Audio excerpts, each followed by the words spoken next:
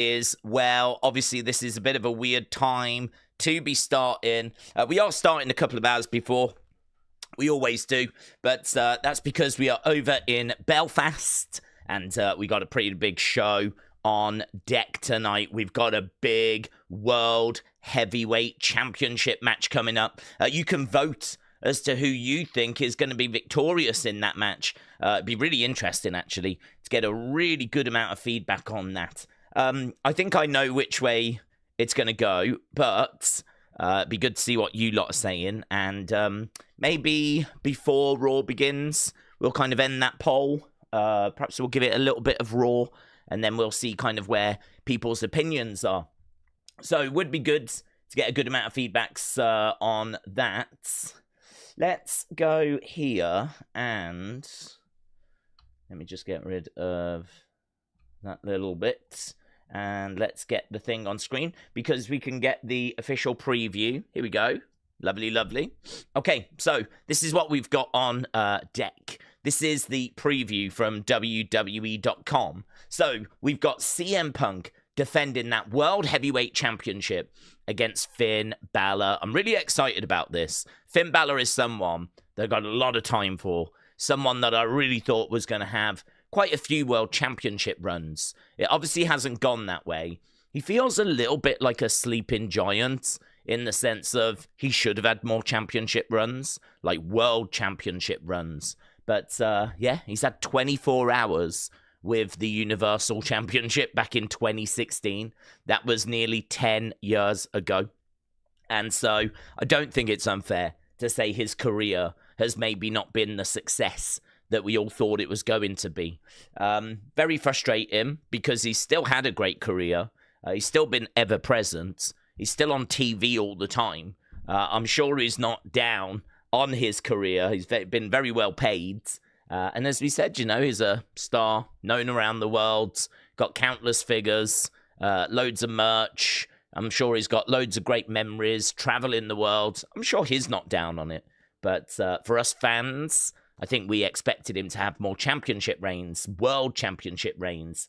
Well, he gets an opportunity tonight.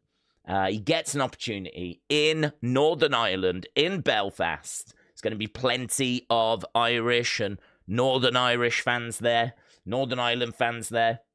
And so this is going to be a big opportunity for Finn Balor. Then we've got Becky against Maxxine for the Women's Intercontinental title. We've got Gunther. He's apparently going to kick off the show.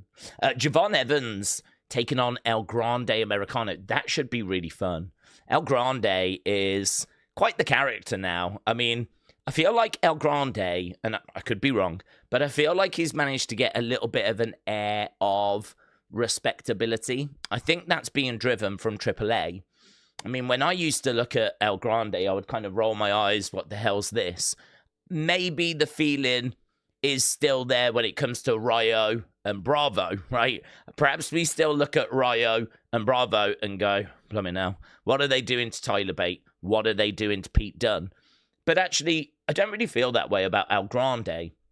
El Grande is super over in Mexico and has actually kind of started now to, I don't know, sort of find his own feet. I feel like Ludwig just carries this character with a real poise, with a real dignity.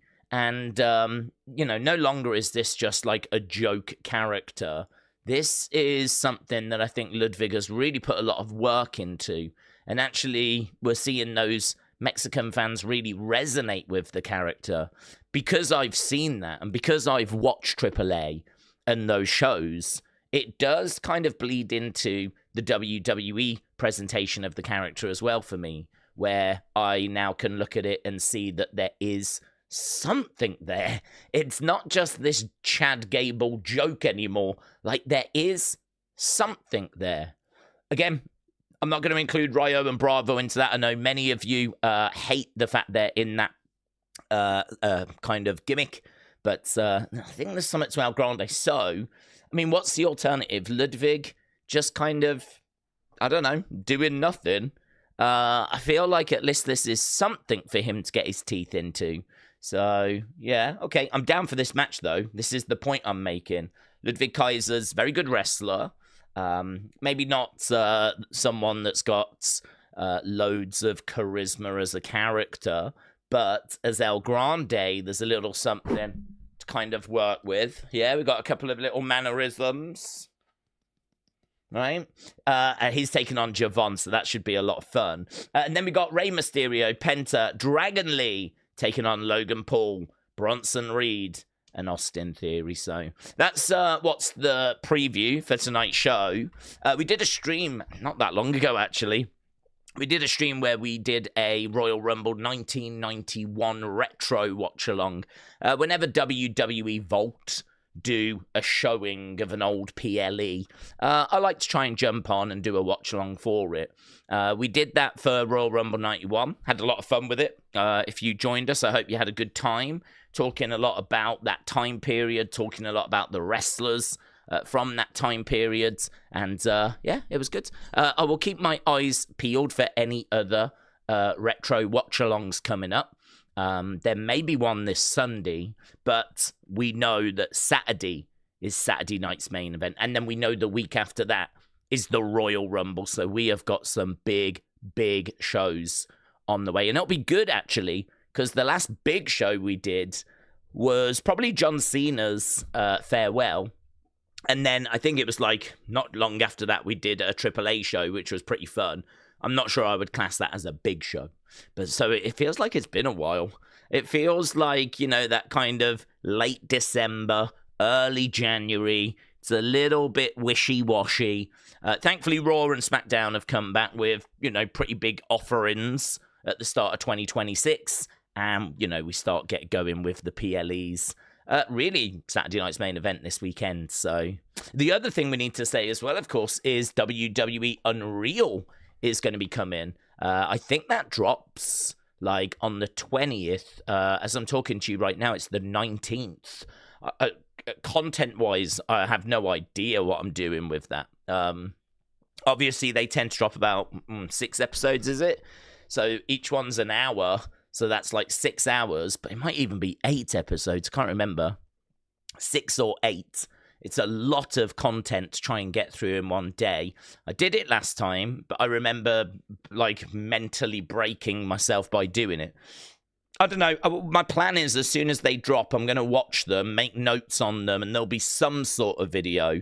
Whether it'll be an hour-long complete breakdown of the series, or if it'll be, hey, here's 10 things I learned from watching these episodes. I'm not sure how we'll kind of present it. I think the best thing to do is for me to watch them and then kind of, you know, find a way from there. So there will be something on WWE Unreal. You know that I'm a fan of that series. I really enjoyed the first series, and I've got very high hopes for this second series. So, yeah, I'm going to be watching that. We're not doing watch-alongs or anything. We can't really, because they're not shown at any specific time. They just all drop at the same time, and then it's just a case of, you know, whenever you're free, start watching. It's not like it airs at a certain time like Raw or SmackDown or NXT. Plus, I wish they would just stagger the episodes.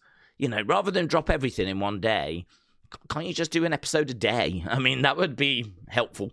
If you could just do, like, an episode a day rather than, here you go. That's the way of the world now, though, isn't it? I know that it's the way they do it. But, like, oh, my God, yeah. I can't say I'm excited about trying to get through every single episode in one sitting. But, hey-ho, that's the job. That's what we've signed up for. That's what we did last time, and I'm going to try and do that again this week. So as we said, they all drop on the 20th. It's the 19th today, so at some point, I don't know what point, but at some point, all those episodes should be dropping. Right, lovely. So that's the preview.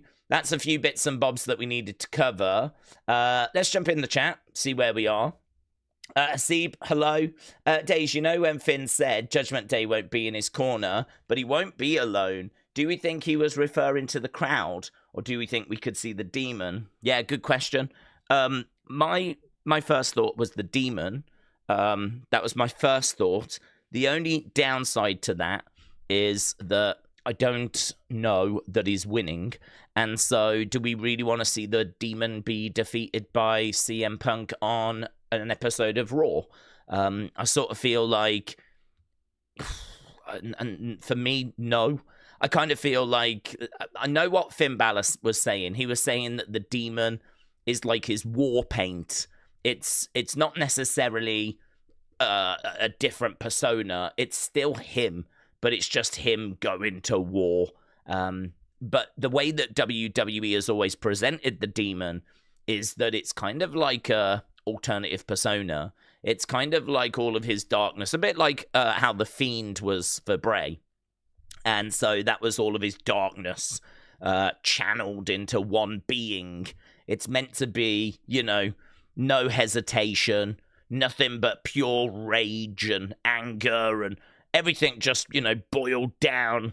All his intensity, his focus, his, and every kind of aspect of his violent nature kind of all brought out into one being. And for me, that's the way it's always been presented.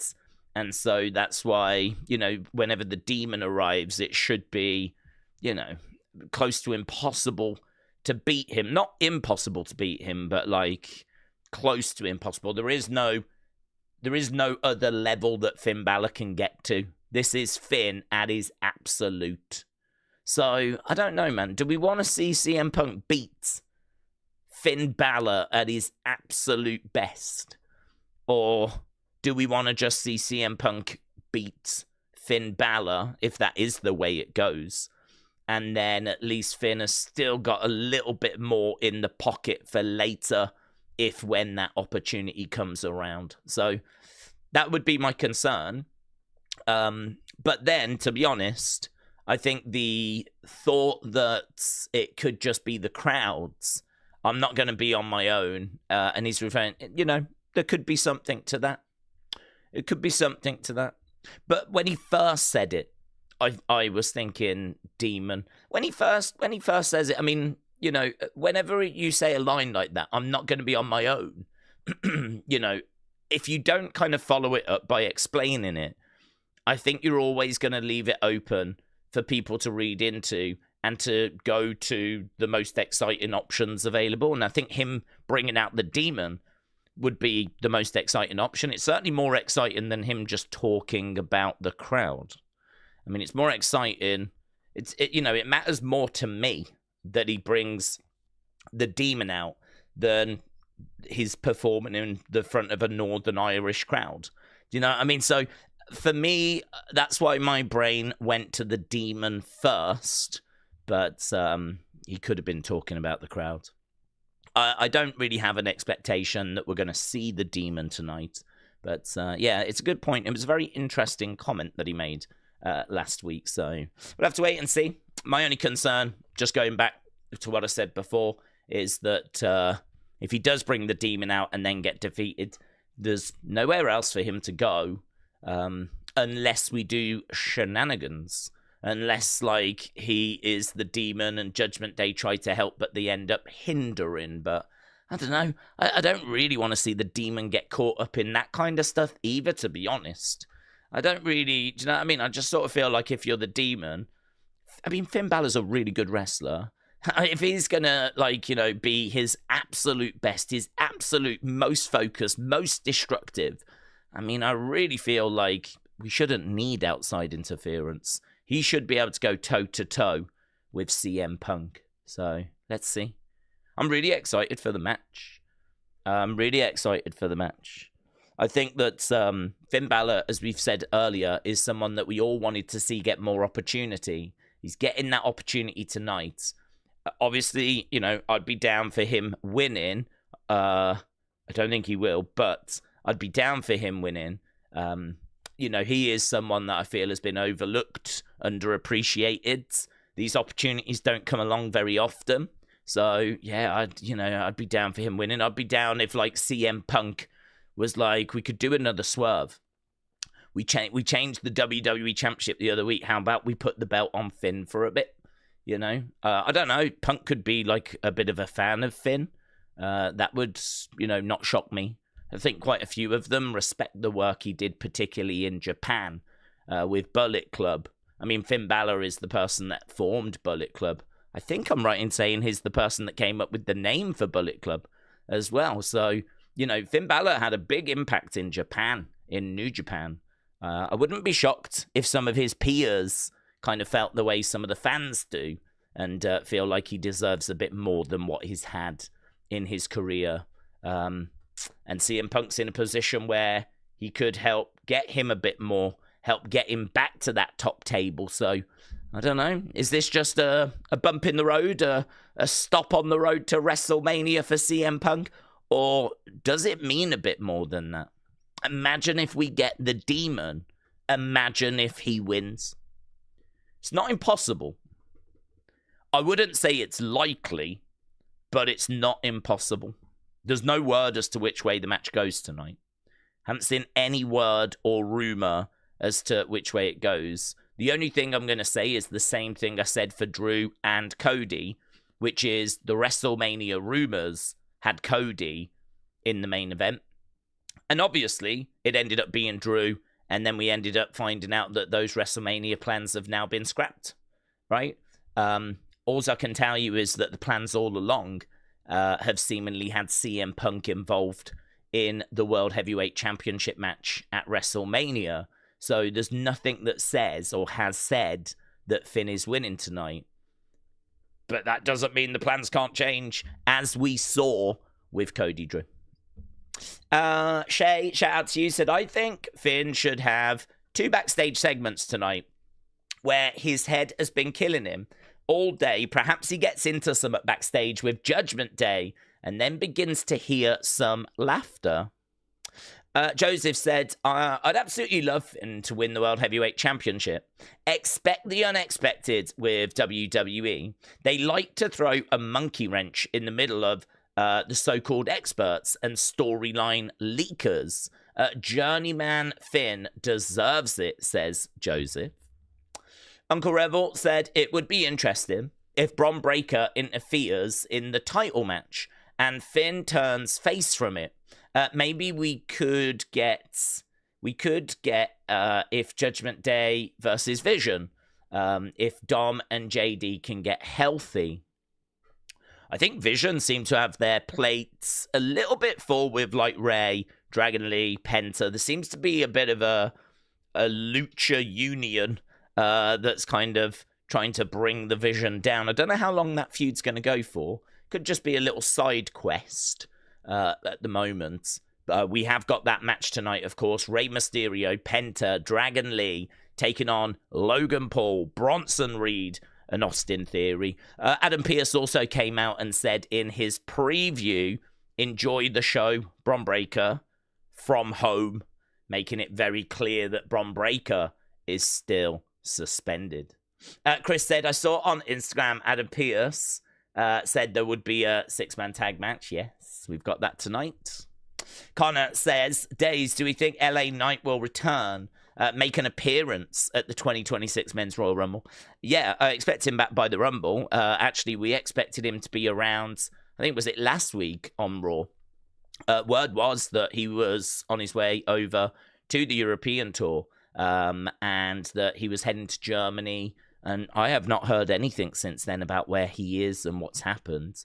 I remember saying last week, would you fly him all the way to Germany to then just have a meeting? Chances are he's going to come back on the show. And then he didn't.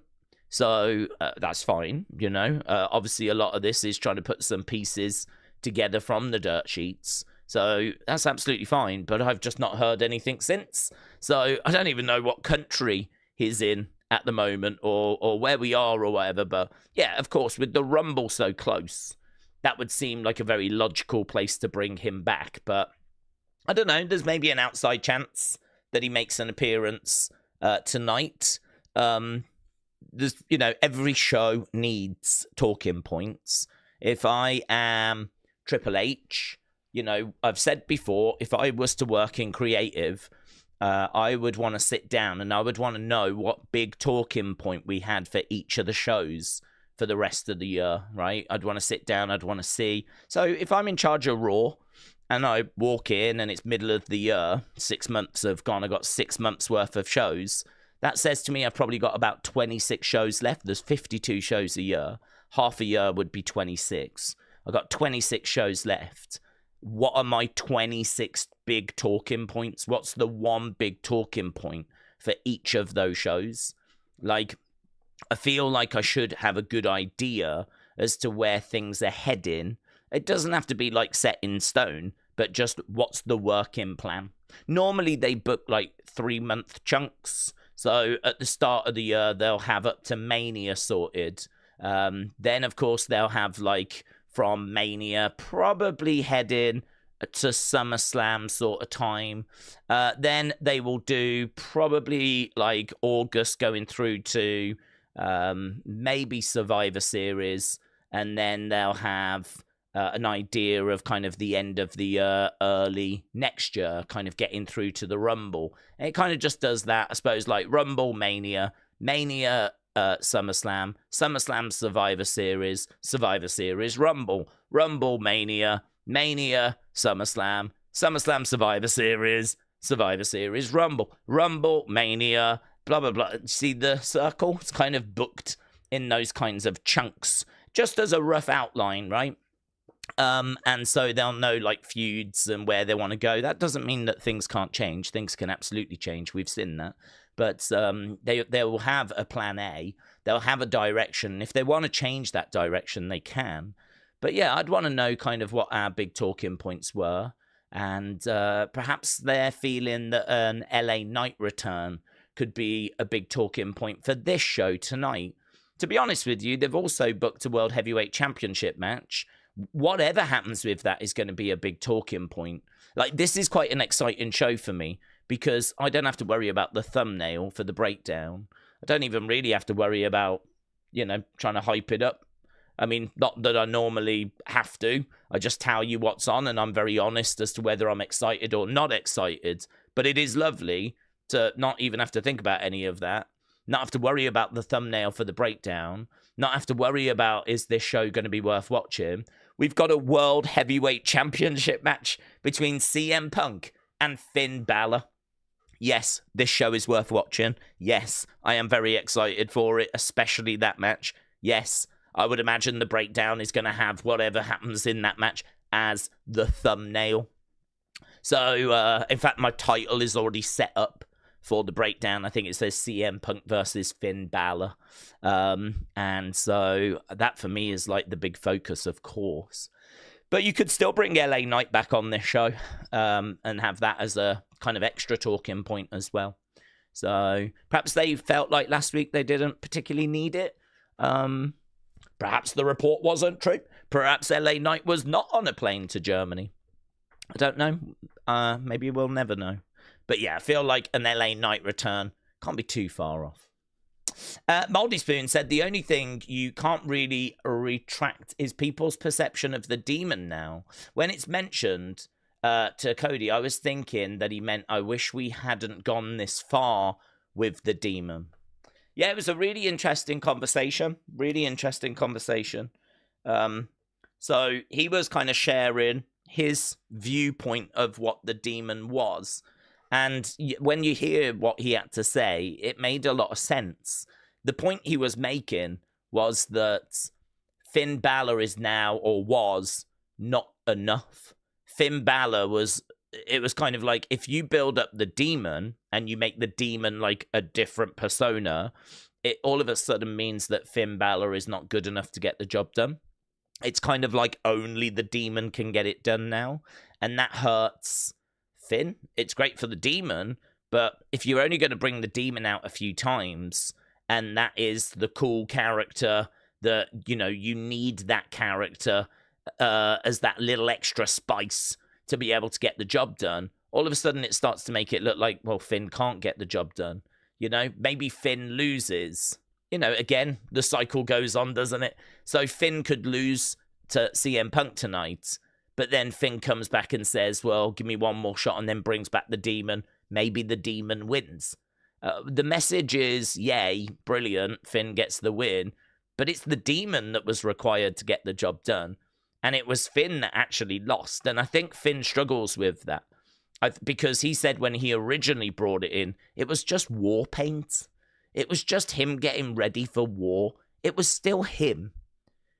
You know, the demon and him were still one and the same. But it was just, you know, this is me getting ready for war, like putting on war paint. But the way that WWE interpreted it was they just made it a whole separate persona. They made it like Finn's fiend. And so that's why I think Finn struggled a little bit with the demon. I don't know kind of if it was Finn's idea to kind of back away from the demon. Obviously, we've moved away from the demon a lot over, you know, since the pandemic. If you looked at how many times the demon was used in NXT, for example, he was used on a fairly regular basis when it came to the takeover shows. But actually now we don't get the demon all that often. We only get him like once in a while. So yeah, it's one of those. I don't know the right way to have used the demon, to be honest with you. I think that it is a great character, a character we probably should have used more. I think I would have just, if I was in creative, I would have worked with Finn on that.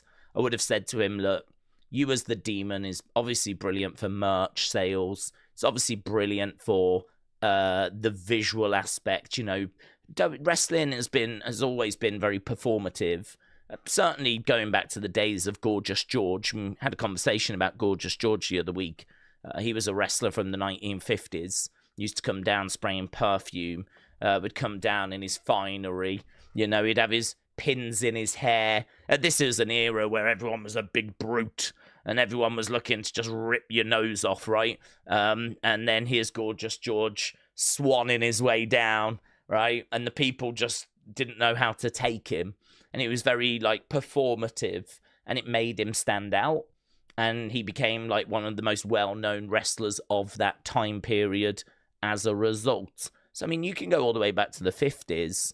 I'm sure you can go back before then as well, where there's like an element of performative work within pro wrestling.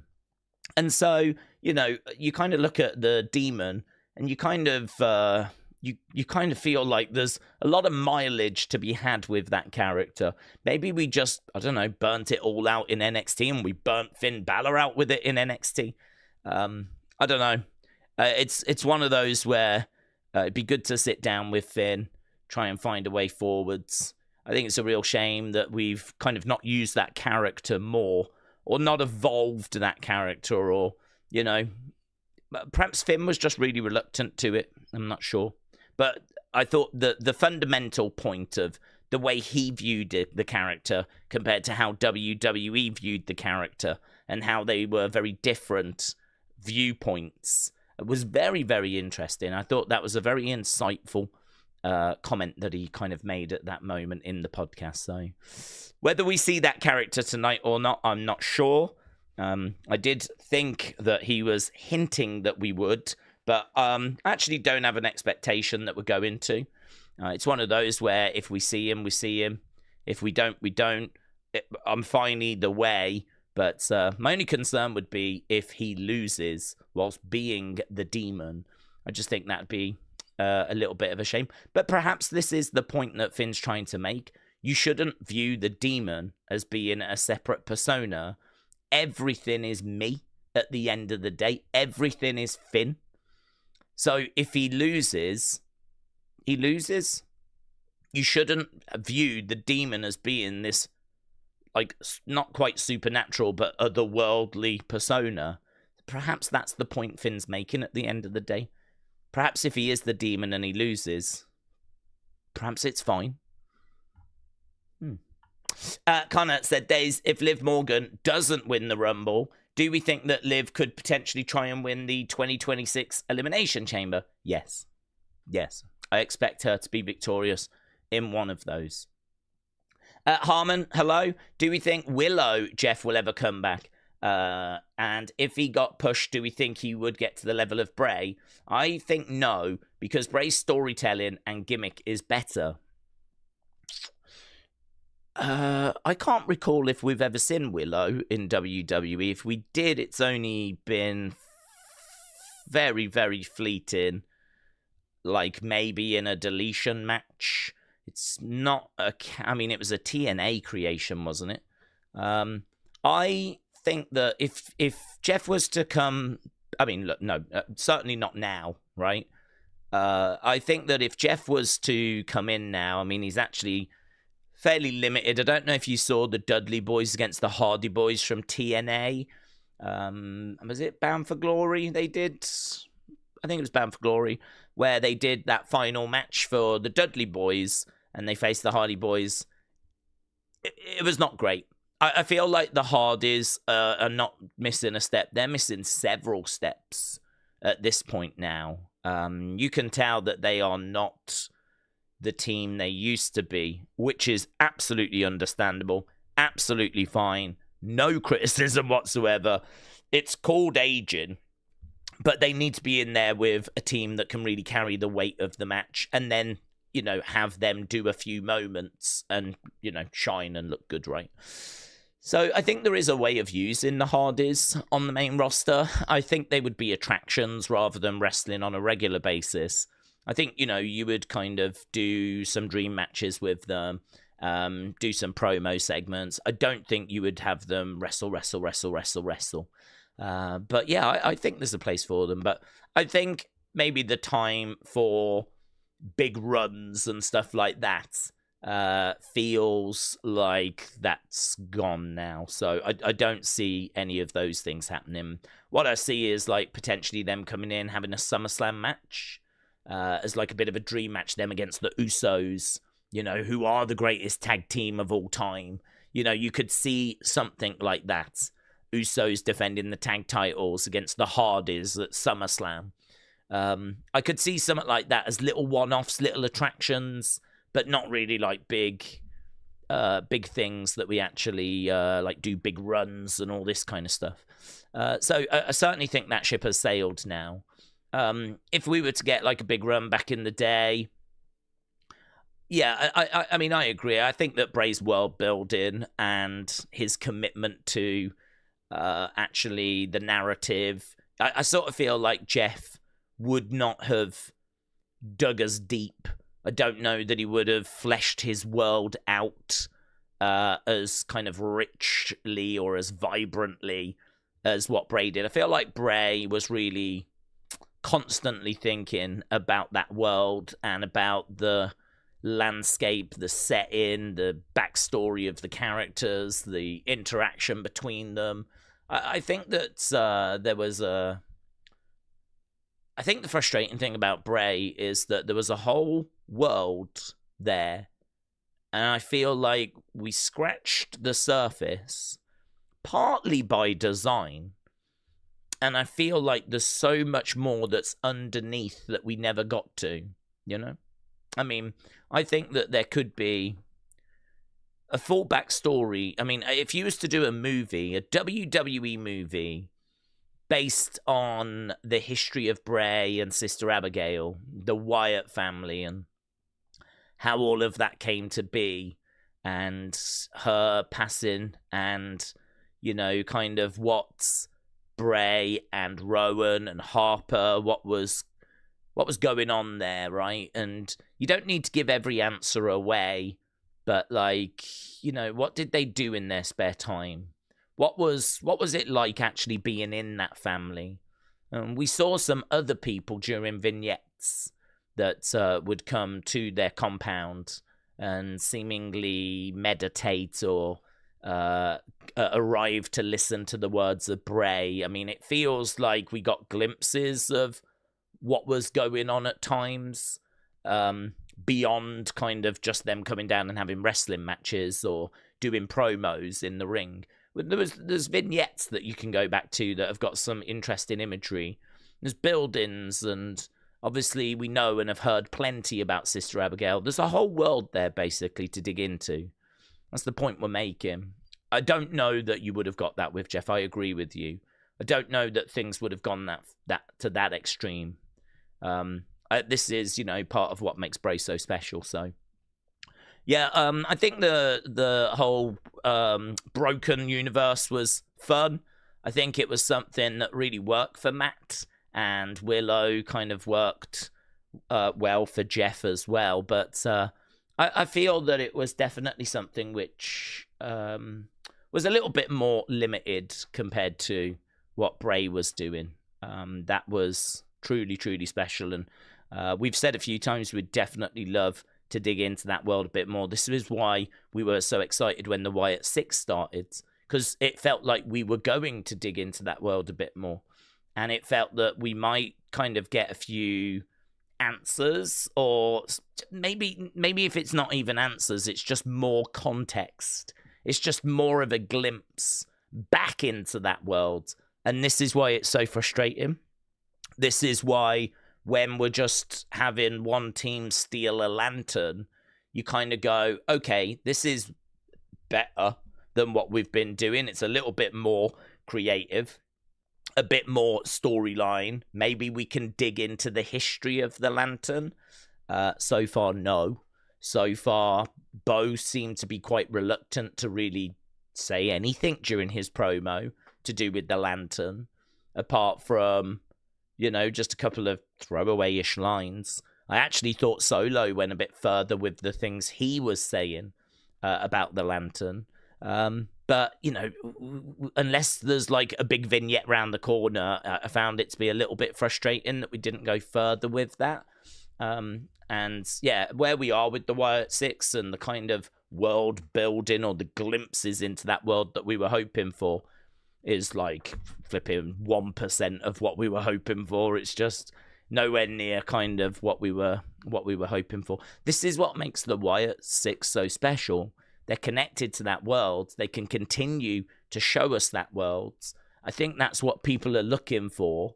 But for some reason, we're just not doing it. I can only imagine that we are reluctant to do it because maybe we don't want to step on Bray's toes. We don't want to tell a story that was not the original story. We don't want to take it in directions that it is, you know, not meant to be going in. But then I don't know then if it's right that we should be revisiting this then, because you really do run the risk of the Wyatt 6 just becoming a tribute act. I mean, this is like a tribute to Bray. You're paying tribute to his work rather than building on it and expanding on it and growing it and taking it into new exciting directions, you know? Instead of doing that, you're just kind of not doing much at all, and you're just sort of paying tribute. That's going to run out of steam quite quickly. In fact, I would say it's probably ran out of steam, and a lot of people are already off the hype train. So, I don't know, man. There is a real need, I think, for that sort of a gimmick where we've got a whole backstory and a world to dig into for people to speculate over. A kind of world where you can go as far as you want. You can kind of dig into it and like really have a lot of fun with it, like we've seen with Nightbird or White Rabbit and things like that. Or you can just watch it and go, wow, they're spooky, and you don't have to go any further. You know, if you go further, you can find interesting themes, interesting connections. You can find out more about the history of the characters, or you can just watch it at surface level and it still works. I feel like there is a need for that. And if the Wyatt 6 are not going to dig into Bray's one, then maybe someone needs to bring along a new one. But there's no sign of that at this point. So, yeah, interesting. Daze, I'm listening whilst driving, says Michael. Michael, shout out to you. What do we think about the results for Raw tonight? I'm leaning Punk personally. Just because, again, I'm going to say the exact same thing I've said before. You know, I don't claim to have sources. I don't have sources. I don't claim to know what WWE are doing. How could I? The only thing I do is I keep up with the news and the rumors. And, you know, we do that for Unseen. I do that just because it's information that's out there. We have these kinds of conversations. I feel like it's best to know what's going on. Yeah.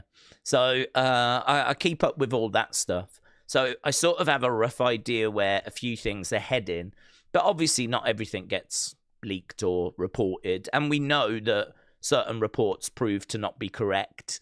So it's one of those where I feel like CM Punk probably gets the win tonight because we know that CM Punk is heavily rumored to be in one of those title matches at WrestleMania. There's no word of Finn Balor ever being in the title picture. I feel like this is probably only happening because we are in Northern Ireland, which people have pointed out is not Ireland, but it is kind of complicated. And there'll be a lot of Irish support there. Again, complicated, right? We don't need to be getting into the history of the Troubles, right? So it's one of those where this is, to all intents and purposes, a home game for Finn Balor. He makes perfect sense if you want to find a challenger for him to be that challenger at this show. And so is it just a case it's that? Is it just a case of location and Finn makes sense to just be someone to step up and face CM Punk for this show? Absolutely, that could be the reason. I mean, I don't know about you. If I'm a betting man, I'm thinking Bron Breakker interferes. Bron Breakker got suspended last week. We know that Bron Breakker is still on the European tour. I'm not aware that he's flown home. So, he got suspended last week during a European tour. Not aware that he's gone back home. So I feel like there's every chance he kind of comes down, gets involved. Adam Pearce is pulling his hair out. Finn Balor has his opportunity taken away from him. Balor's going to feel like he was robbed. Punk's going to be frustrated because Bron's not letting him move on with his life. Bron's going to have come down, made a bit of a statement by ruining this match. Adam Pearce is going to be pulling his hair out. If I'm a betting man, I would say things look like, that's an option, a pretty good option as to where this goes. But I don't know. Could it be that, they change course and want to muddy the waters again? I mean, that's why they did what they did with Drew. So there's an opportunity here for them to do it again. Can't say they're not gonna. The only thing we're going to say is there's been no word at any point of Finn Balor being champion, but I would and did say the exact same about Drew, and look how that worked. So that's why I'm quite excited, to be honest. That is the benefit, isn't it, of doing a shock title change, is all of a sudden you do kind of feel like anything is possible again. We hadn't changed the WWE Championship on a TV show in over 2,000 days until it changed the other day with Drew beating Cody. All of a sudden now, because of that shock result, and it was a shock result, it does now feel like anything can happen again, and that's quite exciting. That's a big positive, of course. Right, let's get back to the next questions. I think Undertaker could interfere with the main event. He might want to fight Demon at Mania. He's retired, but he rode off into the sunset many, many years ago, and actually, physically, I don't think he's in a brilliant place. I think, interestingly, he's had quite a few surgeries and everything. I don't really know where we are in regards to if he trained, really put the work in. I actually don't know where, if he could find one more match. He's not going to. I think mentally he's closed that door. I think, he really struggled. If you saw that Last Ride documentary, he really struggled with finding that final match that he felt he could end on. And I think that this was the problem, really, was that he kept having match after match after match that was just not good. I mean, the original plan was WrestleMania 33 was it. I mean, the guy takes his coat off, takes his hat off, leaves it in the ring, goes over to the front row, and I think gives Michelle McCool a kiss. And everyone's like, oh my God. We've never seen Undertaker doing stuff like this. Not as dead man. And then, of course, goes on the ramp, and the thing part of the ramp lowers down. He puts his arm in the air. I mean, everything is like, that's it. And you later found out that was meant to be it. But the performance in that match so bothered him, he couldn't watch it back in places, that he didn't feel he could end it there. And then what followed was a series of matches with him desperately trying to find the right match to end it on. And I think he got that with Boneyards. I think the cinematic element of the Boneyard match, meaning they could edit and make it look good, meant that he could end at that point. And that is 6 years ago now. That's WrestleMania 36. And here we are at WrestleMania 42. So he went through all those struggles. He's an older man now. Granted, he has had some surgeries, though. So I don't know if he's feeling a little bit more flexible. But no, I don't see that. There's no rumors of that. I don't see that. The only thing I would say is we know that it is Saudi Arabia next year. I think there's a chance you could see Undertaker at that event, but not in a match. Probably a segment. But I think there is a good chance you could see him. There's a chance that we could get that dead man character one more time, but I think he's kind of said he's not interested in doing dead men anymore. Anytime you see him from now on, it'll be American Badass. But it's not as good, is it? It's not as good. Whenever we've seen him recently, he's been American Badass. Like, anytime he's been in NXT. Last time we saw him, I think, was WrestlePalooza, where he came out and did the Stephanie McMahon Hall of Fame thing. And obviously, he came down on his bike. And if you think about the Raw premiere episode last year, he came out on his bike. He was rode up next to Rhea, put his arm in the air. It was him and Rhea side by side. So I think there's a great chance we see him at WrestleMania next year because of it being in Saudi. The Saudis are spending a lot of money. They're going to want every bell and whistle we've got, right? And I think they'd love Deadman. Maybe they can influence getting Deadman one more time. I don't think we're getting a match, though, out of him. Michelle McCall ruined that podcast, said Tony. A lot of people say that, yes. I mean, I must admit, I don't really watch it as much now. I think, but I think the views are still not bad. I did actually watch the latest one with Bruce Pritchard, which was pretty good. There wasn't really a great deal in there, though, that I've not learned or didn't know already. I do find, actually, that those WWE Superstar hosted ones are a little bit of a chore to get through at times because they are very chatty, pally kind of little references. You don't always get them. They're kind of referring back to moments that they shared in the past. And, you know, it's kind of nice in one regard to see them interacting with each other and you get a glimpse into that. But sometimes you just want to get to the information. And actually, this is where I think a Chris Van Vliet is excellent. He kind of sits down and just goes into the questions, and he knows the kind of questions that the fans want asking. And obviously, he tends to just focus very much on wrestling. And so, you know, that is an area that he's like specializing in. And so that means he can really dig into, as I said, the questions that fans want asking. I think it's a lot more structured. It's a lot more, the pace is much better with, like, you know, a Chris Van Vliet kind of sit down interview than when, say, Cody does it.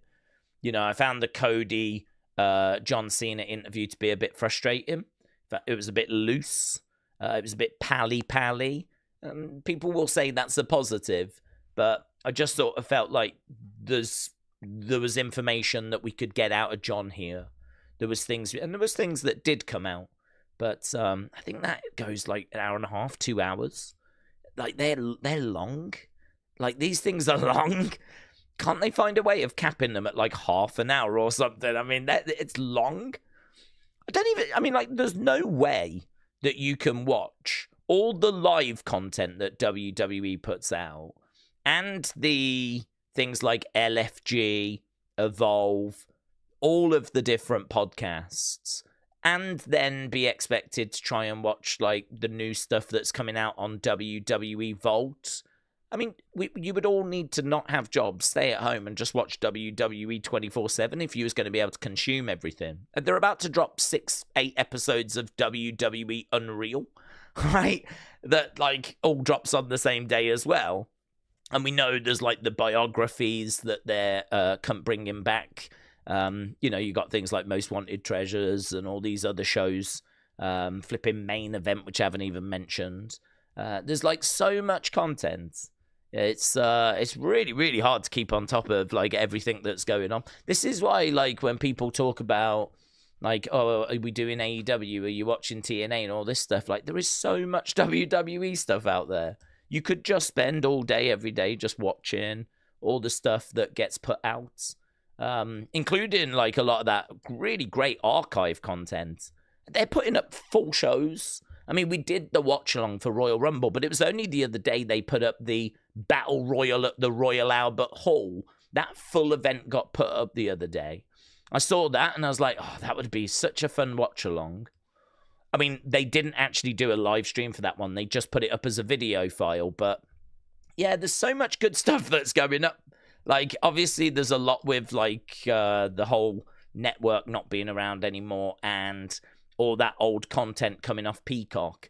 I think it means that we're starting to see more and more bits coming onto the Vault channels.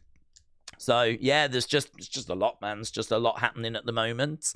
I suppose this is why Unseen has got a place in the world where it can be like, you know, all this is going on. Did you see this? Did you see this? Did you see this? Did you see this? Very good. Right, let's go down. Daniel, shout out to you. Said, I'm going to go to AEW Dynamite on January 28th at the HEB Center in Cedar Park. Well, Daniel, have fun. Have fun. If you go to WWE, if you go to AEW, if you go to TNA, if you go to MLW, if you go to WCW, if you go to WCCW, yeah? If you go to Mid-Atlantic Wrestling, if you go to Capital Wrestling, if you go to the worldwide world of sports wrestling, whatever wrestling you're going to, I hope you have a fantastic time, yeah? Nothing quite like live wrestling. Yeah, really fun. There's been some great clips actually coming out of the live shows they've been doing over in Europe. There was one we looked at in the recent Unseen where Kyrie got her umbrella out and she was trying to convince the referee that it was raining or there was some sort of leak. And she had it up. She was like looking up like this. And she's like, can you? And the referee's like, and in the background, Asuka's going off on Alexa. And the referee getting distracted. Just fun little moments like that. So, yeah. Have a good time, dude. Blassie said, evening, Daze. Evening. Hope you are good. Yeah, I'm good. Did you hear that Bruno Sammartino's record has been beaten? Rubbish. Braun has held the greatest Royal Rumble. Yeah, so this is just a nonsense. So Braun Strowman won the greatest Royal Rumble title. It's not a belt that gets defended. It was the prize for winning the greatest Royal Rumble. We've never done another greatest Royal Rumble. That's not a championship that I think they ever said would be defended.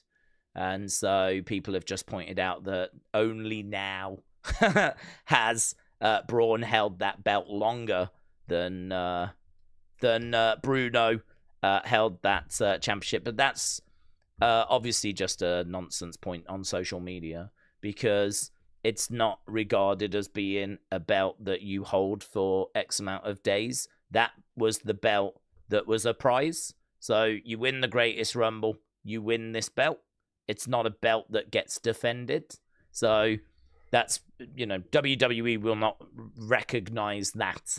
That is just a comment that someone online made. But it shows, doesn't it, how amazing that Bruno record was, that it's only the other day that Braun Strowman actually beat that record. So, yeah. This is why it's such a shame that there's not more Bruno content out there. They did documentaries. There was a good documentary actually on the network. I don't know where that is now though. That's the only problem. I don't know where you could go to watch that. But it'd be nice to see a Bruno playlist and actually get some more archive footage of Bruno kind of out there. I'm sure there's tons that has not seen the light of day. They've got like a lot of content, a lot of stuff which I don't think has been kind of gone through, digitalized, cleaned up, and whatever. I've never seen all of the Mania shows, the Saturday morning kind of WWF Mania. There was loads, whole years of WWE superstars missing. All of that old 60s, 70s heavyweight championship wrestling. That was the name of the first show that WWE had. Heavyweight championship wrestling. You can find the odd episode on YouTube. It's really fun to go back and watch, actually. Black and white, completely different. I mean, like, to think that was the Raw of its day is wild. It's basically just, you're at the ring. There's a guy in the ring. He announces the participants. Down they come. There's no backstage segments. I didn't even see, I don't think I saw even any promo stuff in the ring, but I'm sure there was. But not on the episodes that I saw. And yeah, that was it. I mean, it was just really simple stuff. But, you know, I would love whole years of those to be able to sort of follow the stories. There's a lot of darkness when it comes to 60s, 70s of, you know, the storylines week in, week out. There's just a very, you know, poor visibility when it comes to those time periods. So, yeah, I don't know. This is the hope for WWE Vault, but I feel like they're swamped now because now they've got to try and get out all the stuff we had before. So they're playing catch up with just trying to get out the stuff we had 10 years ago on network. It's a shame that they're now flooded with that because I want them to show me new stuff. I want them to find new things. And I think there's the odd little mixture of that as well. But yeah, frustrating. Frustrating that the network is no longer with us. It was such an amazing thing whilst we had it. We didn't know how good we had it, man. We didn't know. Joe said, I just found out Vince Russo works JC Dub with the ICP. Joe, shout out to you. Daze, where are Street Profits? Oh, there was some on Street Profits. I don't know what the latest is. Street Profits. Street Profits heading for a reset 2 days ago. Update on the Street Profits. So I heard they're not going to be on this tour. So it turns out that neither Montez or Angelo Dawkins are rehabbing any injuries. They've just been kept off TV so they can freshen them up. It's unclear whether or not this means they're going to get repackaged or if Triple H just want them to have a breather. But some fans wondered if either were injured.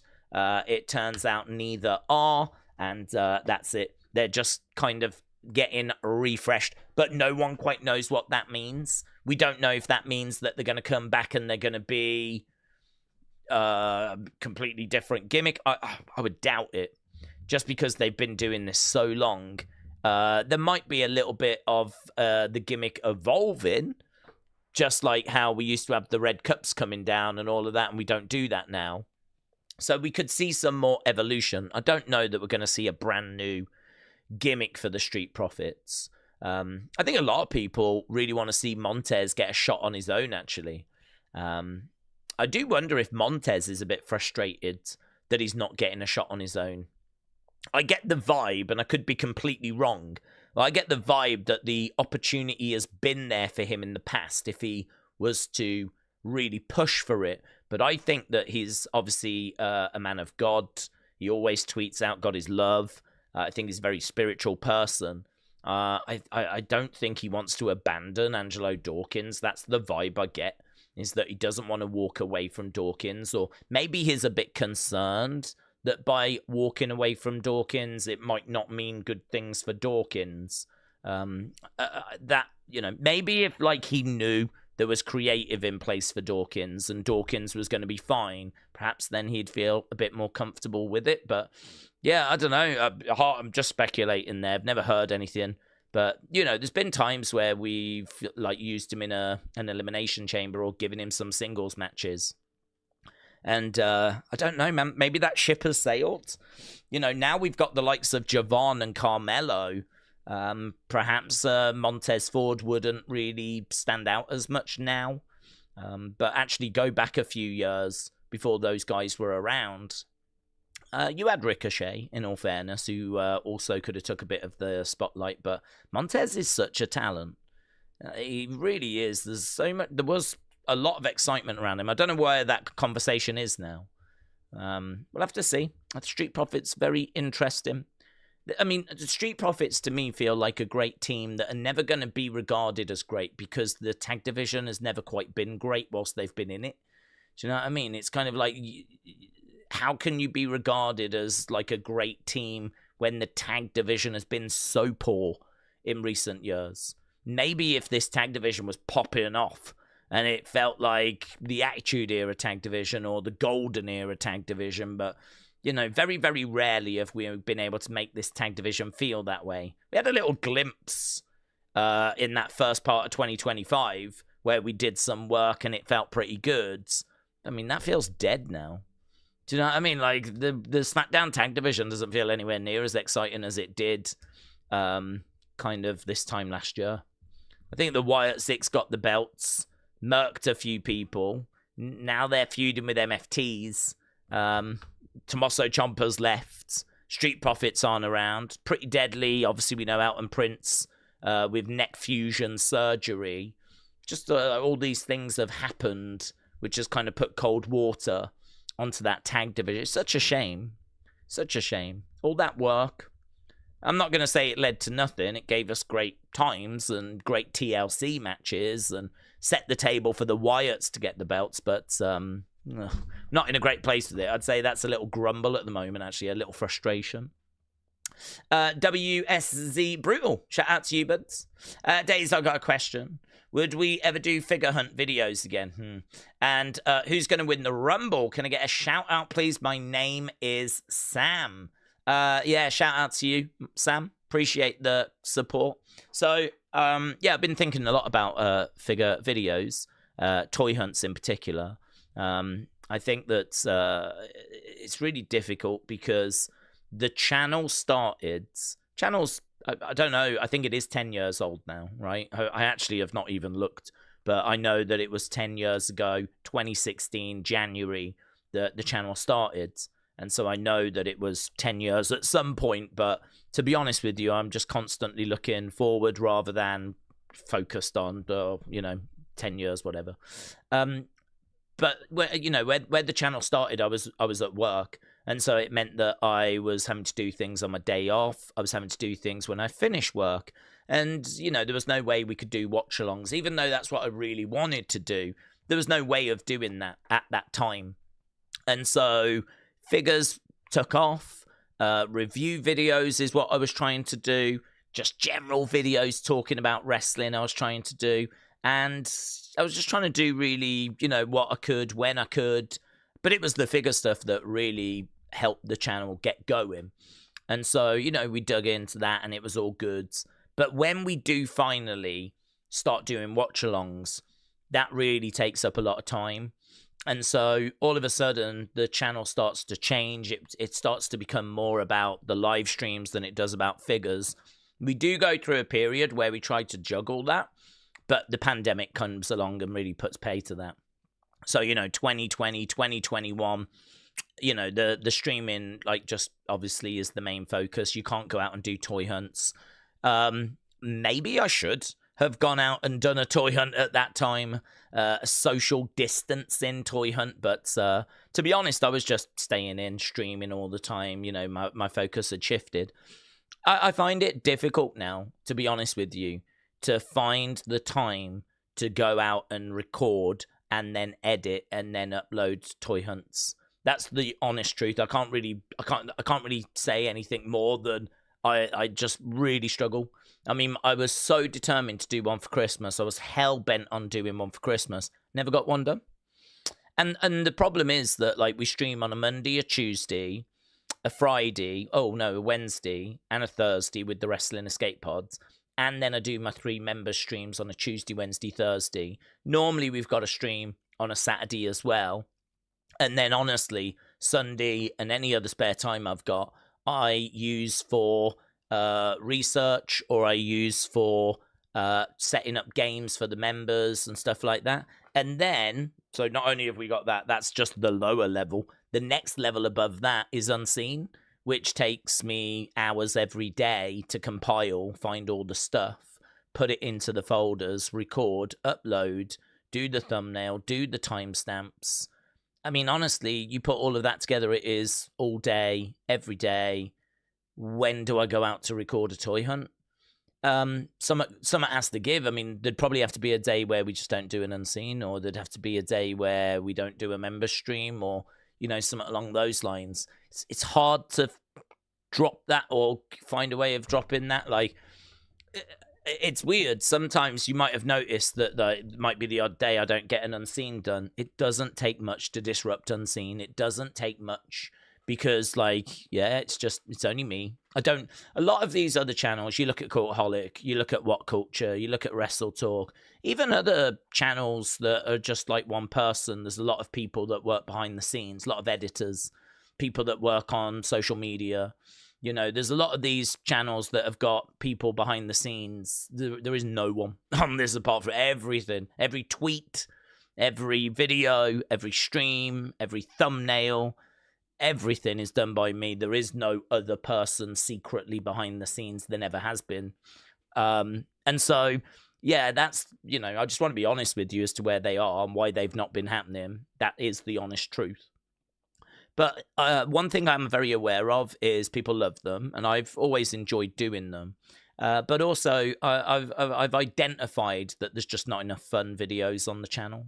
So just very, very briefly speaking about the channel, right? We are going to put a bow on it because people are not here for this conversation. But in regards to the channel, I really want to get fun videos going this year. Now, you might have heard me in Unseen saying, tag me in any fun things you see. Tag me in anything you see that puts a smile on your face. Anything that you like, yeah, that was good.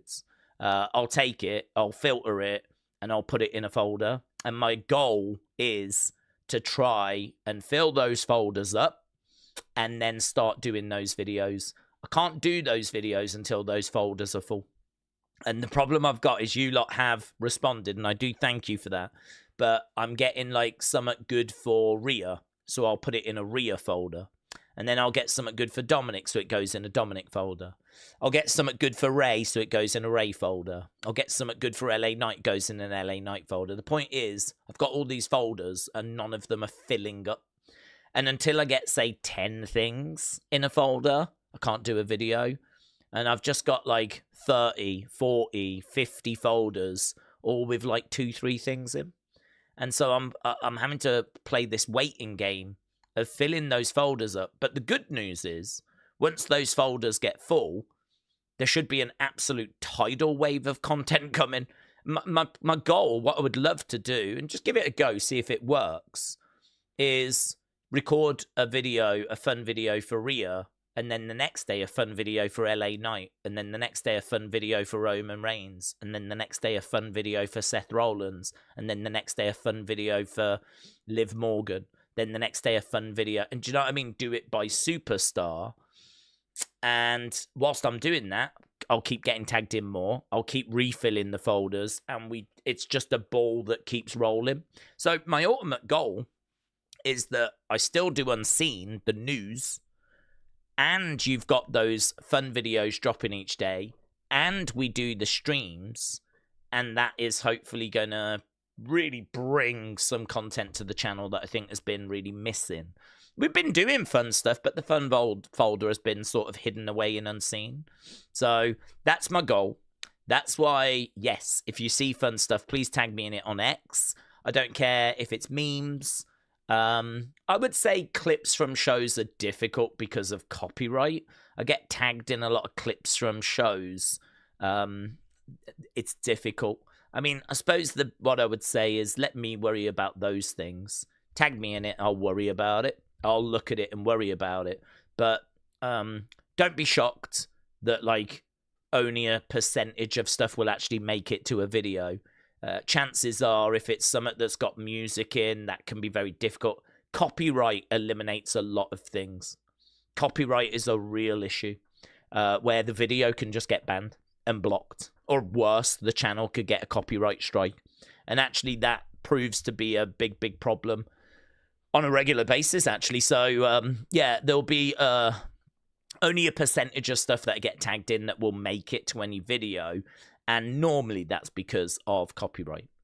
But I would say just tag me in it. Let me worry about that. Let me filter it.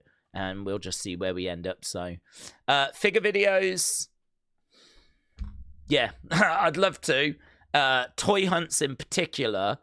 But I really wanted to do one at Christmas. I couldn't fit it in. My goal right now is to get those fun videos going. The reason they haven't started is because of what I've just said.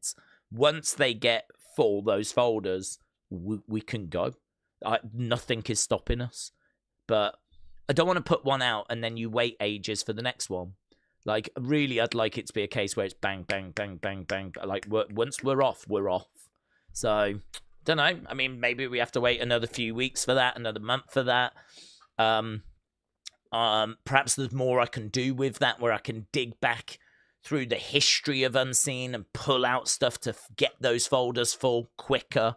Because actually, I think the irony is, if I was to get those videos out and people were to see the content, I think that would then inspire a lot of people to tag me in more. And actually, I think we would get even more fun stuff being sent over. I think the reason people aren't really doing it so much now, but it is being done.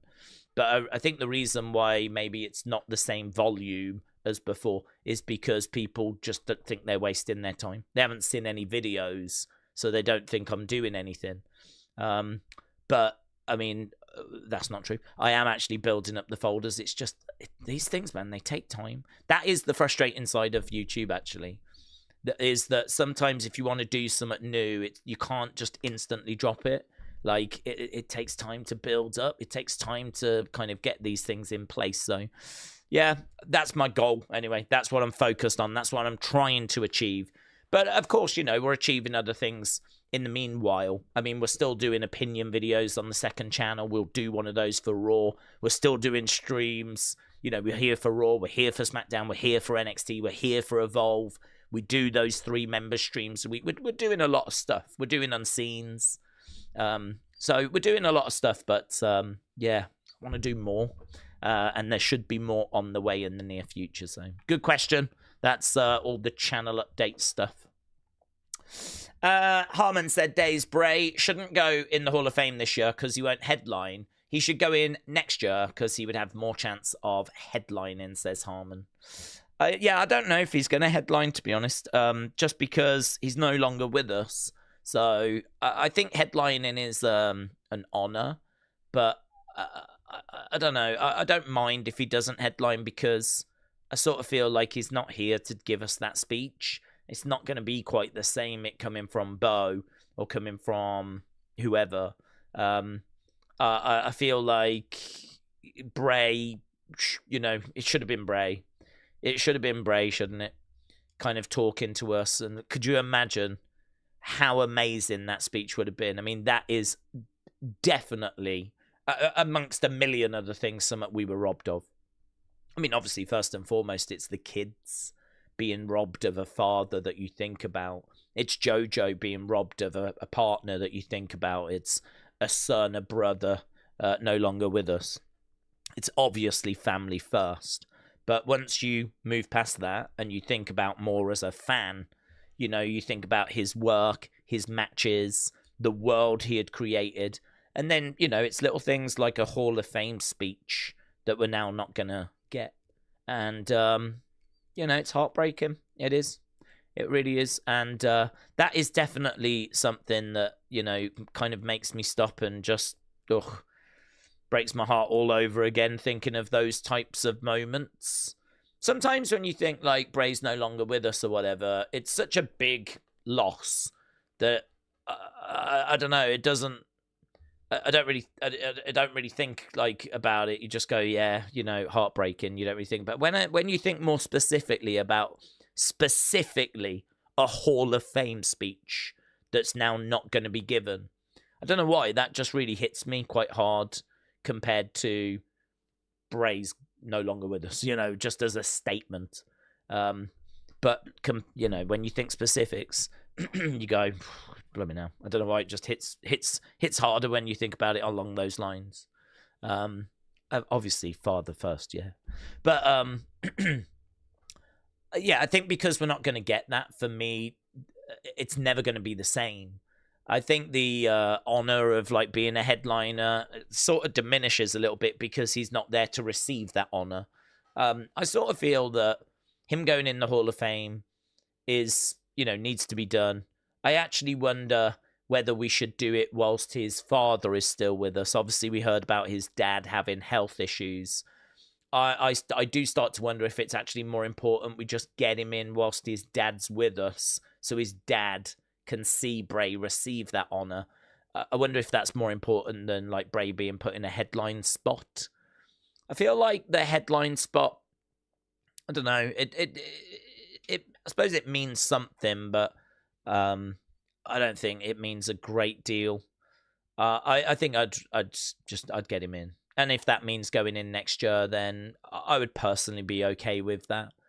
If he headlines, I'd be okay with it. But normally the headline thing, if we're being honest, is done so that we can sell tickets to the show. It's normally like this person's headlining, buy tickets. You're going to see Stone Cold. You're going to see Bret Hart. You're going to see Triple H. You're going to see DX or whoever it is that's headlining. And really, it's more of a ticket seller than anything else. I don't... and you can't really do that with Bray, can you? I mean, he's not going to be there. So, that... If you could find a way of, like, having all the costumes and having various people share stories we've not heard before, or maybe there's some footage we've not seen that could be played, if you could do something like that, that would be very interesting. I think then that would have some merit, but I don't know. Maybe one that divides opinion on that now. Is it more important to just get him in? And certainly whilst his dad's with us? Or does he have to headline? Is there real value to being a headliner? Or is it just a way of selling tickets? Daniel said, are we going to do a watch party for the baddies this weekend? Are we doing a watch party for the baddies? I don't know what we mean by the baddies. But we're doing one for Saturday night's main event. So Saturday night's main event this weekend, and on Saturday. On Sunday, we have got potentially another Royal Rumble. I really enjoyed the one we did yesterday, which was 91. I would imagine they'll go later if they do another one, like 04, 05, that kind of ballpark. I would imagine they'll drop something like that to go to a different era, and that would be great. I'm down for that.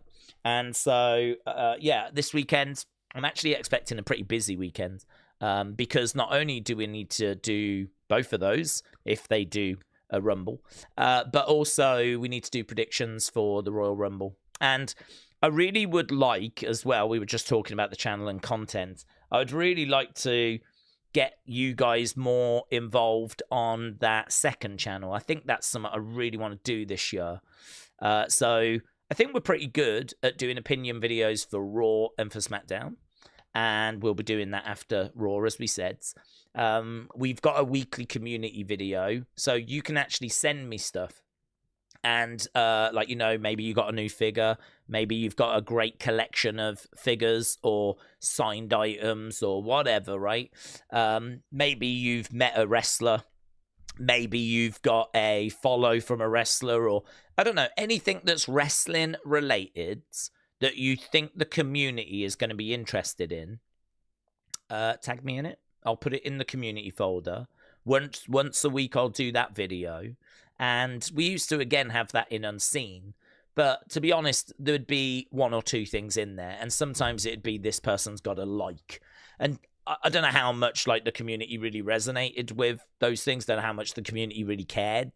But if we can give it a video, its own space, build up a folder over a week, and actually put some stuff in there that I think inspires and informs, You know, I mean, there was items in that latest one I've never seen before, which I remember Casey with like a John Cena shirt. I mean, maybe you just show us what's in the shops. I mean, I think, again, it might have been Casey. It felt like she was in like a Spencer's or a Hot Topic. Might have been good to have known the store exactly so that we could inform people. But this is the point I'm making. That video can actually be something really interesting. I think that video doesn't have to just be, hey, look, John got a new figure. I think it could be like, hey, this is what's in Hot Topic right now. This is breaking news. This is new figures have arrived in Walmart, right? This is what you'll find in Target. This is what the shelves look like in Minnesota. This is what is going on in New York. Hey, here's John's figure collection, right? Hey, have you seen this rare item that Sally got, which has got 1994 stamped on it, but no one's ever seen it before?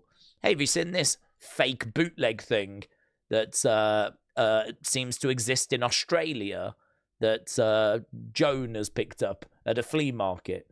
Like, I actually think that video can be really, really interesting. Like, could really, because we've got such a wide community all over the world that have got such amazing collections and are out and about and seeing all this wild stuff. I mean, some of you live, I don't know, flipping Alaska, live in different states, live in different parts of Europe. You know, we're spread out over different continents. So the amount of stuff that could be pulled together in a weekly video, I think that's got real merit, value, could be really interesting, really intriguing, really insightful. That would be my vision for that. And so, you know, we definitely we're doing that on a Sunday weekend, Saturday, Sunday. I dropped the latest one the other day. And we are going to continue with that. But again, you know, just tag me in those things. I'll get that in the right folder. But I'd like to do more as well of like getting your thoughts. So definitely with the Rumble just around the corner, that feels like a no-brainer. To kind of ask you guys, who do you think's going to win? What surprises do you want? So on, so on, so on. So that's definitely on the agenda as well. But again, you know, with all the streams and unseen and trying to fill folders for the fun videos, there's some editing that's going on behind the scenes for some Wrestle Feud, little short things as well. There is a lot on the plate, let's put it that way. This is why, you know, if things aren't kind of just happening, hopefully that explains why. Because there's a lot of spinning plates, yeah. But we're always here for Raw. We're always here for NXT. We're always here for SmackDown, yeah. Whether things are taking a little bit longer than we would like when it comes to videos and shorts and whatnot, we're always here for these streams, and very much looking forward to the show tonight. If anyone is just joining us, because I know there's people coming and going all the time, welcome, hello. Yeah, everyone is welcome here in the bosom, in the sweet bosom that is the Wrestling Daze channel. We have got a pretty fun show up tonight. We do have a championship match. CM Punk is going to be defending against Finn Balor. We've also got Becky defending against Maxxine. We haven't really spoke about that. I'm expecting Becky to retain. I did wonder if they might put the belt back on Maxxine. But there was actually something that leaked the other day, which seemed to suggest that next week we're going to be getting Roman, and we are going to hear from Maxxine, and she's going to talk about how she feels having lost to Becky. It leaked like in a TV listing. So, again, do they change plans? Is that accurate information? Don't know, right? But it was doing the rounds that this had leaked, and it had got printed early, and it said Roman on the show next week, and Maxxine speaks following her loss to Becky. So that's kind of where I am. The reason I'm saying is because I genuinely don't know if this is real. I genuinely don't know if that is like any sort of spoiler, or what, or if it's historical, and someone's just got confused. So I don't know who wins this match. I did wonder if Maxxine was going to get it back, but for those reasons, I'm just leaning Becky right now, retain him. I think Becky's going to use shenanigans, find a way of keeping that championship. And it does point to a Roman return very soon. But to be honest with you, whether he's on Raw next week or not is kind of irrelevant. I think we all expected him to be back for the Rumble. So I think we knew that Roman was very, very close to a return anyway. Listen, Rumble, all the big boys are going to be out and about for that one. Brock Lesnar is going to be out and about for that one. I expect to see Obafemi. I expect LA Knight to be back. The only person I don't really know, well, there's a few, but, Kevin Owens, there's no word on him being in the Rumble. Word on the street is there's no creative plans in place for him. And Seth. We don't know about Seth. I know that he is, starting to, make progress. And actually, I think has got the sling off now. But, don't know that we're at any sort of point where he can come back in a Royal Rumble. So that one is still a little bit unknown. Not expecting him, but not impossible. I would say unlikely, very unlikely, but not impossible. But I would expect Seth to be back at some point, probably February, maybe March. I expect him to be back before Mania. I think he'll make Mania. I think he's going to be moving mountains to make Mania. I think it'd be a real shock if he misses Mania. Big shock.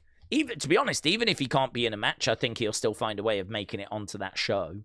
It just, guest commentator, reading out the attendance, interfering in a match somehow, costing CM Punk, costing Bron Breakker. He'll do something, I'm sure. But I think he wants to try and find a way of making it back so he has a match. And I'm sure he's moving mountains to make sure that happens.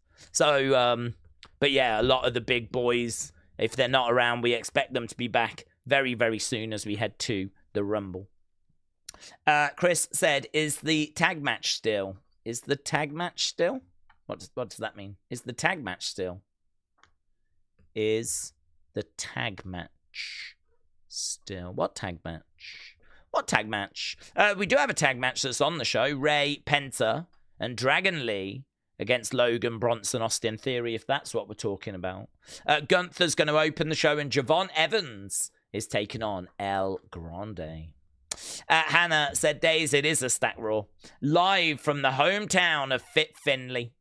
If we see Balor getting a miracle and reclaiming a belt that he never lost 10 years ago, then what is next in Theory's evolution? Will Ireland be the loudest to you? Well, I don't know if Ireland will be the loudest. Obviously, I think we can all agree France has still got that record. I think the Irish fans are fantastic. I could see tonight certainly being a night of noise. I have no expectation it's going to beat France, but I think that it will certainly... it could be the loudest that we've seen so far on this European tour. I would love a PLE in Dublin. I think a PLE in Dublin would be something truly special. I think they would respond so well to that, the Irish fans. I think you could do it in Belfast. There's no difference really in Belfast. You could do a PLE. I think that would just take it up a notch compared to just a Raw. So probably a bit unfair to compare tonight to like Backlash, France, a PLE. But I still expect tonight to have noise, certainly. Balor could win the belt tonight. I think it unlikely, but he could. And what's next in Theory's evolution? Well, we know where we are with Theory, to be honest. Where we are with Theory is that he is being given an opportunity here, and he has to take responsibility for that opportunity. It's all well and good just sort of delivering what you are given.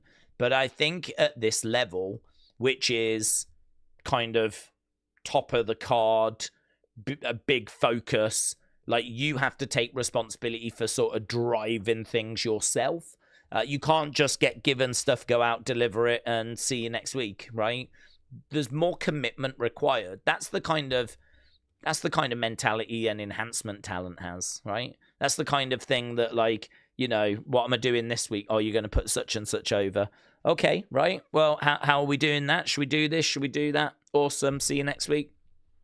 But when you're at the top of the card, you're in the vision, and you are someone that seemingly they've see big things for, you know, potential WrestleMania, you know, championship matches, main events. I'm not going to say night 2, but well, I don't know. I don't feel like it's too much of a leap to see Austin Theory finding his way into a night 1 main event. You know, if it was a situation where it's like Punk, Seth, Theory, I don't see that as being bonkers as a triple threat. Night 1 of WrestleMania, not this year, but, you know, next year. If things were to go to plan and Theory was to shine, you know, this is the level. He's got to take responsibility for that. It's not just about hitting the gym.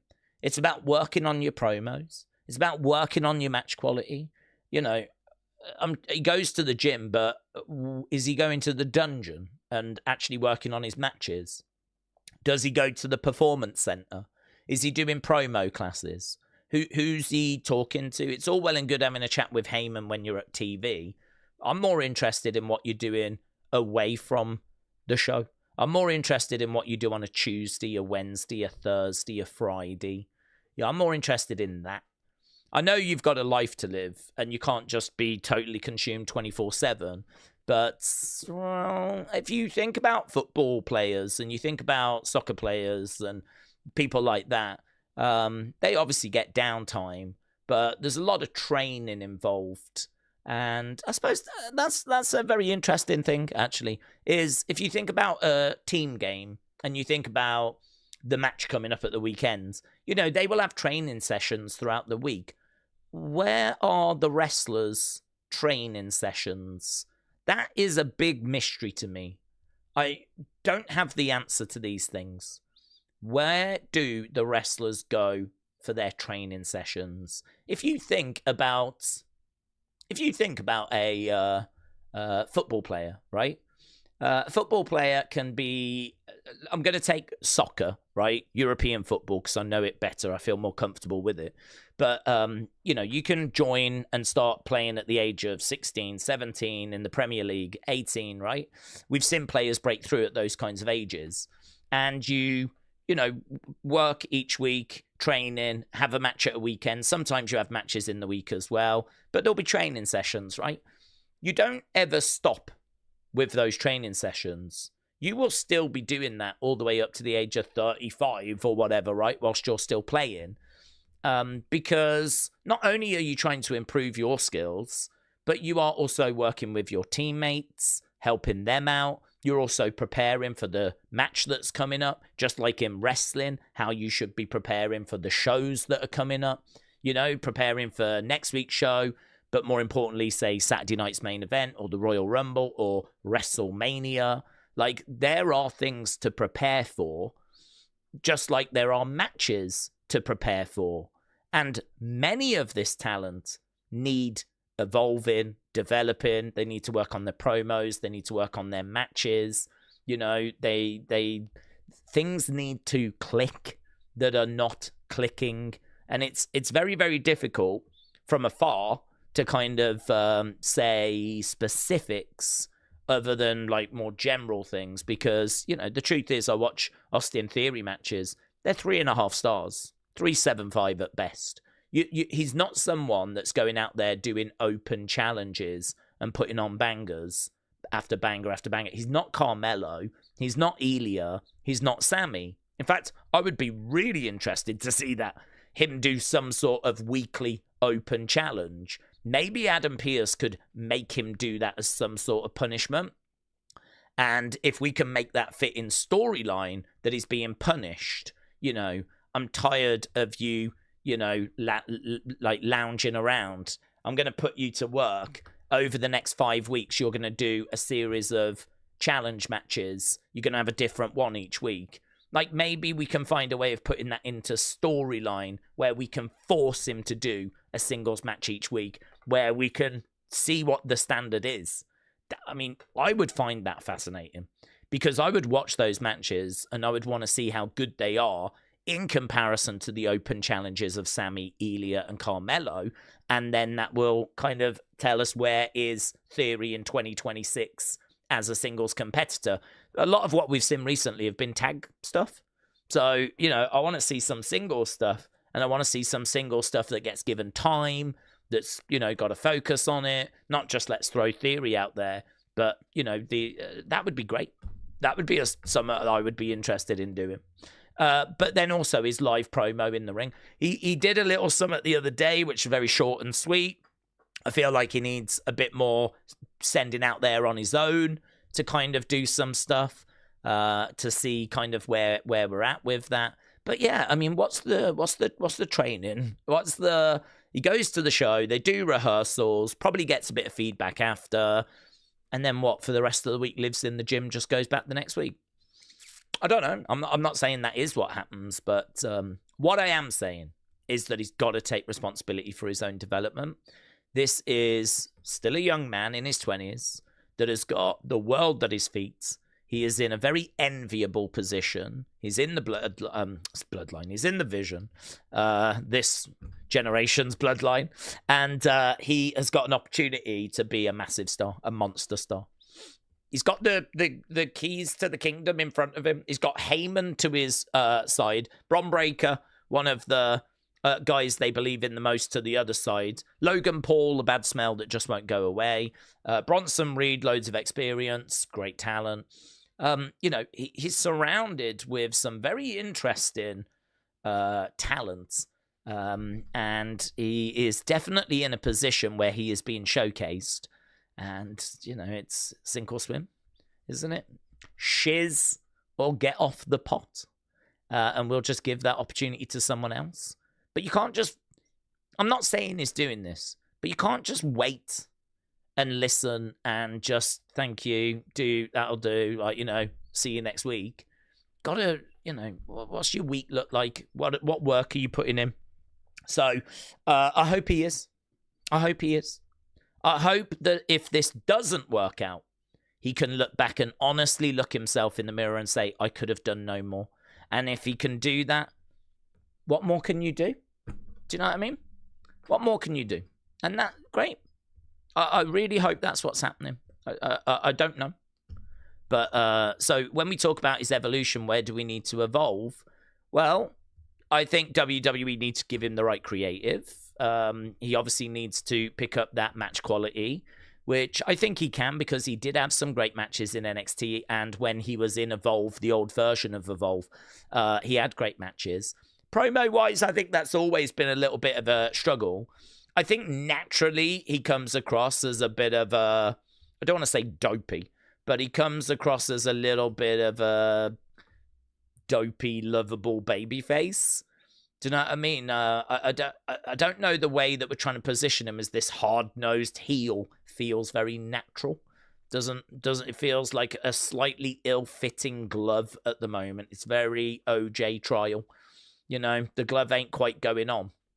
Although, actually, it probably would if he hadn't have done that with his fingers. But that's a whole separate thing. So, yeah, there's work to be done. Clearly work to be done. I hope he's doing that work. And I hope WWE are doing that work. So I really want this to work. I really like Theory. I like him a lot. Ronnie said, could we see Bron versus Brock being set up by Heyman? 25 years ago, Brock was the next big thing. And now Bron is the next big thing. They're basically calling Brock washed, says Ronnie. We could definitely get that match. I think the only obstacle is Brock is, at the moment, presented as being a heel. And Bron's presented as being a heel. We've said before, if you're doing your job right, two heels going up against each other shouldn't really work, because the fans should really not have anyone to root for. Heels should be hated, and it should be a case that, you know, I mean, that'd be like, I don't know, Iron Sheik versus WrestleMania 1 Rowdy Roddy Piper, you know? Iron Sheik versus Nikolai Volkov. I mean, the crowd really should sit there and just hope that both lose somehow. So heel versus heel is, you know, a hard match to do if both heels are being presented correctly. Whether one could just lean into being a tweener, just sort of, get the crowds. We've seen that happen.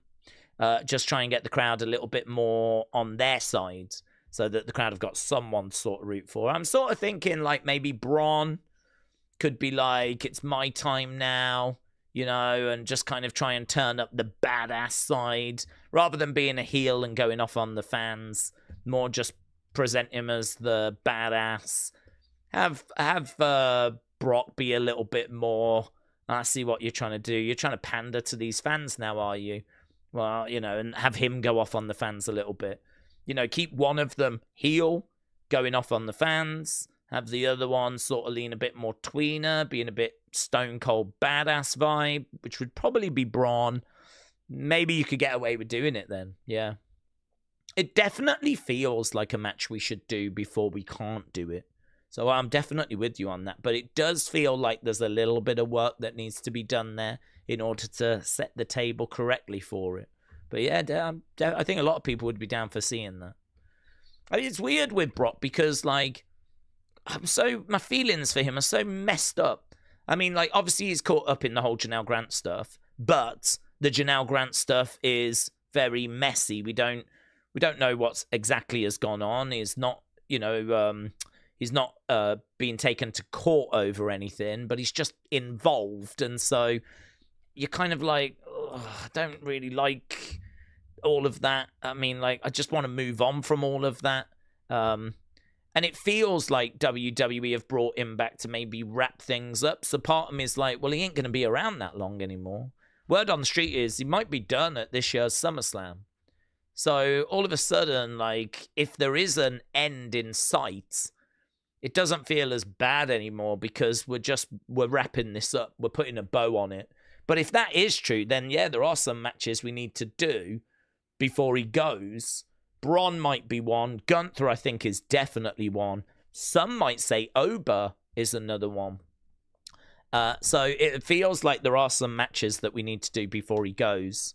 But yeah, I don't know, just weirds. I mean, I was not a fan of his return. I don't find myself getting excited for his matches. But like, if the end is going to be SummerSlam, then there is an end in sight, and all of a sudden it does make my stance a little bit softer because we're wrapping this up. He's not going to be around past 2026. I still don't know that that's true. That's just what the streets were saying. It was it John that said most recently that the creative is that he's looking to wrap up soon, finish up at a show in Minnesota. And everyone's like, well, the big show in Minnesota that's happening soon is SummerSlam in 2026. And people put pieces together and went, oh, that's interesting. So as I'm sat here right now, Brock wrapping things up at SummerSlam feels like a very real possibility.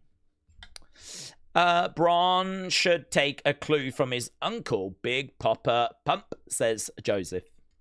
Man with the red face said, Rumble has always been my favourite event, although it's becoming a little bit obvious these days, but I am still looking forward to it. Seeb said, is there any superstar that people are high on that we don't understand why that is? I'd say there's a few. I don't think there's any that I don't understand, but I think there's ones that just don't resonate with me in the same way. So, like LA Knight has never been someone that I've been crazy about. I respect his work. There's certainly a place for him on the roster. But I don't watch his matches and find myself being blown away. I think his match quality is okay. He's got his catchphrases, which I've heard so many times don't really, they're a bit fun. I like the Nana. I like that one the most, compared to like, yeah, or let me talk to you or whatever. But yeah, that doesn't like elevate him in my mind or anything. But he's I mean, like, it's wrestling, isn't it? He's got his supporters and there's a buzz around him. And just because he's not someone that is massively high on my radar, doesn't mean that I, wouldn't support him being a world champion or anything. I mean, if that comes along for him and, people are desperate for it to happen, I certainly wouldn't be sat here grumpy-faced being like, oh, he sucks, blah, blah, blah, or anything like this, Well, great. If it happens, fine. I don't have an issue with it. I like... to be honest, I'm quite a simple person. I like people that have paid their dues, and he has very much paid his dues. This is why I struggle with Maxxine. This is why I struggle with Logan Paul. This is why I struggled back in the day with Eva Marie. This is why I struggle with Pat, just coming in, getting flipping PLE matches when, he's just doing it because he's a celebrity. This is why I struggle with celebrities. A lot of it comes back to the same issue, which is, people paying their dues. And, this is why I didn't like Maxxine being Intercontinental Champion. It's not her fault. She's on the main roster. But, I don't know, has she done enough to warrant being the Intercontinental Champion? I know it's a storyline. And I know people are like, it's not that deep, bro. But, to me, I didn't like it. I didn't like it. I was really, really against it's one of the things that really irritated me. So, yeah, I wouldn't say, Joe Hendry would be another example. I wasn't there when that started, that gimmick in TNA. Might have been before, I'm not sure. But to me, I was like, okay, I've seen him turn around. I've heard the song. I know the catchphrase, the, we believe stuff. I know the whole say his name, he appears. I'm seeing it. But it ain't doing anything for me. But loads of people are into it, and that's fine. Again, I don't have an issue with it, but yeah, I don't know. I've said before with that one, I think if you had someone that you're like, man, this guy is so good, he just needs something. And then one week he comes out and did a turnaround and a smile, and we were like, what's that? Right? And then the next week something else gets added, and then the next week or whatever, next month, whatever, and you saw it build, and you saw him go from being that to that. I could see it grabbing me then, actually. I could see it working. But I think my problem was that I saw the finished products and it didn't grab me. And I mean, that's it. That's all there is now. I mean, it's just the same stuff, isn't it? Say his name, he appears. We believe. Turning around and smiling. Like, that's his gimmick. And the bottom line is you're either on the hype train with it or you just sort of left at the station. I think I was left at the station on that one. But again, has he paid his dues? Yes, he has. So that box is ticked. And so I don't have any ill will towards him. It's like Ethan Page. When Ethan first came in, he got to the NXT Championship quite quickly. I didn't like it. I was like, man, they've only just brought this guy in. They've put the belt on him. And it was like, I just didn't like it. I felt there was others that were kind of in a bit of a pecking list, and he jumped the queue. He was a heel. So, I mean, it worked in that regard. I don't think I was meant to like it, and I didn't like it. And I kind of struggled connecting with him at first. And then they did a bit of a story where he was murking these wrestlers, chucking them into ring steps, busting them open, breaking their arms and whatever, right? And all of a sudden there was a bit of a vicious side there, and I found a way in. And then, as time's gone by, he's just become, better and better and better in my eyes, more entertaining, love his promos. He is a great example, actually, of someone that maximizes their minutes. There's a great video, and people might not have really seen it or paid it any attention, but it was after a show. I think it was where TNA had just invaded, and they put a camera. So, when you go through the entranceway, go to Gorilla, they put a camera there. So as you came through the entranceway, there was a camera. I think it was I don't know if it was a cameraman or just a still camera, but basically it captured people as they were leaving the ringside area, going to the back, right? And you saw these people coming through, and you saw people look at the camera, shake their heads, or whatever, right? And everyone just filed past. Ethan Page saw the camera, stopped, cut a promo. And I was like, that's it. That's what makes him stand out. No opportunity gets past him.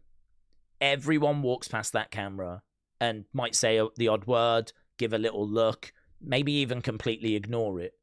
The only person that I saw stop and actually cut a promo, talk to the camera directly, take a moment to send a message to whoever was watching this, right? Wherever they were watching this, whether he knew that it was going to be recorded, put out on social media, or I don't know. I don't know what he knew, but he was the only one that stopped and actually cut some sort of promo. This wasn't on the show, by the way. This was backstage footage that just went out on social media. It's the kind of clip that you sort of see sometimes where people are heading back from the ring, you know, and they'll say something to the camera. You might have seen Solo do it after he's just murked someone with the MFTs. Ethan was the only one to cut a promo. And I see things like that and I go, respect. Respect. That is maximizing your minutes. That is taking opportunities as and where you can find them. So he really grew on me. So that was one that I struggled with at first. And then, you know, I really like now, rate him now. No problems with him being NXT champion, going to the main roster, getting in the mix, you know. But yeah, there was just that kind of reluctance at first. It was the booking, to be honest, that kind of really... So yeah, there are a few people. I don't know. I'm pretty chilled on people. I don't think there's anyone that I outright dislike. And people might be able to tell me I'm wrong on that and go, oh, this person. Maxxine is the one I've had the biggest problem with, but that's not her. That is her booking. You know, in my eyes, she's someone that should be in NXT, that's on the main roster getting paid a main roster wage. I think she knows that she is a fish out of water, not of the same level of the other girls. So she's putting in that extra work. I applaud that. That's what she should do. She's working NXT house shows, go in the dungeon. She is doing everything correct. It's the way WWE book her that frustrates me. It's like they're rewarding her for trying to catch up to the other girls by putting the Intercontinental belt on her. That doesn't make any sense to me. But again, people are going to say, it's only storyline, bro. Get over it. Doesn't mean I have to like the story. And I was not a fan of that story. So that's the one that I've been most critical of recently. I can't really think of anyone else that I really dislike. So, but yeah, there's people that people rave about that you may not maybe on the same hype train as them in regards to. But that's normal, isn't it? You're going to find that everywhere. I'm sure there's plenty of wrestlers I like that many of you are not fans of, and vice versa. That is wrestling. That is wrestling. We all have our favorites. We all want our favorites to do well. Although I have kind of found recently that I more just watch the show than necessarily root for specific people. That feels like a bit of a change, and I don't know why. I don't know why. I don't really know why that's happening. But, back in the day, I'd be, really into certain people. I don't really feel that way now. Now I'm I just watch the shows and I just want to be really entertained in general. I think I look at the business a bit more analytically, a bit more big picture, rather than just focus in on certain superstars. We talk a lot about the booking, the creative, the character development, things like that. I think I get a lot of joy out of those aspects, so I think I look at it a bit different. Certainly when compared to when I was a kid. When I was a kid, I was just cheering on flipping Warrior, Undertaker, Bulldog. Those were my guys. Yeah. I wanted Warrior again when he faced Hogan. I wanted Bulldog every time he wrestled. Undertaker. I mean, that was my guy. That was my guy. Loved Shawn as well. Loved his arrogance. It's different, innit? I think we all kind of watch wrestling a little bit different compared to when we were kids. Right. Anyway, we're not kids now. And Raw is going to be beginning very, very soon. We are 1 minute 30 away from this week's episodes. Macarai said, Daze, this men's rumble feels unpredictable. They could go with about 4 people, Sammy, Cody, Roman, Braun. With the women, it feels like Liv, Bianca. Thoughts? I don't see Sammy getting it. There was rumors of Sammy getting it, but those rumors have massively cooled. So I think for me, I would take it down to 3.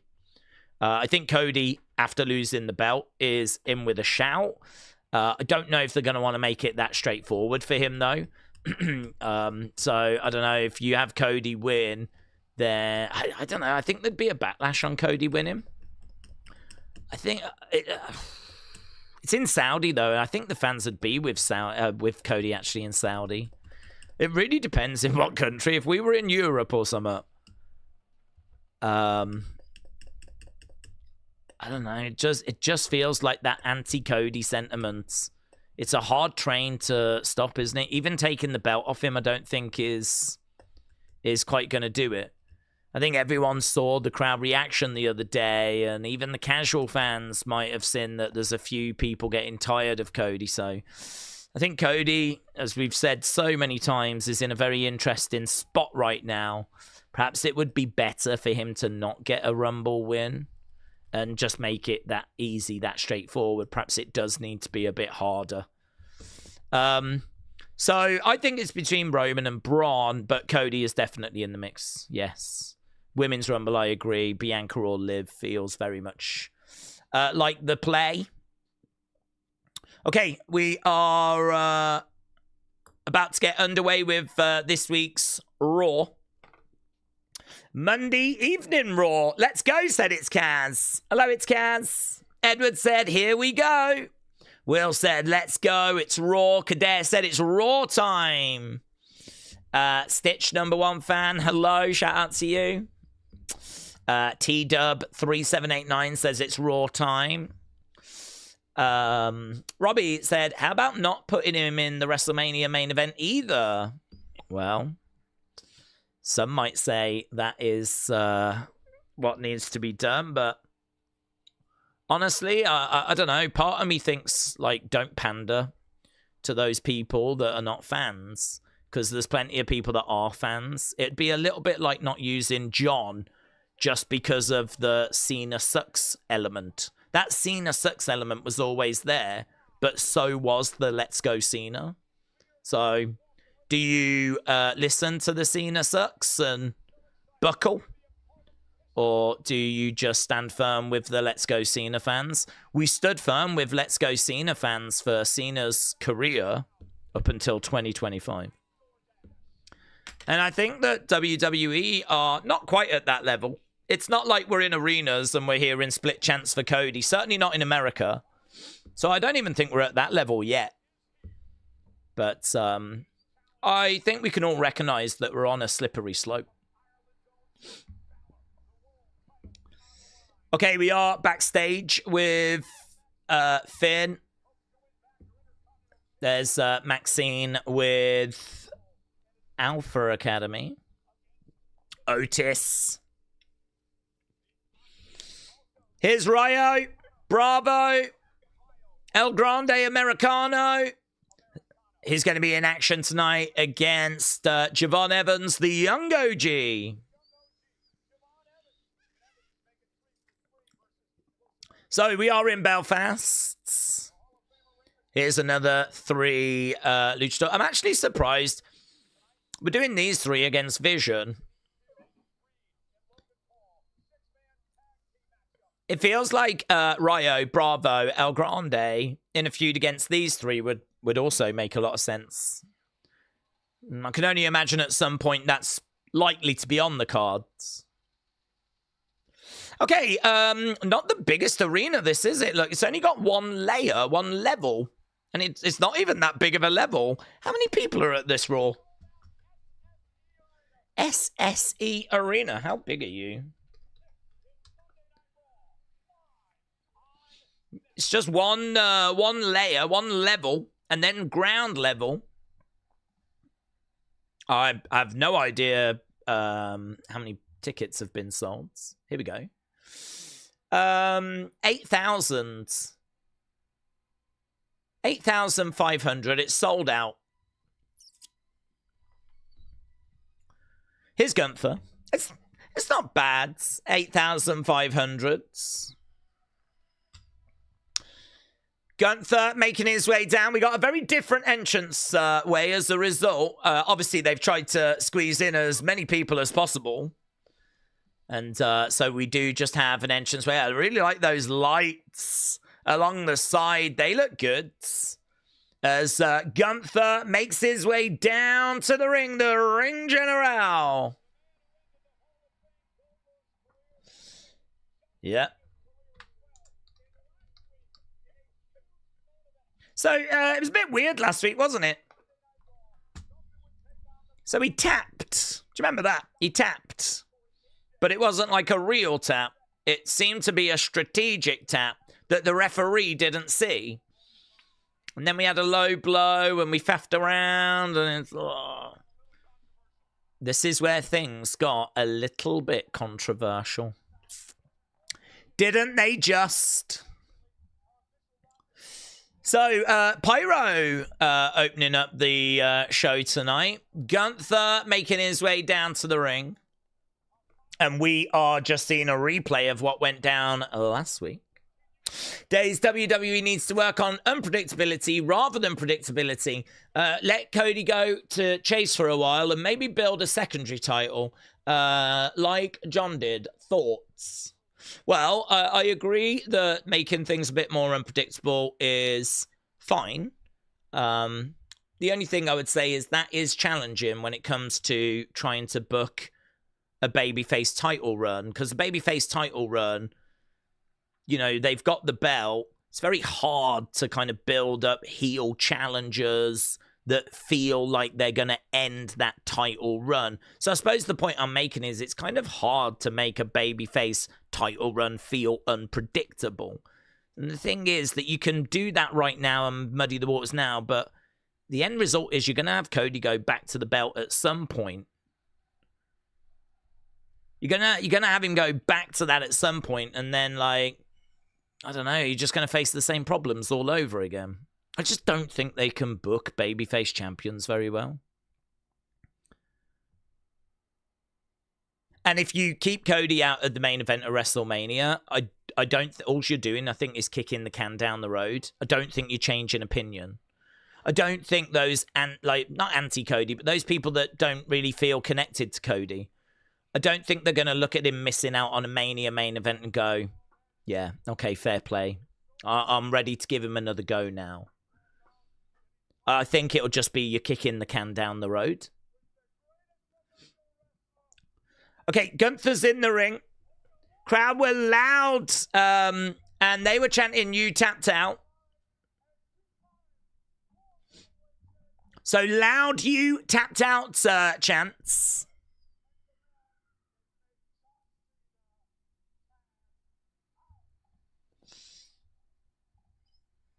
Okay, he says, "I'm the man that made John Cena tap out." My future looks very, very bright, says Gunther.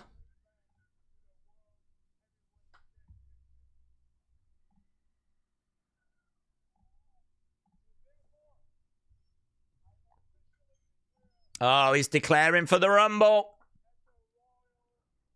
Rumble, young man, rumble. So Gunther declares for the Rumble.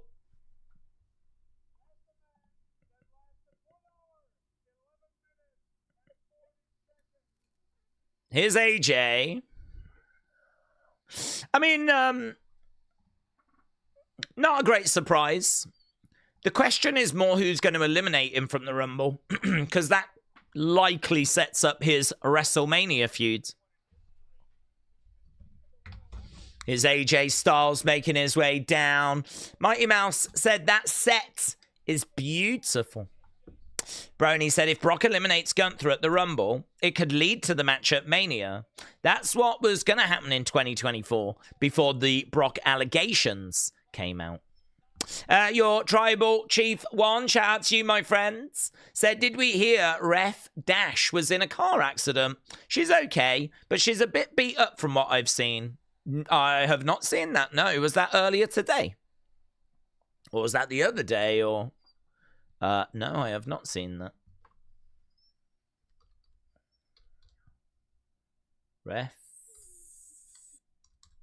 Ref Bay, isn't it?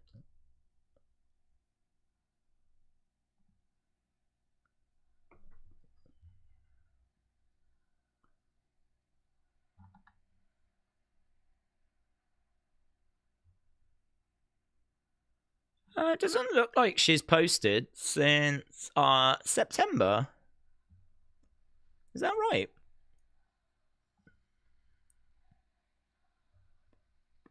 Loud AJ Styles chants. Yeah, she hasn't posted since September.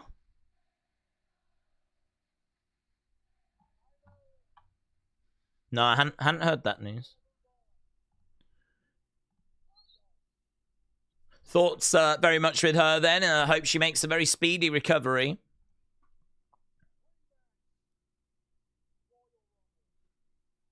Okay, AJ Styles wants a rematch for the Royal Rumble, but Gunther's just declared he's going to be in the Rumble.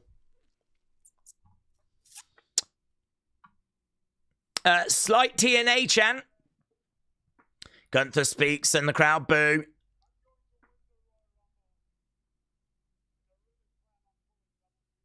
I'm going to win the Rumble. I don't plan on doing double duty. Gunther says no.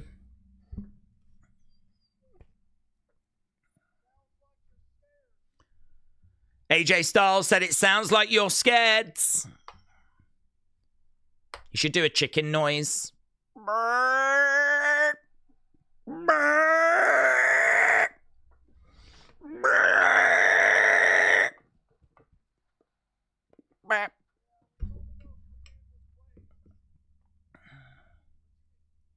We both know your hand was raised, but you didn't beat me. It's very smoky in this arena, isn't it? Because of that pyro. I feel like we're in the 1800s London. You tapped out like a little... Bad words. That prompts loud you tapped out chants again. So they're actually leaning into these you tapped out chants.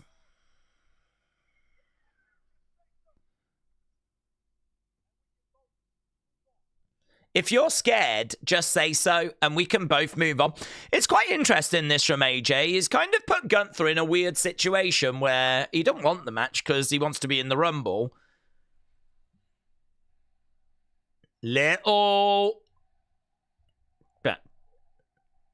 Little biatch chance.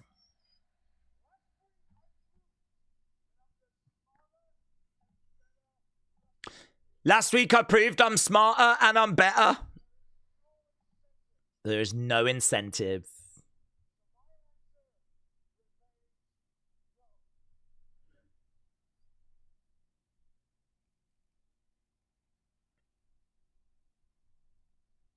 Okay, so Gunther says no, gets out the ring, but the crowds are still chanting at him.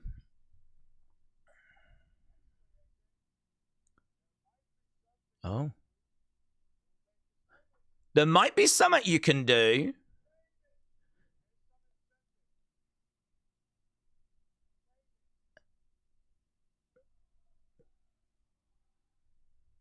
Oh, Gunther's a banker. Oh, Gunther's a banker. Oh, Gunther's a banker.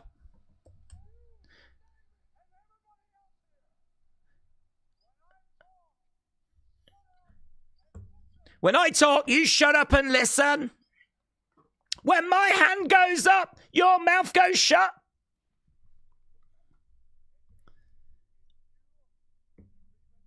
If you want a rematch at the Royal Rumble, I want you. Oh my God! If you want a rematch at the Rumble, you've got to put your career on. I was not expecting that. We know that 2026 is the AJ.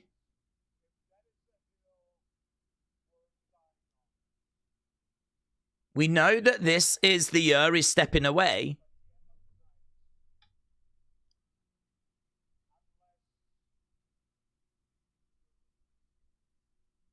Wow. Wow. Okay. AJ's surely going to agree to it. So that means Gunther AJ's career on the line. My initial thoughts are double count out, some sort of way that he is going to find a way of getting through Rumble. You would not retire at the Rumble when you are so close to WrestleMania. So I can't see him not accepting the match. He's going to accept the match. But he ain't going to retire at Rumble. Not this close to Mania. So somehow, some way, he gets through that Rumble match. That's what I'm thinking when it comes to this, but not expecting that. That's a hell of a swerve. That's a hell of a start to this week's Raw.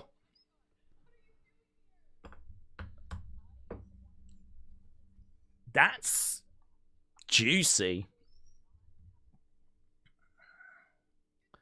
Okay, Nat is here. Is she going to cost Maxxine?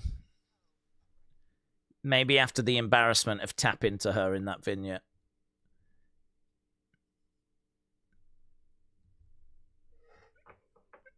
Okay, the man's coming out. Shenanigans. Shenanigans. Talking point early?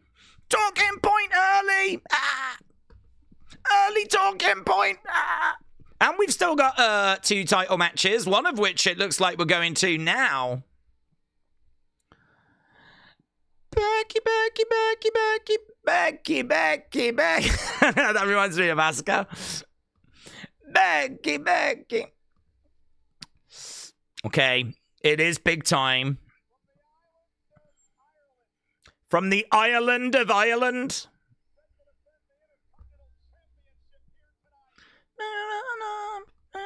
You see that footage that she went to see this band live?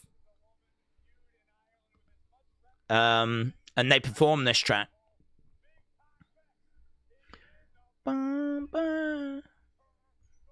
It's got a big feel to it, this song. You could definitely see them doing it at WrestleMania as she makes her way down to the ring.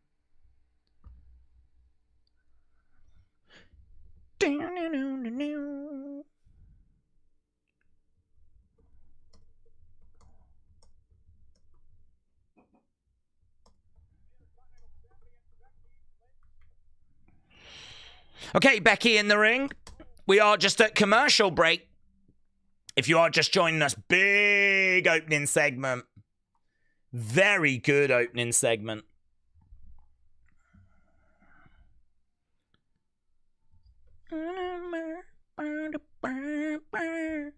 Oh, she's going to say a few words.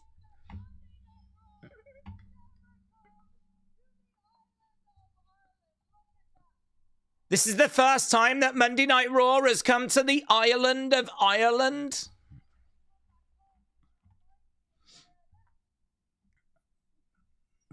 It's nice to come back home. It reminds me why I left. I could see Becky losing because of Natty, and Natty could turn heel. Becky says, I'm rich and famous.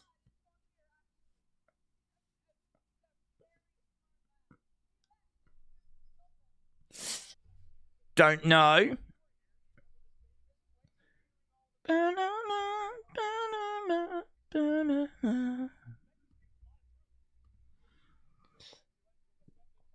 Okay, Becky is in the ring. That just took up a commercial break.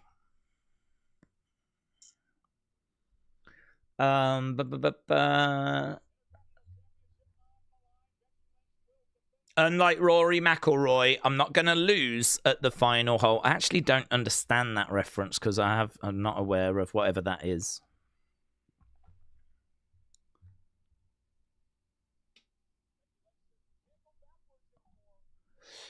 Okay, she's in the ring. Maxxine's gonna make her way down. Now, these guys have been working house shows together. They've obviously been working a program together. You know behind the scenes that Maxxine's going to be getting feedback from Becky. I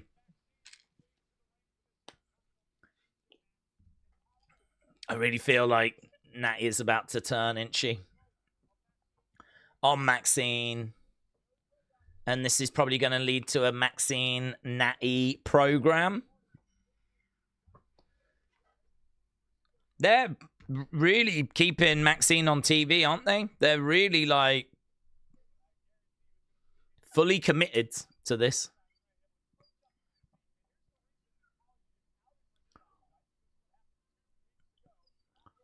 I mean, there's maybe not an outside chance that Maxxine wins the belt back and then Natalya challenges Maxxine for it. I don't know. Let's see how this goes. This is our first match of the evening, and it's Becky against Maxxine. Omos appeared at NXT, says that Sammy. Oh, what? A house show? Okay, Bella sounded.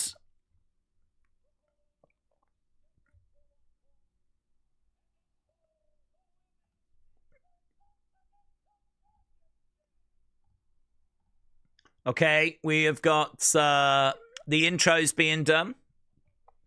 T-Dub said, my pick is Maxxine. Well, I tell you what, should we end this poll? Because we're not seeing much movement on that poll now. I think many of you have voted. Let's just do a quick poll and see who you think is going to take this one.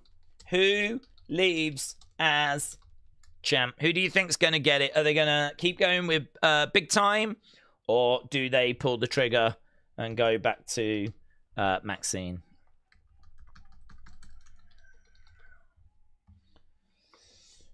Big time, Becky.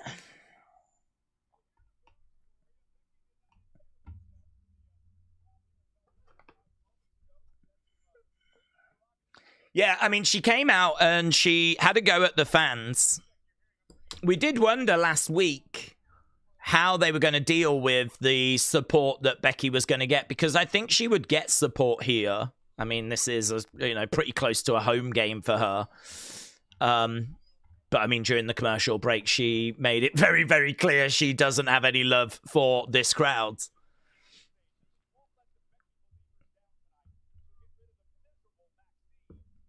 Okay, Michael Cole says Becky is not going to let the Becky believers down.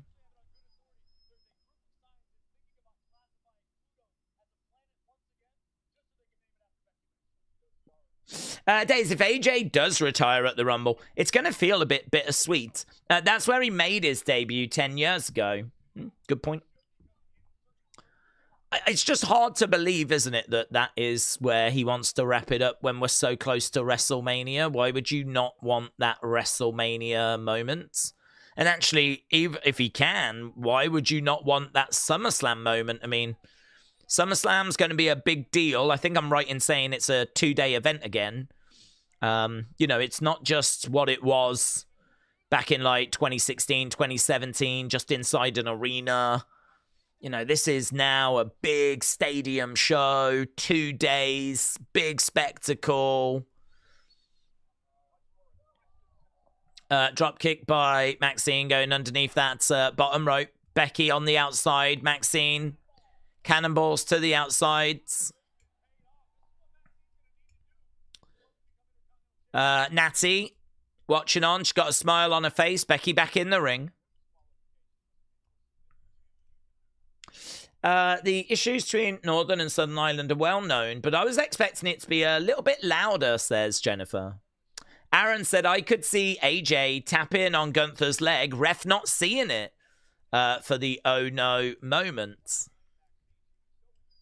Oh, right, so AJ taps, ref doesn't see it. Could AJ go on to get the victory that way? I mean, I'm thinking like double DQ, count out. It's going to be something along those lines. Okay, we have gone to commercial break as Maxxine spills to the outsides. Becky berating the crowd again, saying, you lot should be ashamed of yourselves. Becky with Maxxine hurling her into the barricade. This, of course, is for the Women's Intercontinental Championship. Spawny Boy said, I think Natalya is going to turn on Maxxine. I could see Maxxine winning and then Natty challenging for the belt. And Becky could move on to AJ, said 2 Powerful 23. Defcon said, in MMA, I've seen cheap moves for people tap the guy, making them think when the ref, but it's really just mind games. I think that's what Gunther did last week, was play mind games. When I looked at the replay, it didn't strike me as him being in so much pain. He can't continue and is like desperately trying to get out the hold. I don't think that's what was happening. Backslide by Maxxine, and Becky gets out. Maxxine round the back, roll up, looking for the cover. Becky manages to get out. Big boot there by Becky as Maxxine goes down. 1, 2, kick out. Daze, Maxxine needs to go to NXT. I don't see where she goes after this potential Natty feud. She doesn't have the in-ring to mix it up with the bigger names, says Big Time. Well, this is WWE's problem to solve.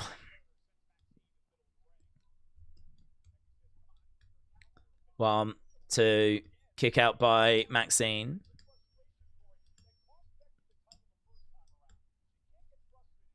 Debut at the Rumble, retires at the Rumble. It's perfect for AJ to go out that way, says Stephen. So, Stephen, would you not want him at WrestleMania having like a big WrestleMania moment? Ronnie said, Daze, do we think WWE stars have more chance to make money now compared to the past? Yes. Well, first of all, they get paid a lot more than they did back in the day. But as well as that, I mean, there's opportunities on Netflix with movies and other projects. Obviously, there's a lot more license agreements now. There's more money to be made from, I mean, WWE Shop. I mean, compared to the Attitude Era, what we've got with WWE Shop, the fact that you can go online now and, you know, find 1 million items for Becky, and she obviously gets a percentage of those items that are sold. I mean, way more opportunity to make money. LA Knight was in an advert the other day, wasn't he? He was in an advert with Ric Flair, some sort of car insurance thing.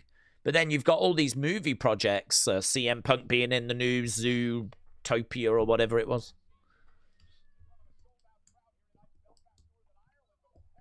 Forearm sharp clothesline.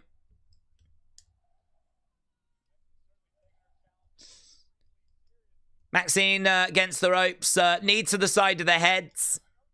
I've got to say, so far, this is the best of their matches, actually. There's not really anything here that you can necessarily criticize. Maxxine is working at a nice pace.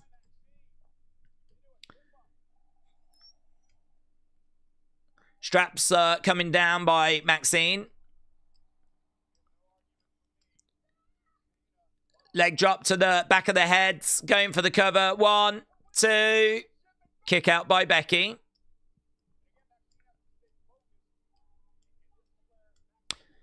Natalya says we've got this. Maxxine should turn heel. I think that would be good for her, says Dominic.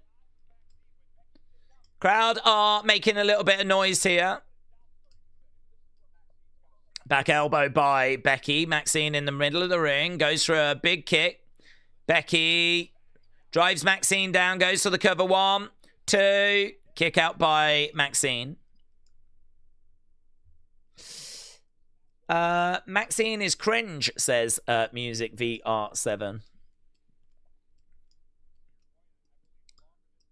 Well, I mean, look. Everyone knows that I've had my struggles with this, but I'm also someone that likes to consider myself as being fair, and I think this is the best of their matches that I've seen. They've faced each other several times now. I think they've also really benefited from the fact they've been working against each other on this European tour, so actually they've been fighting recently. It's kind of like the old school back in the day where you would fight. Disarmor is in back old school back in the day where you would, like, you know, work a program and do house shows and work out any issues. Ankle lock is in.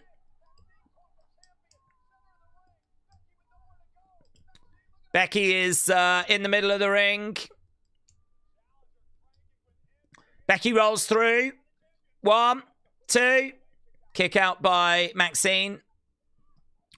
Spin kick. Kick comes back there by Maxxine. Becky goes down. Maxxine with the cover. And Becky just blowing out. Just kicked out there, Becky. The streets are saying that was real close.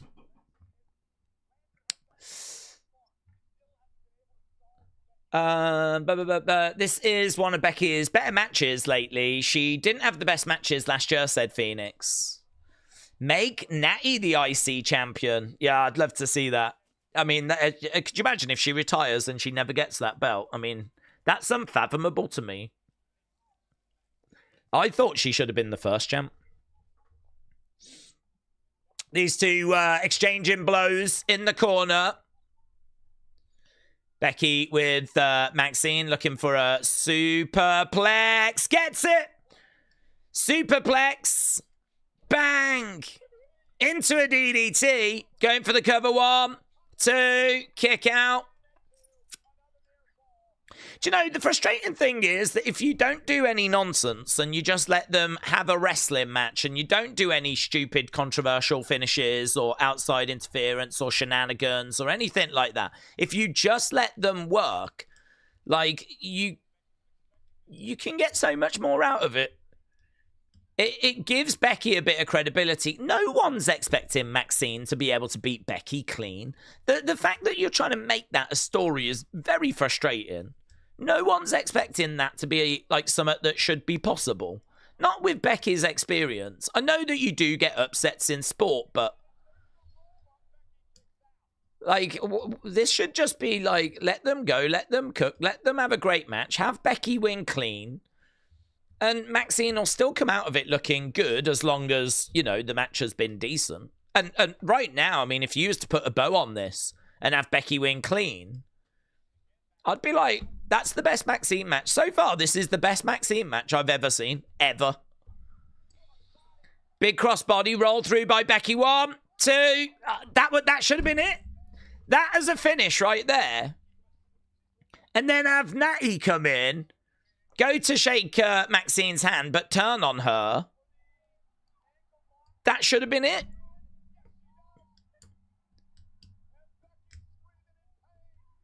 Becky in the middle of the ring. Becky trying to get over to the ropes. No joy at the moment. She's slowly crawling her way over. That top turnbuckle has been exposed. I don't know why we need such shenanigans.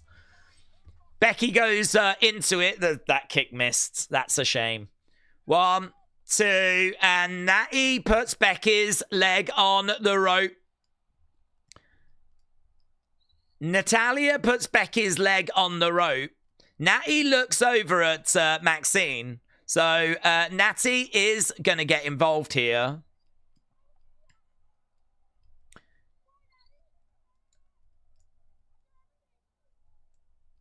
Natty shakes her head. Maxxine says, how could you? I wonder if the story, though... I wonder if the story is going to be Becky retains. I wonder if the story is going to be that she's either screwed her because she's betrayed her, or you was going to win by an exposed turnbuckle. That's not the way that I've trained you. If you win with honor. I mean, she just looked at her there and said, pathetic. Well, either way, look, Becky has retained. Maxxine moves into a program with Natalya. I personally would rather have done a clean finish. and then had Natalya attack after, but they've gone this way instead. And right now we've got Natty in there attacking Maxxine.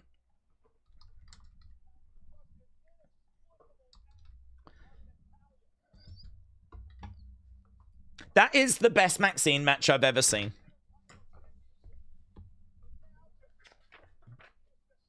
Kick coming in by Natty. Natty says you're never gonna learn.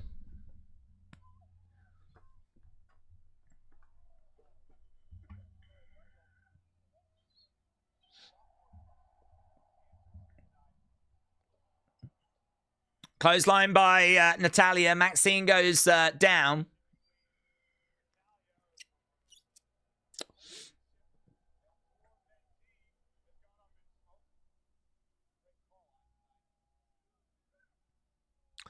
Natty's standing over Maxxine. Now she's going to look to put in sharpshooter. Sharpshooter is in by Natalya.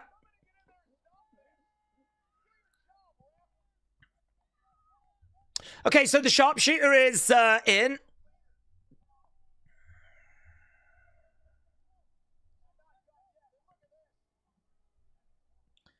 She's unloading. God, they're really showcasing this, aren't they? The opening match and an extended beatdown.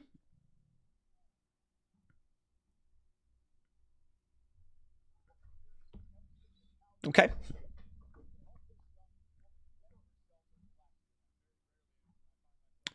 Becky AJ probably makes more sense for the title than Maxxine Natalya, says Macarice.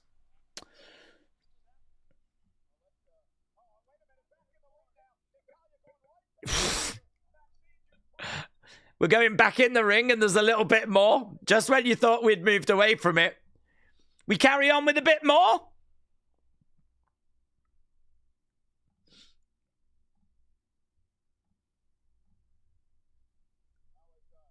Okay, the ref is trying to get her out of there.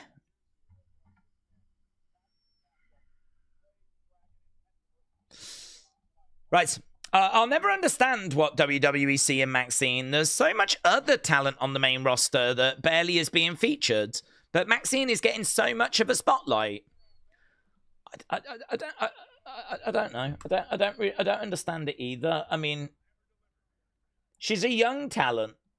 And she's an improving talent. And she's putting the work in. I think she's got a good mentality. I think she's a very likable person. You always hear people praising her and, you know, sticking up for her online and saying nice stuff. But it is like, I don't know, man. They've really gone big with her.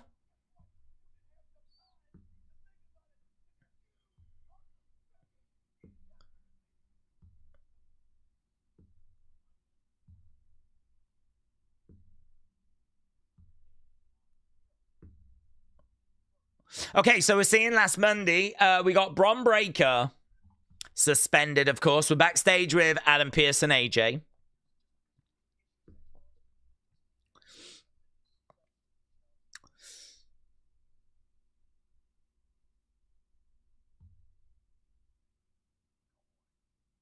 Oh, AJ says he's going to call his wife. Here's Heyman.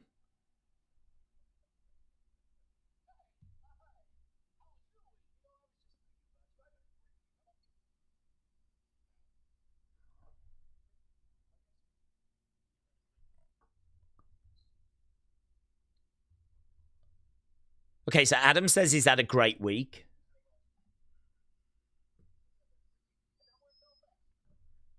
And now we're in Belfast.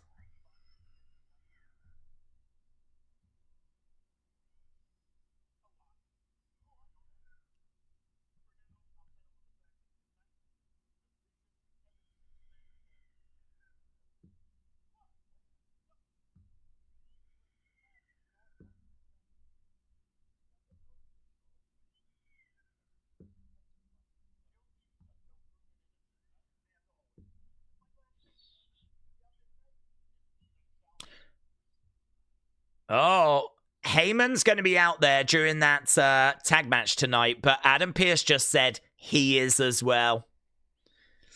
Okay. So he said to Heyman, let them all know they need to be on their best behavior. He's in good spirits. So, Adam Pearce. Kendall, do we think this is how AJ retires? Hit the like, says Kendall. Kendall, shout out to you. I find it hard to think that he's going to wrap it up at Royal Rumble. I know people are saying about it being the 10-year anniversary, whatever, but it just doesn't make any sense to me. Why would you be so close to a WrestleMania and just not compete at WrestleMania? I mean, AJ Styles having his last match at Mania. I mean, if this really is it, like, maybe his body is screaming at him, we are done. You know? We are done. It is over. We cannot carry on anymore. I mean, I think a lot of us want to see him in TNA having a match. There's, you know, some opponents we want to see him going up against. I'd love to see him against Trick. Have we seen him against Elia? I'm not sure. I feel like there are plenty of people that we would like to see him compete in a ring with. But perhaps his body is just screaming at him like, we're done. We were done last year. We were done the year before. Like, we need to get out of here. But even with that being said, why don't you just give him a match at the Rumble and then give him one more match at Mania? Are we honestly saying we can't get 2 more matches out of him? Surely we can. And surely Mania in front of, what is it going to be? 80,000, whatever? That. People are going to tune into the Rumble for the Rumbles. You need to give people reasons to tune into WrestleMania. Now, of course, there's going to be reasons, but one of those could be AJ's retirement match. I feel like you don't really need to worry about people tuning into the Rumble. So, I don't know. I'm not sold. I think it's part of a story that gets us to Mania, but I don't know. There was no reports that this was where we were going, so it absolutely could be a case that he calls it quits at the Rumble. Right, we were at commercial break. Let's end the poll for the opening match, which was Becky against Maxxine. You lot said that was bad 89. Wow. Wow. Genuinely, I thought that was the best Maxxine match I've seen. I am not someone that's going to be flying the flag for Maxxine, but yeah, I'm surprised.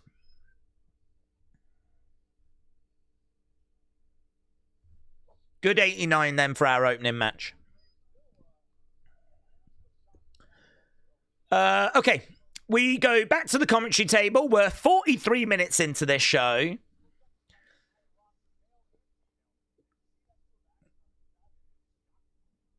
To see that kind of thing out of Natalya is shocking, says Corey. Right. Becky and Maxxine's first match is Maxxine's only good match, in my opinion, said Austin. If AJ does retire at the Rumble, I could see them have Gunther beating AJ. Then he could go in the Rumble where Brock eliminates Gunther. We head to their match. It's not likely, though, because Gunther, Brock, SummerSlam 2026, says Brony. I think El Grande is El Generico. If Tyler Black can change his name to Seth Rollins, Kevin Steen to Owens, Eli Drake to LA Knight, why can't El Generico change his name to El Grande Americano, says Davids. Interesting thought. Interesting thought. They have not connected those lineages. So, certainly not what WWE are officially saying, but maybe you're seeing things that others are not. We have certainly not seen El Generico in a long, long time. Shining Wizard said, there's a lot of fans who dislike Becky, but the run has been really great fun. Bishop said, Daze, with the Rumble being in Saudi, do we think the hype level is lower with lesser likelihood of surprises? I think, yes. The other thing as well is I think this is why it would be wise to tease Jericho. I think an out-the-blue complete shock would be great. But yes, I do think this year is suffering a little bit. Not loads. It's still the Rumble. People are still excited. But I think the fact that last year was a bit flat.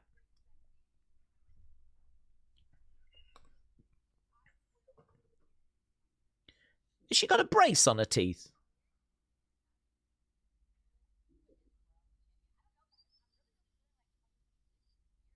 Yeah, I think last year was a little bit flat. I think that has kind of got people a bit worried.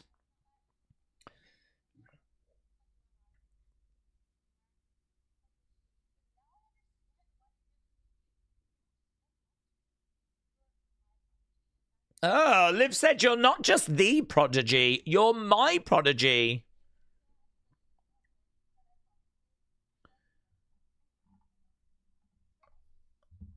Roxanne says to Liv, I'm not going to let you down. Here's Balor.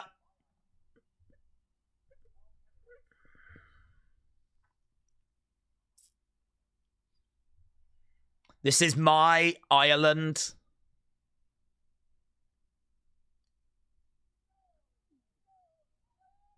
Okay, here's Jay. Have we got no Jimmy? We just got Jay on his own again. Okay, Jay's coming out on his own. Don't know where's Big Jim. I wonder if he's had to go back to be with Naomi. Day one-ish. Jay coming out. What was we saying? Yeah, I think the hype is a little bit lower for this Rumble. Maybe Saudi, maybe the fact it's on at an earlier start time, and that's kind of a bit strange. The Saudi shows are not really shows that people kind of think that fondly of. They don't have a great reputation, not just because of Saudi, but because they've just not been good shows, have they, by and large? There's loads of nonsense that's gone down on him. There's loads of, like, you know, Roman LA Knight, Roman Logan. I mean, Roman LA Knight or something like that, where it's like he ain't got no chance of winning. Not like he's built up, oh my God, he might do it. Just like, not these big, exciting matches where it, oh my God, who's going to leave us champion? I just don't feel like the championship matches have felt really like there's much doubt that the champ's going to retain. We did get that moment, though, with The Fiend winning. That was sick. But, I mean, that was also a long time ago. I think those Saudi shows are just not seen as really being all that. So I think that's playing a part.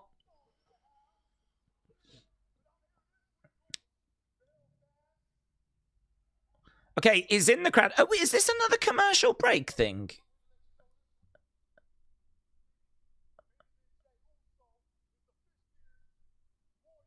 Oh, right, Jay's going in the Rumble. Jay is in the Rumble. Rumble, young man, Rumble.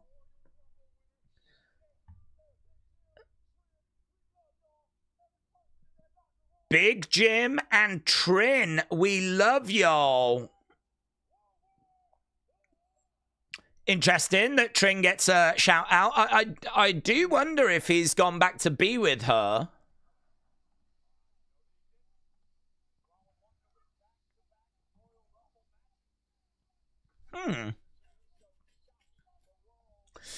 Okay, so Jay has come out, is in the crowd, and he's just announced he's in the Rumble. We saw Gunther earlier announce that he wants to be in the Rumble. Gunther also spoke about doing double duty, so I don't think it's that he's going to be in the match. And he's not going to be in the Rumble. I think he wants to do both. All right.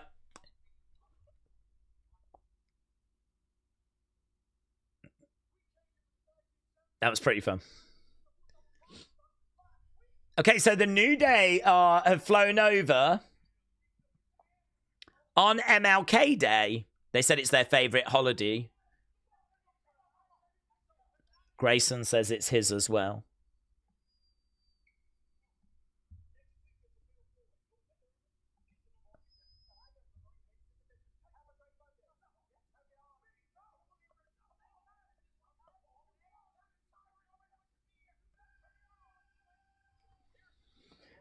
Yeah, the thing is, something seems to have happened with Jimmy. I've not seen any update in regards to that. But they've clearly flown the New Day over for a title match. That match clearly is not happening because we don't have a Jimmy. And so Adam Pearce has said there's going to be a Fatal 4-Way next week. The Vision are coming out to Logan's music.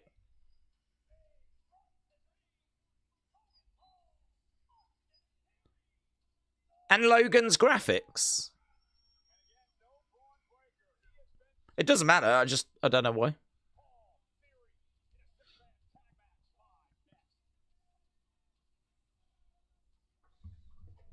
Okay. Okay, we go to commercial break. I thought this was going to be our main event, says Jennifer. Right, WWE screwed up. Big botch. They let the New Day have an interview when it was not during a commercial break, said Durrell. Yeah, good shout. Good shout. I don't know how that's managed to slip past.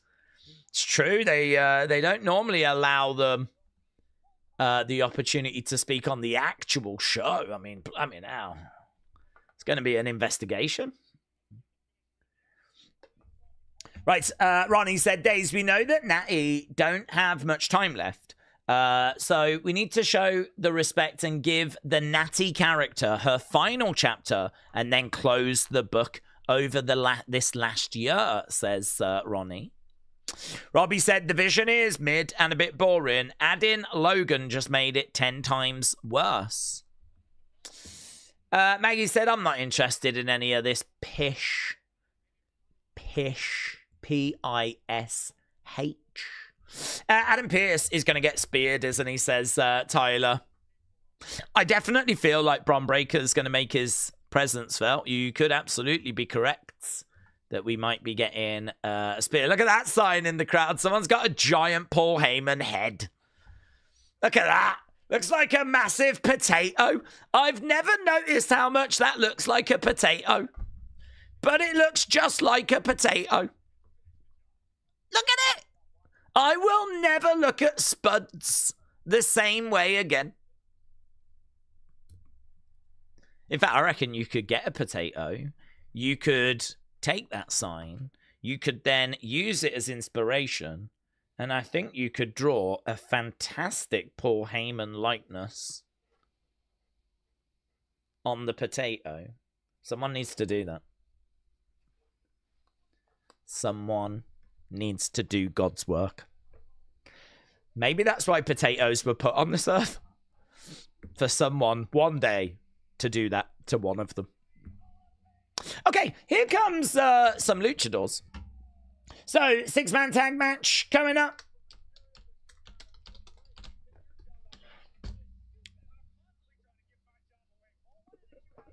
They're coming out to Ray's music. Not that it matters. Bow, wow. Wow, wow. Okay. What is the latest news on Seth? I still think Theory is a plant in the Vision, but we won't find out till Seth returns, says Sally. No news on Seth, really, other than his making recovery. I believe he's out of his sling. I think he said the other day things were progressing well. He has set a target of being back by February, but if not February, certainly before WrestleMania. I would say we're on track for that. Some people, myself included, wonder if it's a little little bit of a swerve in regards to how long he's going to be out for. And some people might be thinking, or, you know, it could be that he's going to actually be back in the Rumble.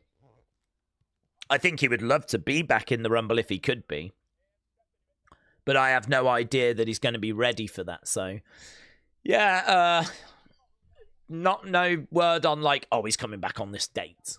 But I would say we're looking good for him getting back before WrestleMania. They just showed that Undertaker is going to be on the Cody Rhodes podcast. We've now got...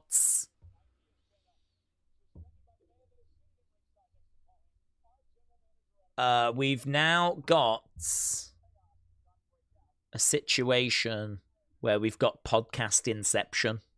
We've got podcast hosts going on to other people's podcasts. We did it last week with Bruce Pritchard going on to Undertaker's. Now we've got Undertaker going on to Cody. It's just a never-ending swirl. Podcast hosts going on to other people. Then they're going on to... oh, my God. Maybe we could just get them all in a room. We could get Bruce, Stephanie, Cody, Undertaker, Jim Cornette, all in a room. Just do a mega podcast. Right, we are underway with this one. Theory in there with Rey Fénix. I love all those podcasts, says Jesse.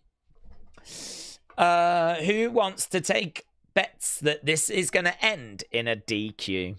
Well, Adam Pearce is at ringside. Feels like you would only have him out there for a reason. Okay, tag mates. Penta is in with Logan. Penta looking out at the crowd, and we're almost an hour in. So this match is the match that's taken us from hour 1 into hour 2. We've still got an hour and a half to go. Penta doing the walk. Big boot coming in there by Logan. Logan, kick coming in there by Penta.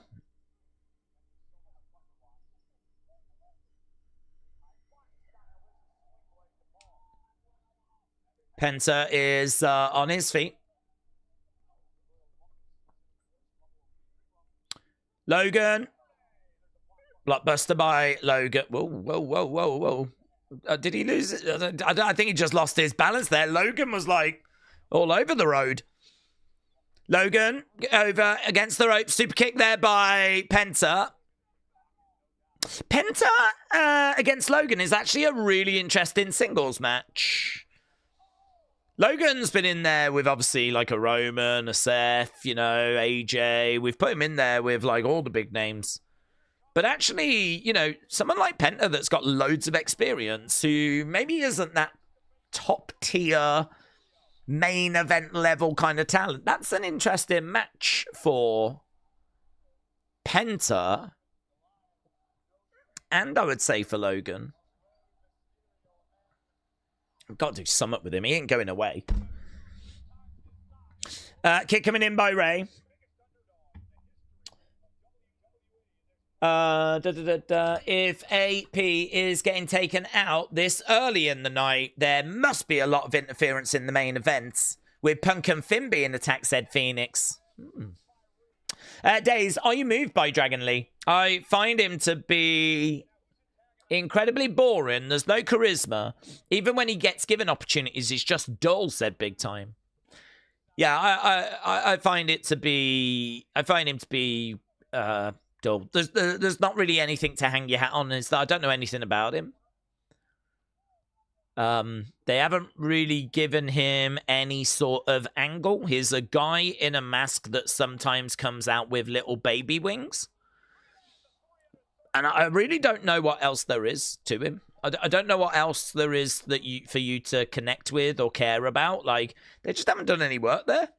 Again, how much is creative's fault? How much is Dragon Lee's fault? I mean, I think we could really benefit from some vignettes where we dig into his backstory, find out a little bit about him. at the moment, he does feel a little bit like generic Wrestler 5 in a mask, you know? There's just nothing there. I can't tell you anything about him. Apart from the fact that I know that he's competed in, like, New Japan and he was a hot prospect. Came into WWE and has done well. You know, his matches are fine. But there's not really anything that makes him stand out from a Rey Fenix.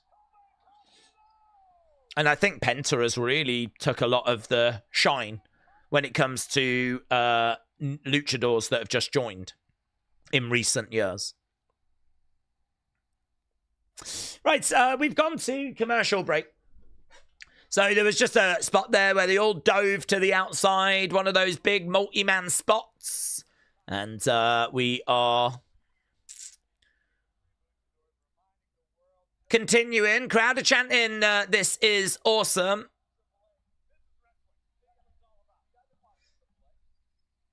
The crowd appreciated that spot to the outside, and the action's been fine, honestly. Dragon Lee is in there right now with Theory. Theory is incredibly bland. Why are they so gung-ho on trying to make him an arrogant young heel when that hasn't worked time after time, said LS Dub. LS Dub, hope you Alberts. No, says he's finally dropped those baby wings at least. Yeah, I was never a fan of those. I know what it's... If they were bigger and they kind of... You press a button and they kind of unfold whatever, you know, I think that would look sick.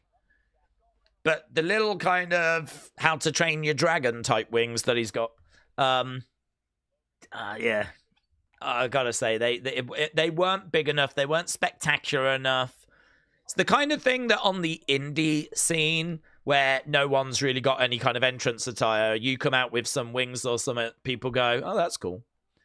But in WWE, in giant arenas, on a WrestleMania SummerSlam type stage, it does look like Baby Dragon. But, I mean, if he was to go, like, bigger with it and actually, like, press a button and they all unfold and he kind of was to stand there and give off some, like, Batman-esque vibes, that might be sick. I mean, you don't want to go too Batman where it's like a rip-off, but that would be summer, wouldn't it? That would be summer. Right now, he's just getting stomped on by Big Bronson Reed. Wyatt said, I still don't see the vision. They just are not what WWE think they are. I don't know if they think they are anything. Yeah, I mean, it's a work in progress, isn't it? It's a work in progress, and I think one of the elements that's missing is, I think, a bit of a comedic element. I think you do need a bit of light and shade. They are just trying to make this like a big heel group that kind of beats people up, that's deeply unlikable, and I don't mind them going up against these three, though. I mean, people love Rey and Penta, and people, you know, are fairly indifferent to Dragon Lee, but this it's not been a bad match as well, so... Belfast making a little bit of noise at the moment. Jess said, I watched Austin Theory, Grayson Waller with Sheamus McIntyre on a live Celtic Warrior workout that Sheamus hosted. Theory was meshing better with guys outside of live TV. Keegan said, I don't like my middle name. Keegan, thank you. I hope you will.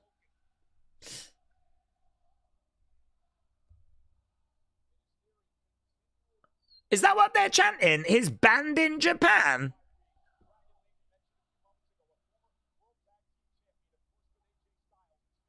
Are they chanting his band in Japan? Yes!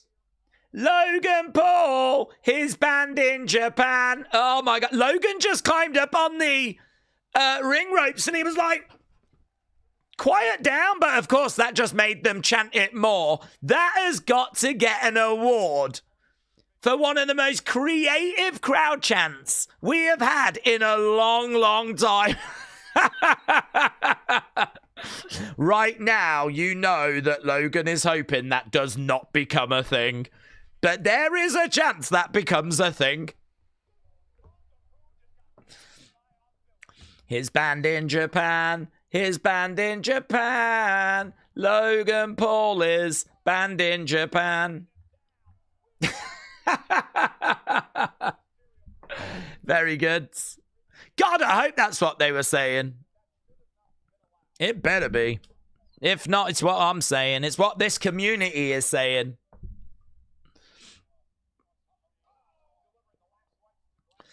Right now, we've got...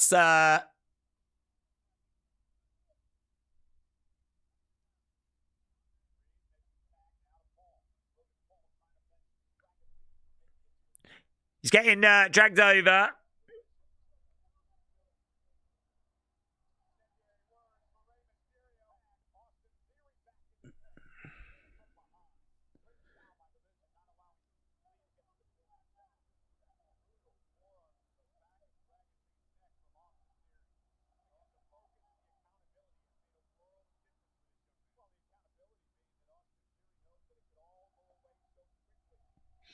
Okay.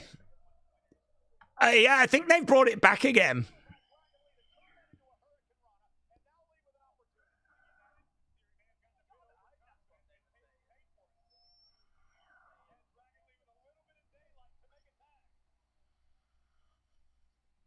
Okay, tag being made.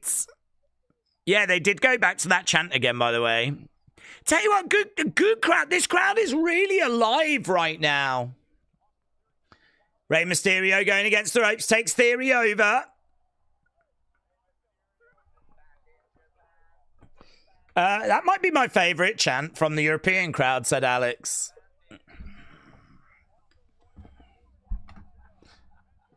Crowd are chanting along.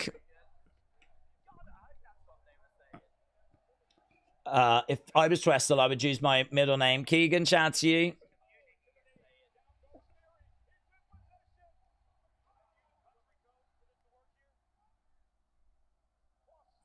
Nice 6-on-9 there by Rey, but he gets grabbed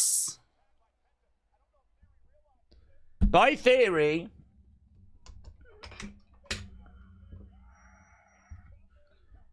They're giving this match some time, aren't they? I mean, it's really getting some... Driver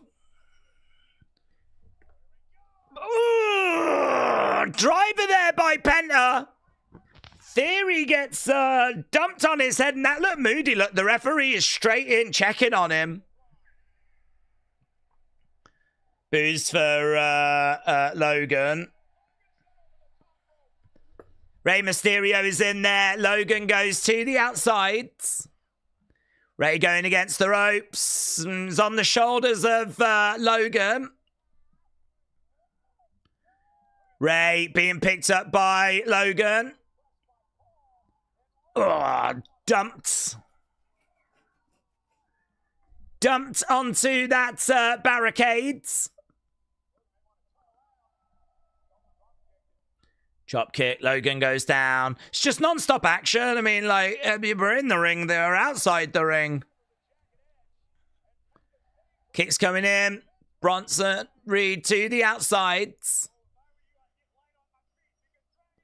Dragon Lee against the ropes, over the top, comes down on Bronson.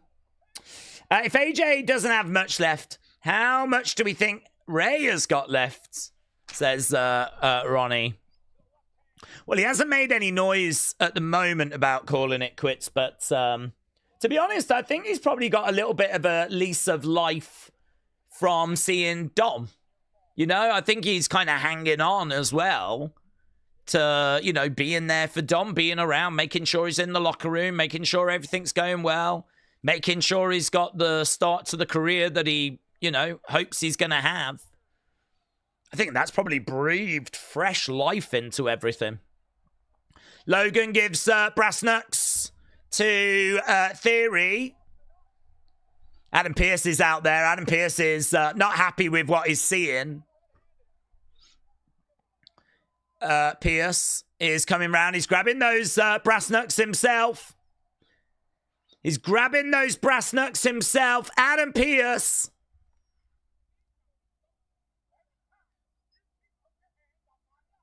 You keep putting your hands on my guy, says Heyman.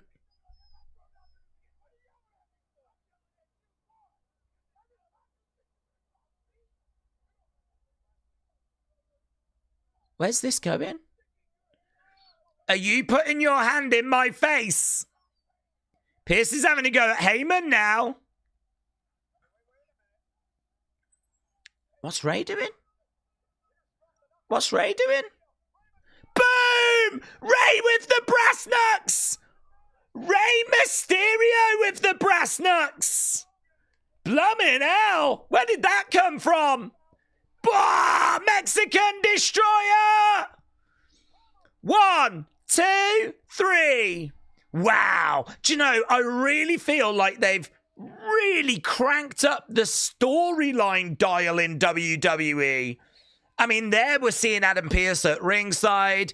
It feels like the heels are going to use the brass knucks. Adam Pearce is having to go at Heyman. Heyman is kind of like backing away because of Pearce. Like, you getting in my face now. Whilst all that's going on, Rey Mysterio gets the brass knucks. Uses them. And that's how they secure victory.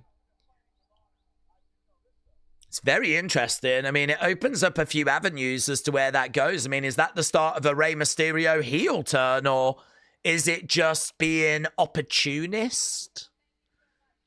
Really interesting. Then, of course, you had the whole Natalya, Maxxine stuff as well.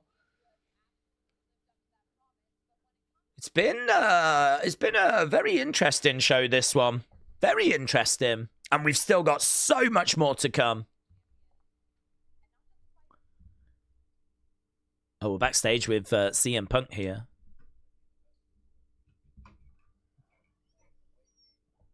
I'm playing an away game here, says Punk.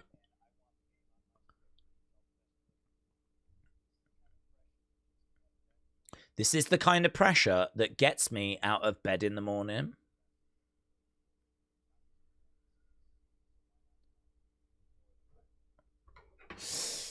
The Rumble's got a lot of potential, says Brony. Hoping it's going to be a good year. New Day sucks chance. I'm not sure why we just... I could hear him in the background saying New Day sucks.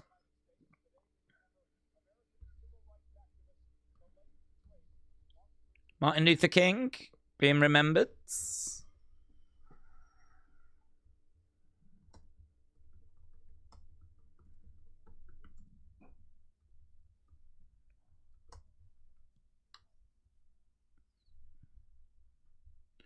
a nice video.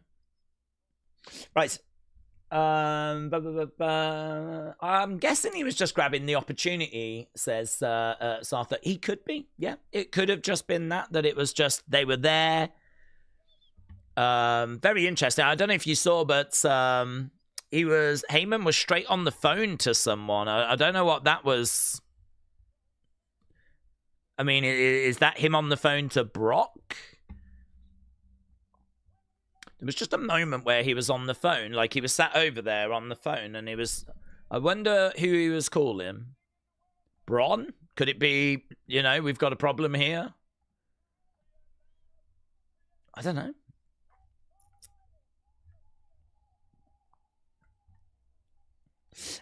Probably Braun, isn't it? Probably Braun, but I'm pretty sure he's got Brock's number in his phone as well.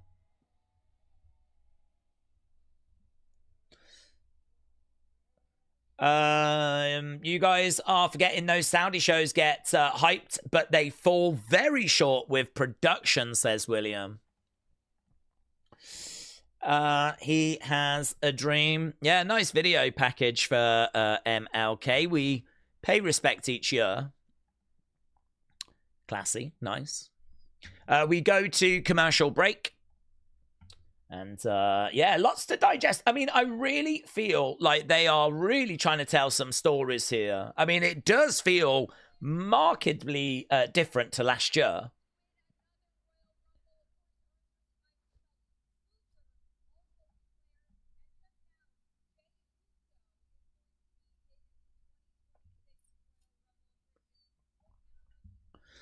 Okay, we've got Kathy Kelly on screen right now, but I don't know who she is with. She's with she's with Waller. I'll take it from here, says Grayson.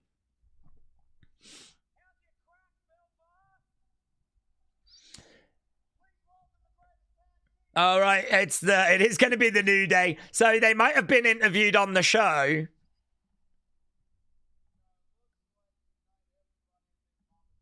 But they're still going to get a commercial break interview as well.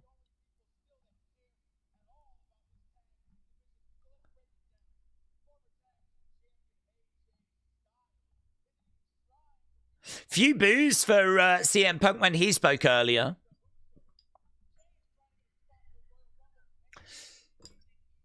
Yeah, where is Jimmy? New Day said, why does our love for tag team wrestling make us the bad guys? And it's a good question, to be honest with you. It's a good question. I mean, they are heels, but...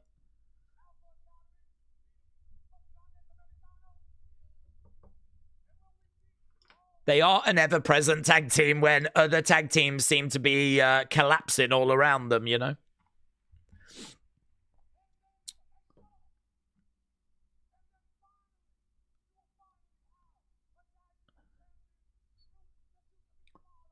You lot will finally have a tag team championship group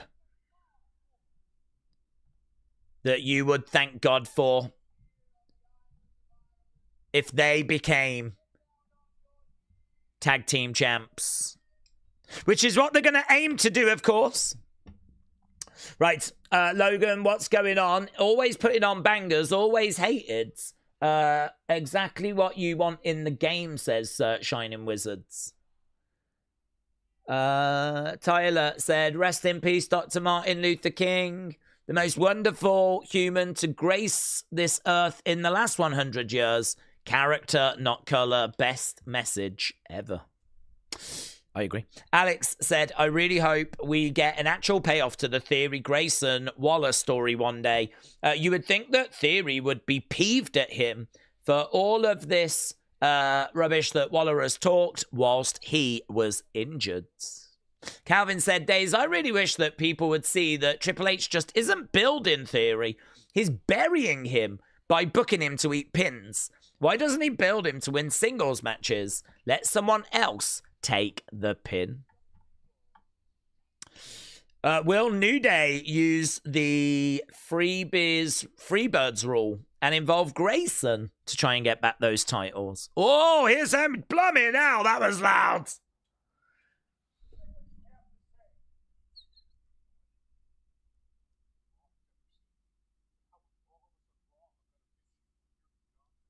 Oh, we're all going to miss you when you're gone from this show, says Heyman.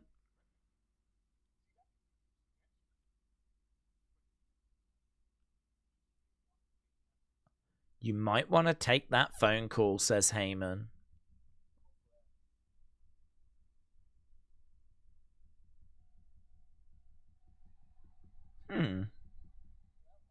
Who is that? It's Vince. He's back. It's Vince! Ah! Right, here's EO. Wow, she looks great. Casual EO. EO in jeans and some sort of orange top number. This is my brutality! Her name is Rio, and she's dancing on the sand. Here's Mommy. Hello, Mother.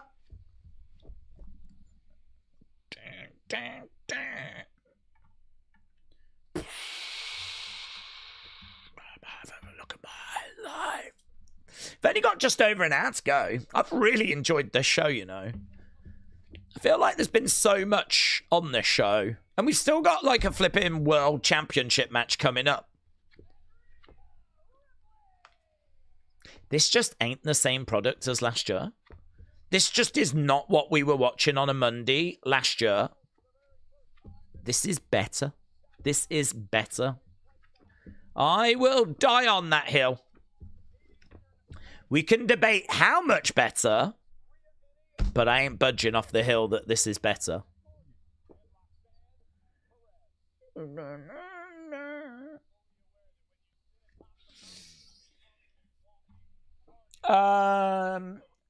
No match score for the 6-man. No, we'll do that. Good shout. That could have slipped past us.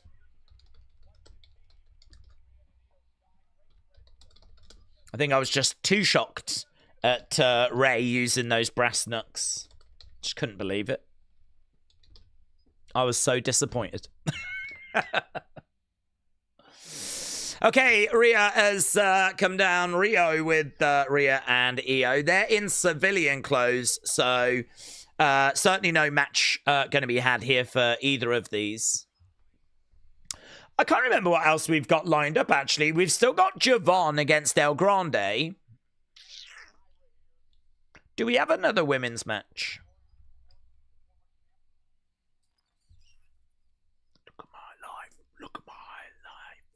I think it's better because we're on the road to Mania and we're building Rumble, says Brony.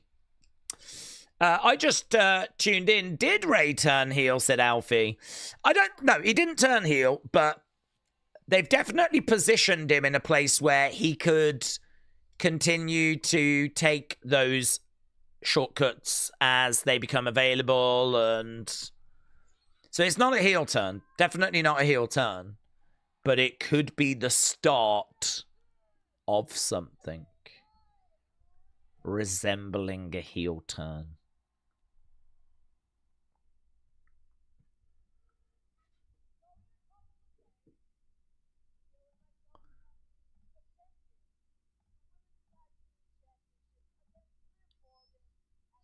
In a couple of days, we're going to be defending these tag championships against Liv Morgan and Roxanne Perez.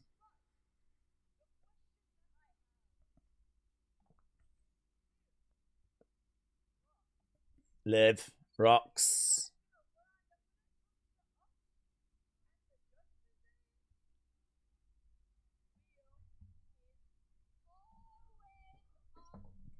Rio is always on top, says EO. Okay.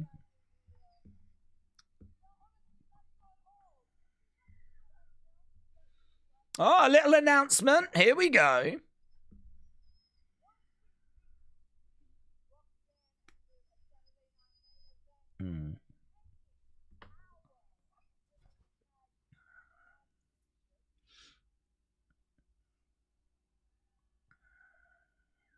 Once we retain.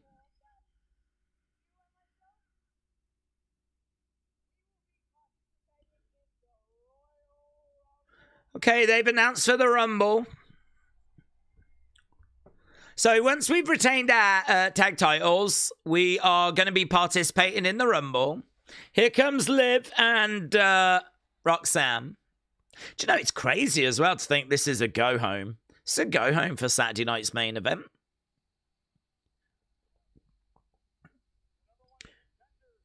Wow. Daze, Christopher, shout out to you. They declared for the Women's Rumble. Yes. So they're just not going to defend after that. They'll defend. They're just going to be in the Rumble.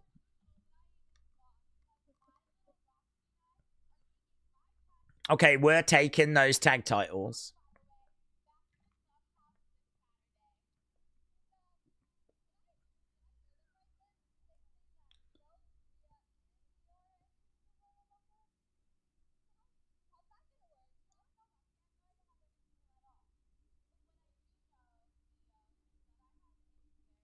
Roxanne just said, did I hear that right? How's Rhea and Io going to enter the Rumble?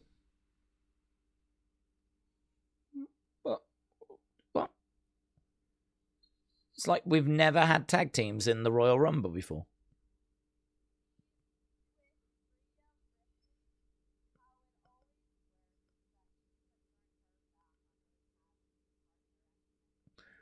Okay, Liv's in here saying, look, this is how it works with Rhea.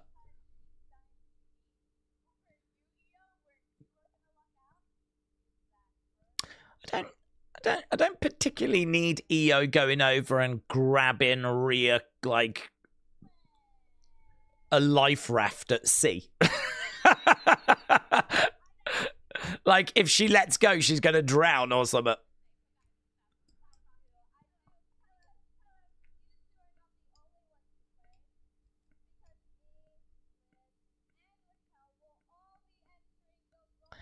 Hang on. A second ago, she just turned around and went, how can both of them be in the Rumble? And now Roxanne goes, we've got an announcement. Me, Liv, and Raquel are going to be in the Rumble. Yeah! Blimey now. I don't know who put this together, but this must have been the intern that put this together. Crowd are chanting Rio.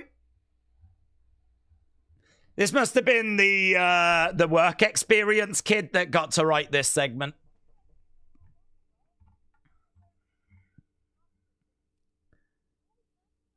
This was the segment Triple H wrote. Big boot there by Raquel.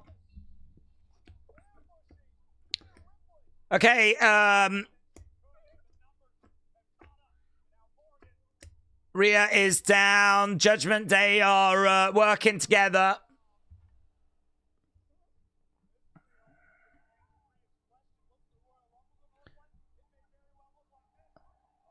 Okay, Rhea's brawling back. This segment is flipping dire. They're all just kicking at Rhea right now. Crowd don't really care. There was a little bit of a Rio chant. A bit of a cheer, though, as Rhea starts fighting back. Oblivion hits by Liv.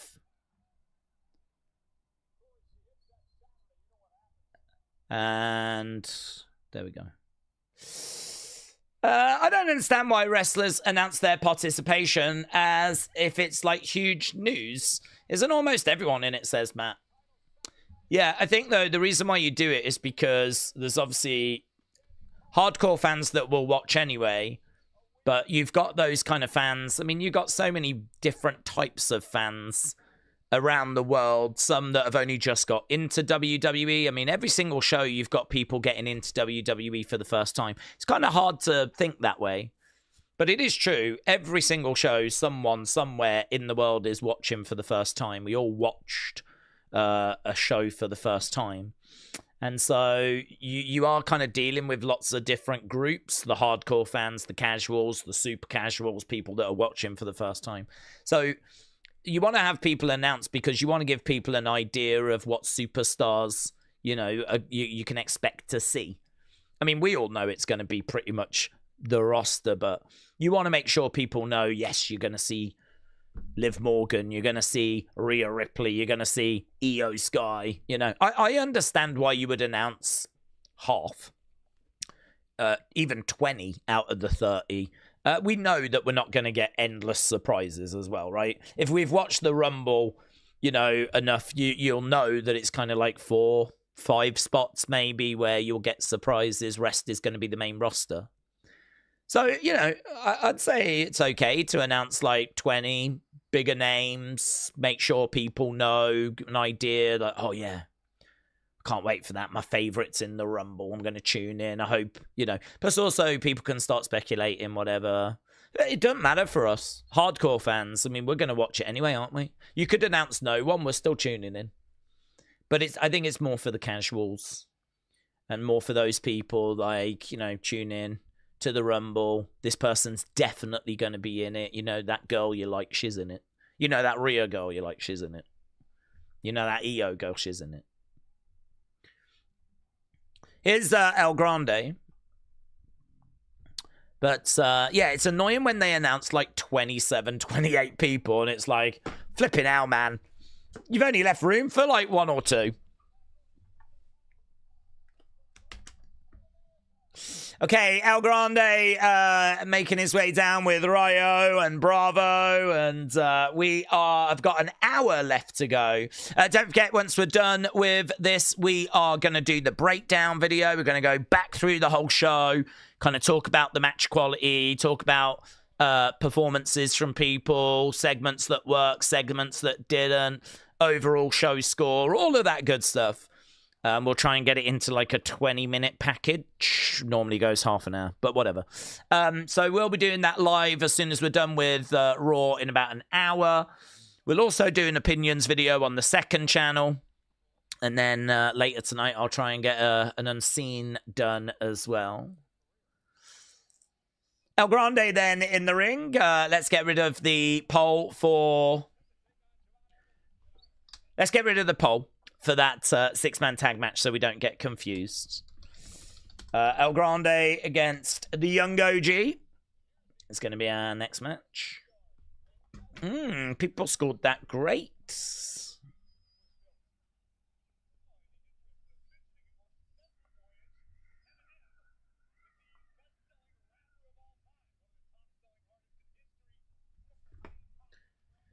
Eminem, the official theme with his track Godzilla. Daze, do we see WWE letting AAA or TNA talent enter the Rumble? Yeah, I can. I wouldn't be shocked if a Mr. Iguana was used. I wouldn't be shocked if a... The Kingo, maybe? I don't think there's loads of options for AAA. TNA, I could see Mike Santana, the current champ. Here's Lyra and Bailey.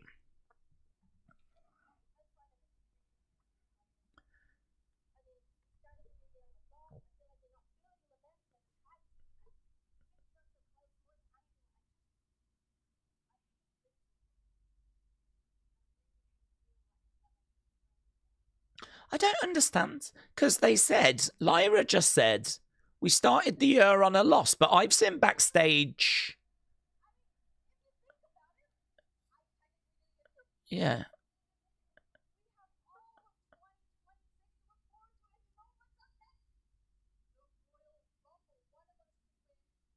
Crowd are doing the Hey Bailey thing.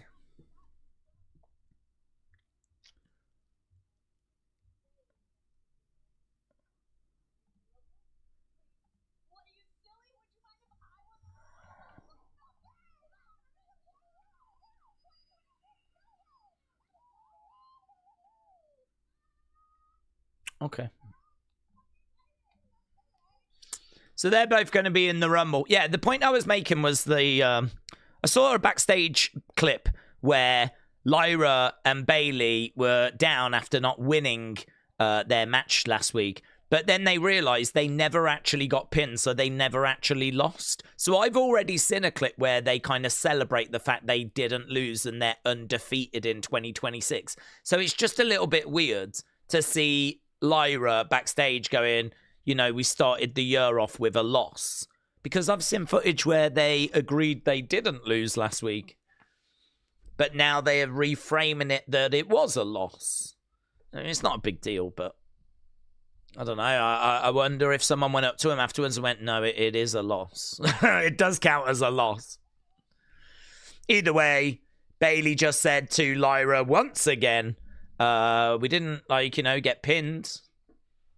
We've still got plenty of momentum. And they then both announced that they're going to be in the Royal Rumble. So a bit of a nothing segment, to be honest with you. We've probably already spent too long talking about it.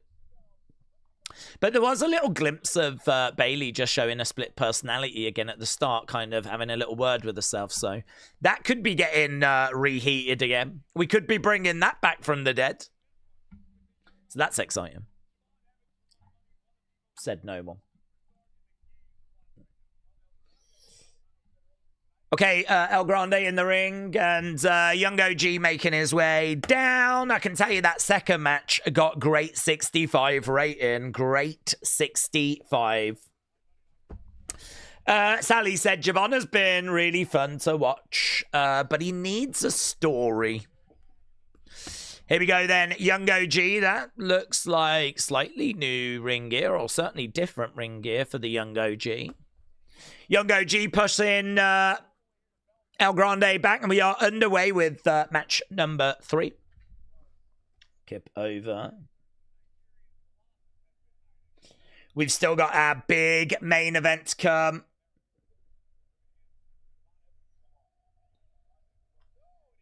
There's still not been any sign of Bron Breakker. Definitely feels like his presence is going to be felt in that main event. Randy, shout out to you, my friend. Appreciate the support. Thank you, buds. Firing in a gifted membership.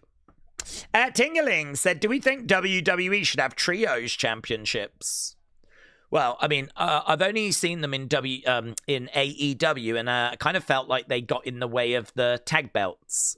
I don't know if they found a better way of having them kind of coexist, but it did sort of feel like they were getting in each other's way. So, I don't know. I mean, maybe you could do a tag division on SmackDown, a trios division on Raw. But certainly it felt like they were struggling to sort of find their place being on the kind of same roster, you know, in AEW. So you might be able to make it work, but I've got big concerns as to how you would get it to sit alongside tag titles. Javon is taking El Grande over. Your tribal chief said Dominic will return and turn on Balor. That is my bet. Joe talking about a retirement match. A lot of chatter about that. Is that where AJ calls it quits? Ooh, big kick coming in by El Grande at the Royal Rumble. El Grande going over, grabbing the hair of the Young OG and throwing down some shots. Joseph said, Javon's still in diapers. He'll get a storyline. Patience whilst he shows off to the WWE Universe. Steve said Bron Breakker is going to either cost Finn or Punk with his involvement in the main event. It could go either way, I guess. It just depends on how much they want to mix things up right now. Well, I mean, honestly, it feels like they want to mix things up quite a bit. I've been quite impressed with the amount of story that we've had throughout this show. I mean, it really feels like there's been a change. We're not just like doing backstage confrontation lead into a match. We're actually setting things up like a week or so in advance. We've got plenty of backstage moments. I'm actually quite impressed with the amount of creative that has been on display so far. Okay, we are going to commercial break right now as El Grande is on the outside of the ring. Sort of recovering. Javon Evans in the ring as El Grande gets back in and gets back out again. So we are at commercial break. Phoenix said as much as the lucha style is used in the mid-card, it feels like creative just doesn't look at it as a style that could make the top of the card. The top stars always seem to be more power-heavy, said Phoenix. I think that's always been the case. I don't think it's impossible. But I do think that numbers seem to show from merch sales and video views and all of that. It seems to be that those big, powerful guys just seem to resonate more than the smaller, more agile guys. But we had a conversation the other day where we were talking about there is a place for, you know, all of these on the card. It's obviously good to have a nice blend. That way you can have that kind of high-flying, agile action, that lucha style. And then you can have your big, heavy hitters. We saw it work to great effect with WCW. They had a cruiserweight division that was highly praised with the likes of Eddie Guerrero and Rey Mysterio, but, you know, sitting alongside the NWO. But yeah, when it comes to like breaking through, Rey's probably the one example you would use as someone that's been able to get to that main event level. Oh, we're really taking our time here. El Grande goes to the corner, climbs up, gestures out to the crowd. This match has just completely stopped. I don't actually know what's happening right now. What is this? Yeah. Where's Javon? Is Javon okay?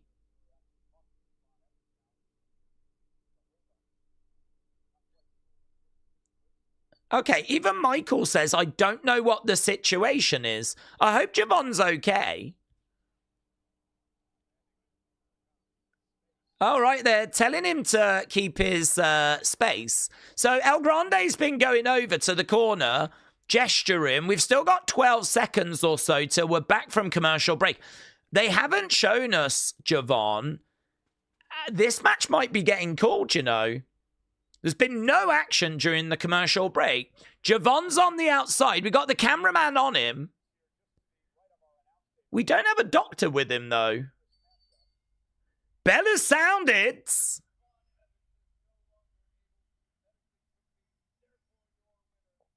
Okay, he's holding his wrist. Javon Evans is holding his wrist. So there's no doctor with him. I think he probably knows that he's done some damage to his wrist and that he can't continue. There's no doctor checking him out or anything. But he seemed to be grabbing a hold of his wrist there. Now we've got some medic with him. Along with... oh, no, now he's holding his chest. Make your mind up. Perhaps it all hurts. Okay, now it's the boob. Now it's the chest, yeah. There is El Grande bidding him adieu. Yeah, I gotta be honest, that certainly doesn't feel like how that was planned to finish. That definitely feels like we've done that because of real injury. So definitely wishing Javon and his boob a very speedy recovery. Just seeing what went down earlier. Hopefully that's not something that's going to keep him out for too long. I mean, could you imagine if he like misses the Rumble or something? To be honest, I just thought that El Grande was walking around and just sort of like, you know, being a heel and being arrogant and what. I didn't realize that he was actually killing time because Jess was with Javon and there was some sort of issue. That's really unlucky, said ZDS Dub, especially this close to the Rumble. He might be 21, but he's been wrestling since 14. He's a 7-year veteran, says Tony. Backstage with Finn.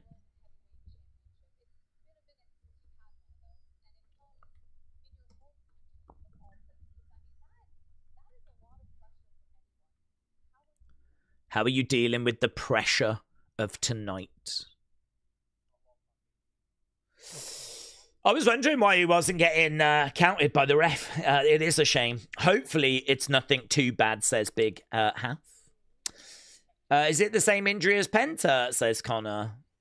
Don't know yet. I mean, at first he seemed to be grabbing his wrist, and then he was grabbing his pec. You're on my turf. This is my island.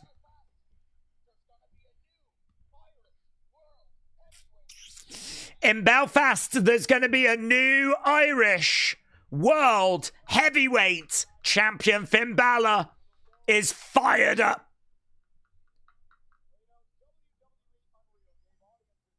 Oh, yeah, unreal. That drops tomorrow.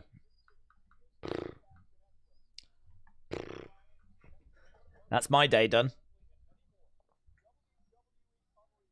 That's not a bad day, is it, to be honest, sitting down watching WWE Real, but yeah, I don't know quite how we're going to present whatever comes out of that. Benny said, I feel that Triple H is dragging stories, like he'll start a story, then he'll drag it just to get to Mania. Also, he does start and then forget stories. I think there's a history of WWE doing that, though. I mean, a lot of stuff gets dragged to Mania, but I would agree that Triple H is guilty of doing that. The only good thing is we're at Mania now. So that means that, you know, we can start to pull the trigger on some of this stuff. We obviously won't do scores because there's not really anything to score for that match.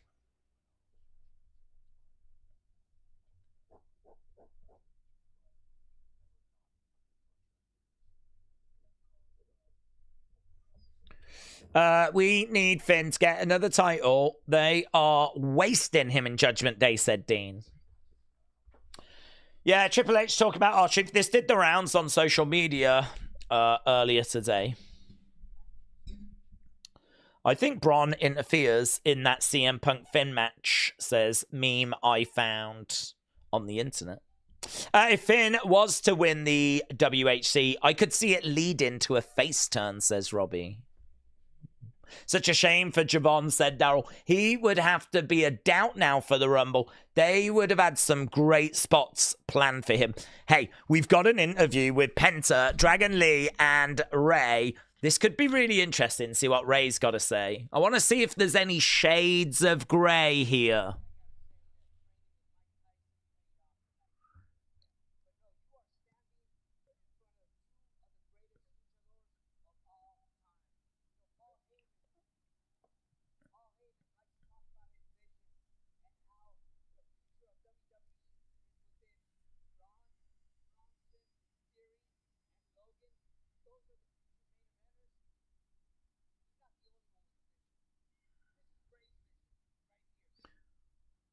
This is Ray's vision.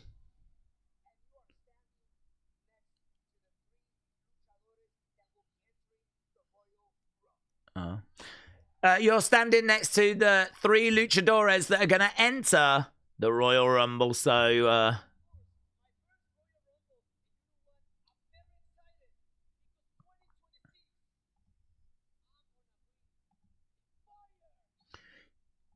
2026, I'm going to bring the fire, says Dragon Lee. Dragon Lee bringing the fire. Penta bringing the Spanish. I've got no idea what he's saying. Oh. Here's English.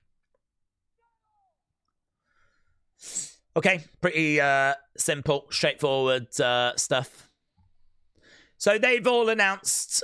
Oh, they got that potato sign! They're beating up the potato! Ah! How did they get that? How did they get that sign? They got the Paul Heyman potato sign and they started wrecking it at the end of the promo. Dude. Look at it. It is so orange as well. It is so... Oh, it's been Donald Trumped. It has absolutely been Donald Trumped. Although, to be honest, I have seen times where he does look that colour, Paul Heyman. He does look like he's just stepped out of Chernobyl. Oh, here's a Oba Femi vignette right now. Here we go. Here, this is where we get next week. This is the one. I've been waiting for a few weeks now for it to say next week. This is the one. Here we go. Here we go. Here we go. Oba Femi. Here we go.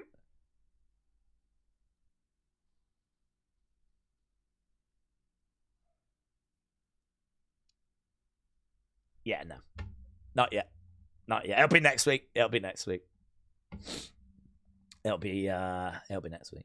Right. Here's we're backstage with Adam Pearce and the Vision.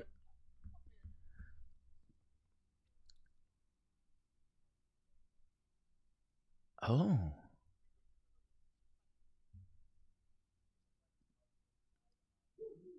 I want to talk to Bron Breakker next week, eye to eye.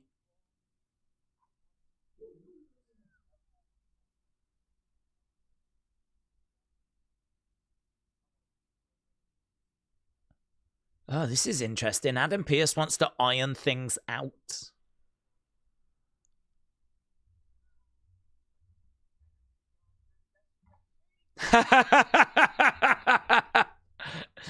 Heyman says you better be on your best behavior. Who was on the phone? Who was it? The Rock. Who the flip was it? Who was it?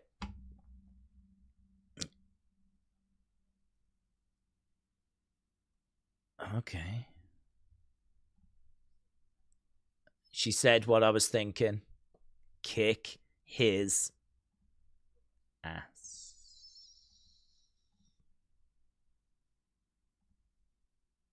What's happening?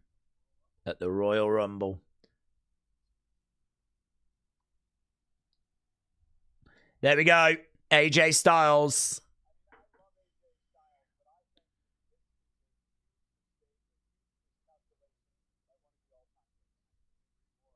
Gunther, career on the line is official. Daze, Finn was robbed years ago, and now he needs his moment. Now, Drew, WWE needs to get this right, says Ronnie. It's official. It is official.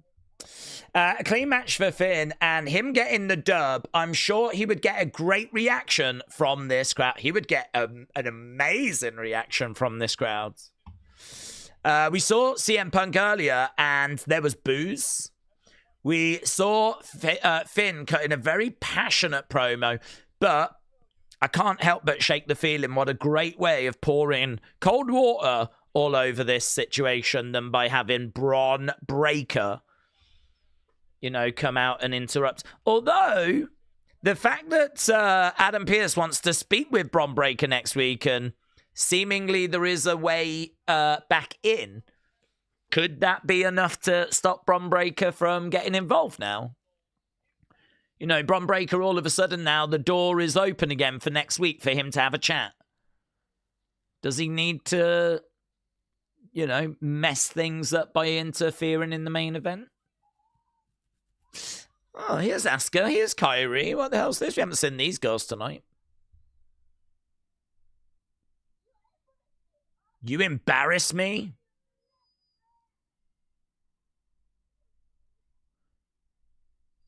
Kyrie says she's sorry. Slap her. Slap her. You lost our titles. And you lost last week.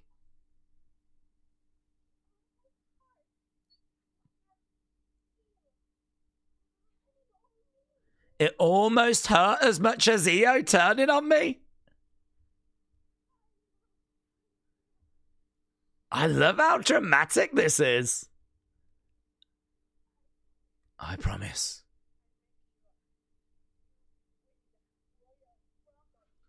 I promise I'm gonna make sure you win the Rumble.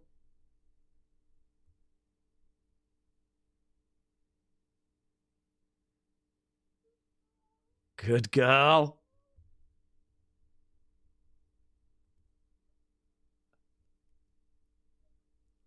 Don't make me yell at you again.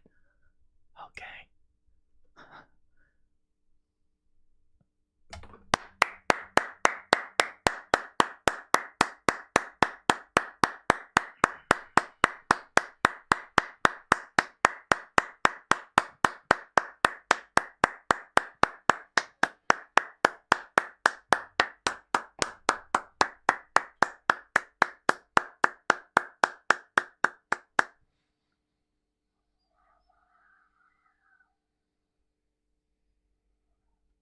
I don't know who's booking this show or doing those segments, but can you just make sure that you look after Triple H wherever you've put him? I don't know where you've put him. I don't know what you've done with him. But, yeah, if you can just make sure that he's, fed, watered. I would hate to think that if he is locked in a cupboard somewhere that he's being neglected in any way. So hopefully we can just, make sure everything's all right. But mate, I flipping put that straight into my veins. I flipping loved that. Even the way that Asuka was delivering it by not shouting, and it was a little bit like, you know, Jake the Snake, how he would do his promos and he would keep them quiet. Do you know, he would talk in that very, like, low voice. And it was more compelling than him ranting and raving and whatever. Actually, you know, you've got Asuka with her broken English kind of doing that and saying, don't make me yell at you. And it's like, oh. And you could say that it was maybe a little overacted, but it was a very, very committed performance in the sense of, you can imagine both of them standing there and it's like, right, girls, here we go. Are you ready? About to go live. 5, 4. Asuka, I'm so... And then, like, into the performance we go, you know?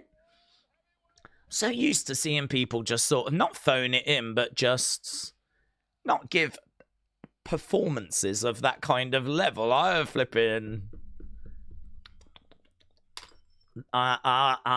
ate that right up, mate. That was right up my street.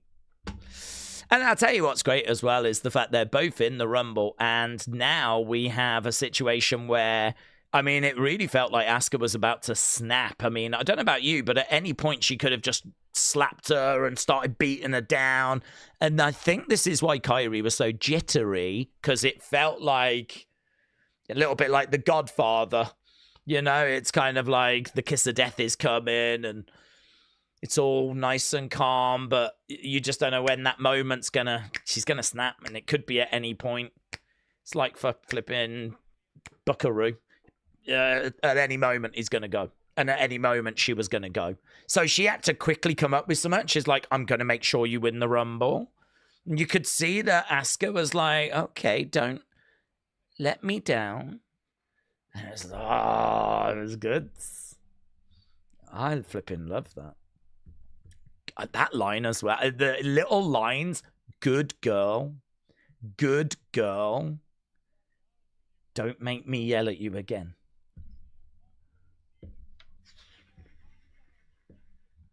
I love some of the lines in it. I love it.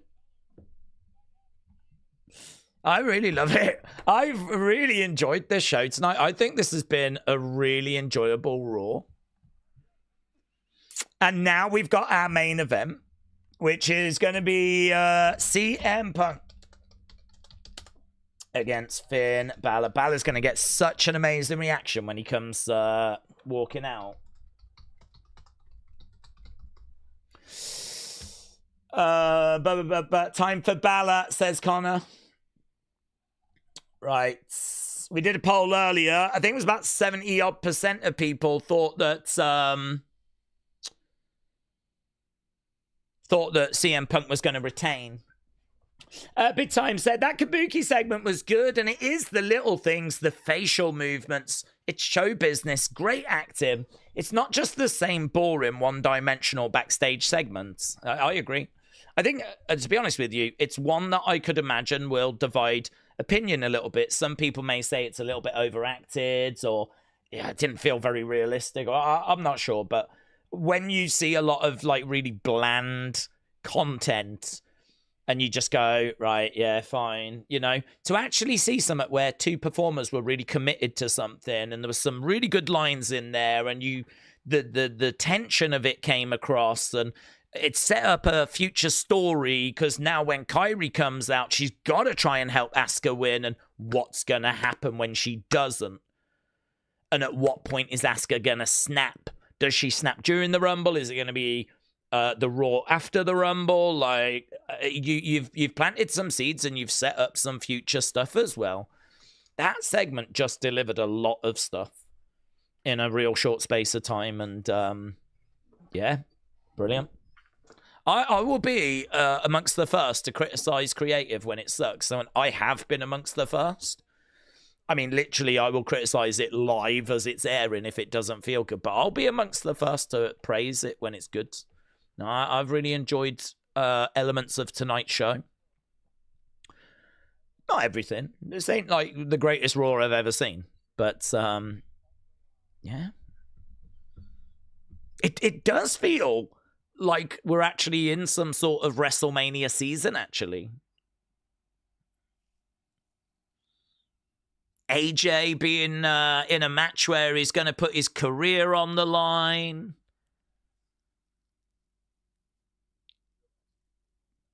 Natty turning on Maxxine. Championship match coming up now. We don't know what's happening there. Ray using brass knucks, which might have just been opportunist, but we've got the whole Adam Pearce Bron Breakker story kind of going on at the moment. Javon getting injured was really unfortunate. Okay, some CM Punk chants breaking out.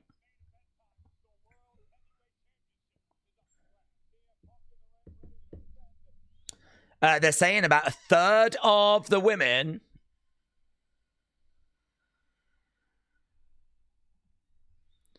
have been announced for the Rumble. Apparently, CM Punk was saying, I want you to lead the charge after I put him to sleep. Come under this bottom rope. I'm going to kick you right in the teeth and I'll put you to sleep too. Looks like CM Punk was having a word there with a fan.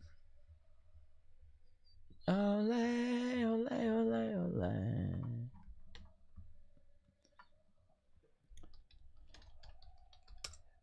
We've got Olays going off and they're just delaying Balor coming out.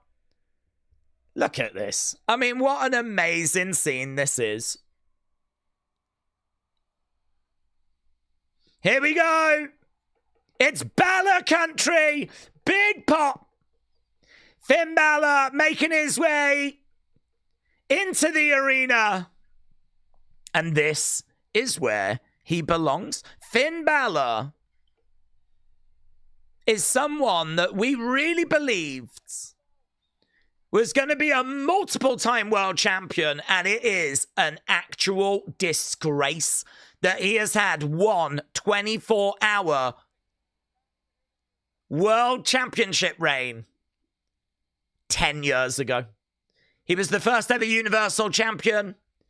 He's never won a world title since. He's got an opportunity to do that tonight. And as Balor just said, I can't even hear my music.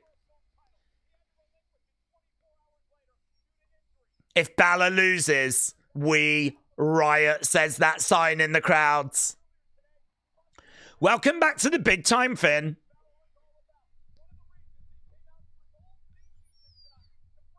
You should have been here a lot more. Oh my God, doesn't that just bring back memories? Certainly of NXT. What we should have had, what we could have had. I've seen enough. Put the belt on him. I've seen enough. Put the belt on him.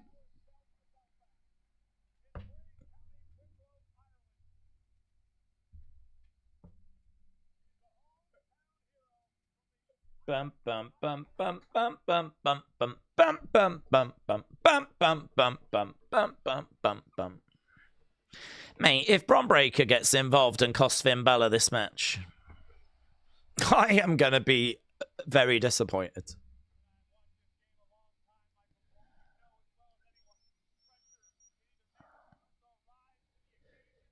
You know as well as anyone, pressure can make a superstar rise to the occasion.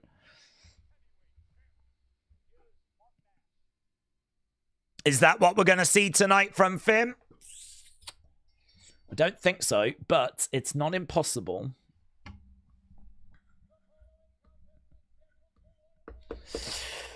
Bron Breakker ain't interfering. He's suspended, says Connor. What if he does it under a mask so we don't know it's him?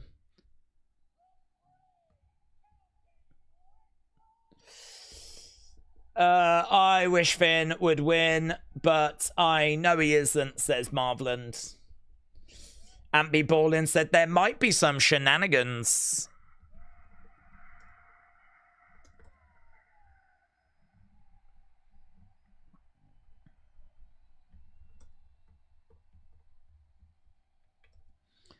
Yeah, go on, man. Go on. I'd love for him to do it. It's got slight shades, just slight shades of Sammy in Montreal. Just slight. But they're there.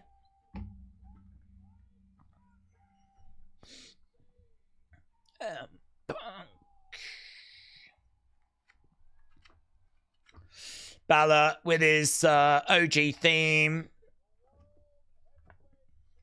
I mean, even this is a moment. Even this is a spectacle. Theme songs matter, is what people are saying online. Ask Kit Wilson.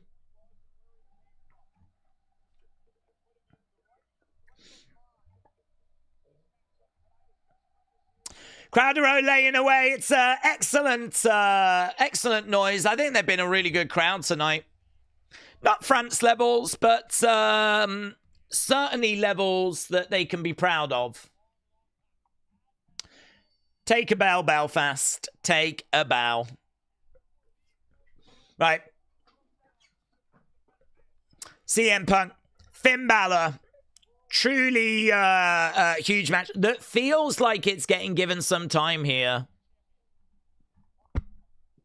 CM Punk has got Finn Balor down. Who won the last match? That was the Javon injured match, was it? So El Grande, I think, technically got the victory. Ref stoppage.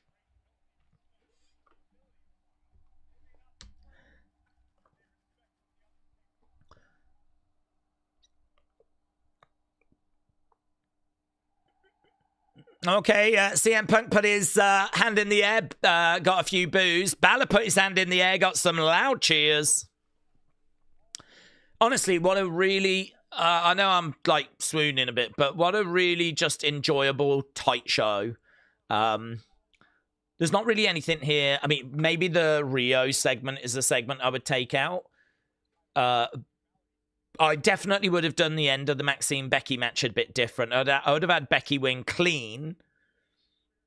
And then I would have had Natalya frustrated at the fact that Maxxine had not won. Then attack Maxxine. So I would have changed that. I would have... but I still say, stand by, that's Maxine's best match I've ever seen. I think the six-man tag you lot said was great. Wouldn't really make much change to that. I don't know about Ray with the brass knucks if it's not going to lead to anything. But whatever. The Rio segment I definitely would have dropped. It's just a shame about Javon. You can't do anything about that. He got injured. And now we've got a big juicy main event that's going to bang. One, shoulder up.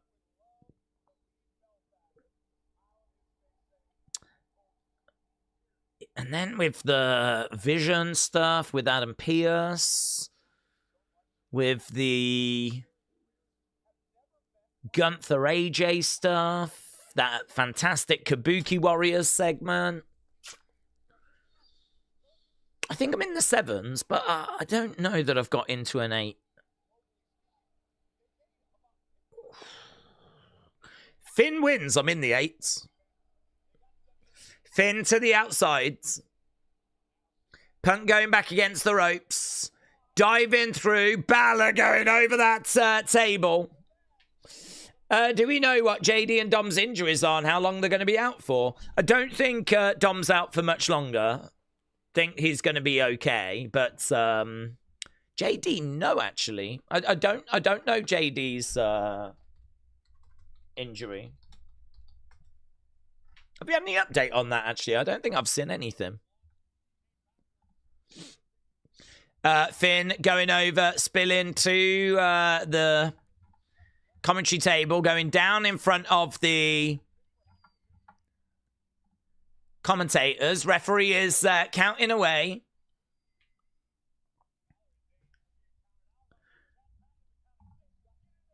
Yeah, we've got ref counting. Balor is in. Balor breaks the count. Balor makes it. So Balor is in the ring. I think we're at commercial break right now. We got a backbreaker.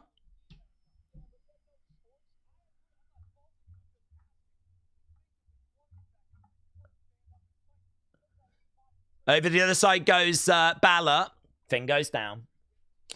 If Finn wins or Dom screws him, that's the only ending that I want. Anything else might hurt tonight's score, said Phoenix. Word Live Cena said, could you imagine a Hall of Fame speech for Eddie Guerrero? I mean, that's another one we've been robbed of, you know. Again, first, his family.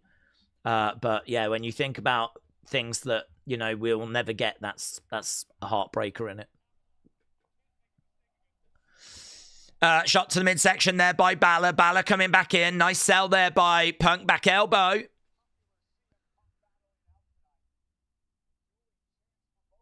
Bang. 1, 2. Finn Balor is kicking out there as a little bit of back and forth at the moment. So we're at 10 minutes into this.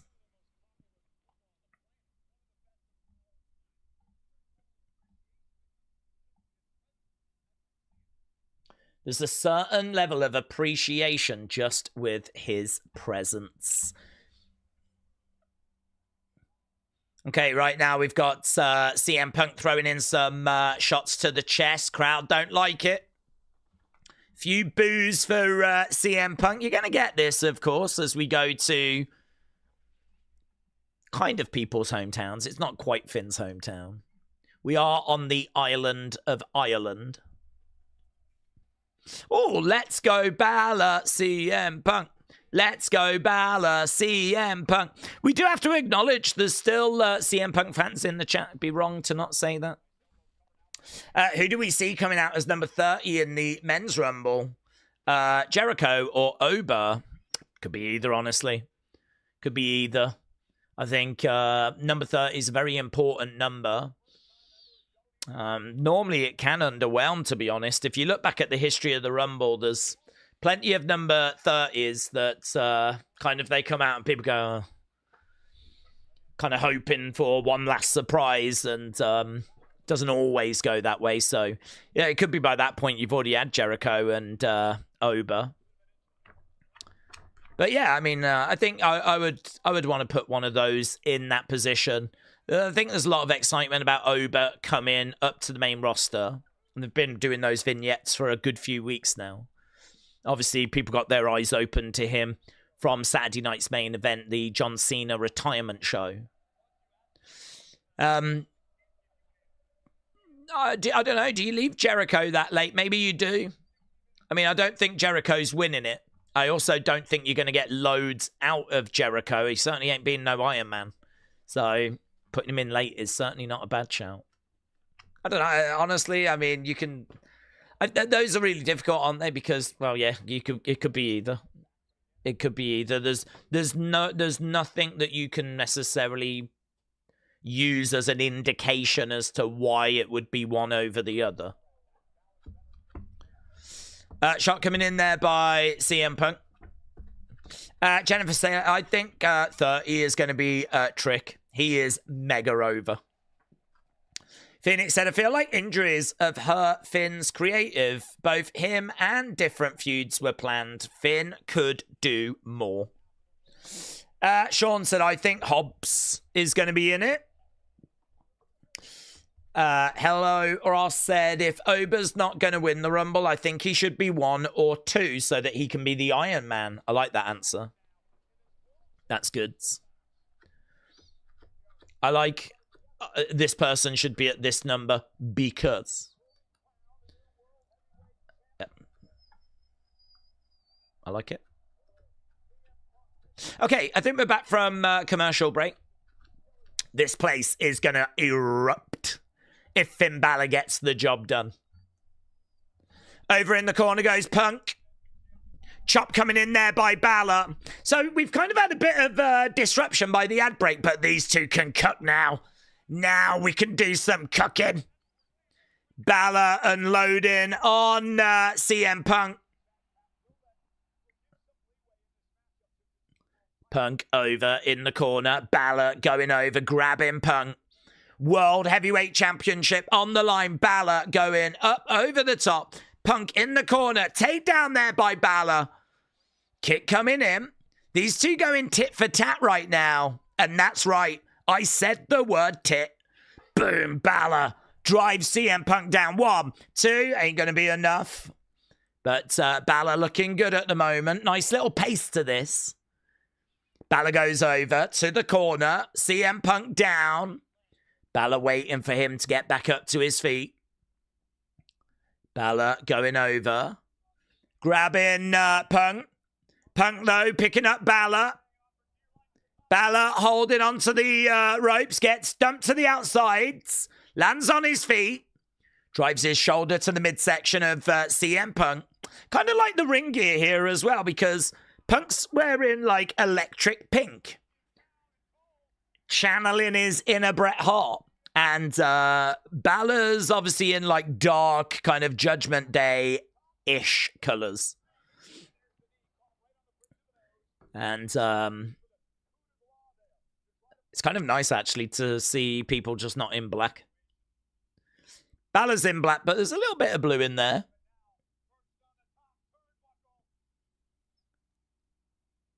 I really like CM Punk's electric pink. It looks really good. Oh, that's great!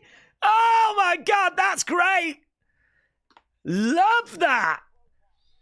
So, superplex. It looked like Punk was going to, like, kip up or just kind of do that. So he kind of brought his legs back to sort of, you know, get back up. And as he brought his legs back, yeah, look, Balor just hooks them. Go straight into a pin. That's, oh, man. If you like your wrestling, if you like your graps, it's little things like that where you go, I've seen that move so many times. And it's just he's going to kip up, but then Balor hooks the leg. And you go, oh, my God. I don't know if I've seen that before.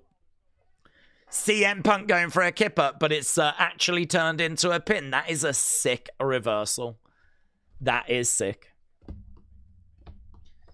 Oh. Could you imagine if that's how he got the win? I hope someone else in the world, even if it's just one person, appreciated that moment as much as me. Bang.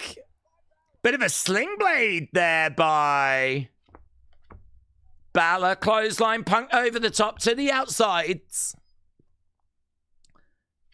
CM Punk on the outside. Balor on his feet, looking to go over the top. Here we go. Air Demon. Boom. Lands it. Setup looks really good as well. They just showed the entrance where you got all those lights coming down from the top. Look really good. Finn over in the corner. Coming in, drop kick. Punk goes... is in the drop zone, down. So is down, is in position for the coup de grace. Finn Balor climbing up. Coup de grace doesn't connect. Doesn't connect. On the shoulders. GTS! CM Punk 1, 2. Ah, Balor lives! Balor lives! Pretty sweet GTS in the middle of the ring. Looked like Balor was about to get put away. We're sort of in that territory where they could end the show now. Look at that. Up, bang, connects. Middle of the ring. Balor gets that shoulder up. I love that guy's reaction. He had his hands on his head and everything. He was like, let's go, man. Elbow drop by Punk. Balor still in it, says Connor. Let's go, Finn, said Casey. A kick out of the GTS, says Edwards. Anaconda Vices in by CM Punk. Anaconda Vices in. Balor, middle of the ring. CM Punk. Keeping him down. Trying to get over. Oh, foot on the rope there by Finn. This is the best Finn Balor match I've seen in so long. I mean, not a surprise. It's high stakes, the energy of the crowds. Oh, CM Punk calling for that GTS. Pepsi Phil looking to put this one away. Finn Balor on his feet, turns around. Effortlessly gets picked up. Balor fighting back though. Elbows coming in by Balor. Balor on his feet. Balor backs over to the corner, charges in. Sling blades! Balor over the other side. Balor charging in. Drop kick. CM Punk goes into the corner, goes down. Balor's digging deep, man. Pointing over, charging in. Boom! Connects! Here we go. He's in the drop zone. I think this lands. It does! Coup de grace! Here we go, Finn. 1, 2. Oh, my God. That sound you just heard was hearts shattering. I mean, it's only fair. Balor's kicked out of the GTS. Now Punk kicks out of the coup de grace. And we are being treated to something really special. Yeah, this is great. This really is great. Both guys look digging deep. That's what it's all about. The World Heavyweight Championship on the line. Finn Balor. Almost got caught. Nice. Roll up. 1, 2. It's going to take some more than that. Oh, not great. Rolls through. God, there's only so many times Balor can find himself on the shoulders of Punk. I think that's it.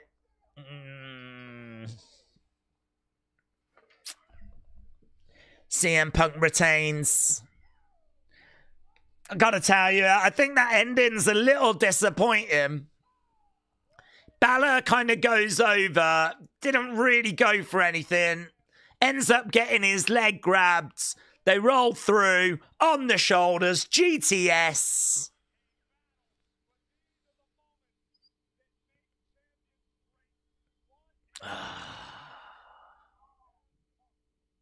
I mean, look, the odds are against Balor winning, but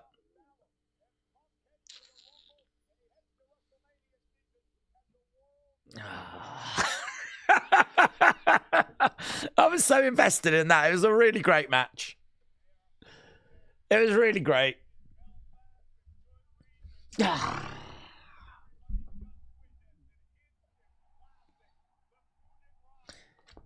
CM Punk. God, no wonder Tony Khan hated him. He's a dream wrecker.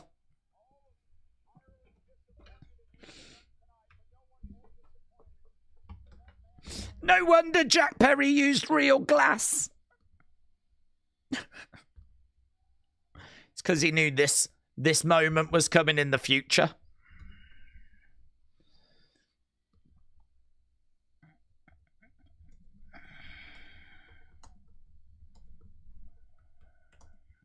He goes over, he puts his hand out. Okay, I need Finn Balor to be World Heavyweight Champion now. Not like right now, but at some point. That's now on my wish list. I think it was kind of there anyway, but now it's moved up in priority.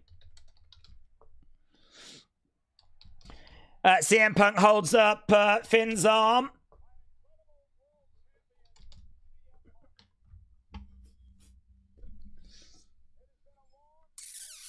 Yeah, he goes over, he embraces, and we've got a lot of respect being shown here. A few words there by Finn, and there seems to be a real respect.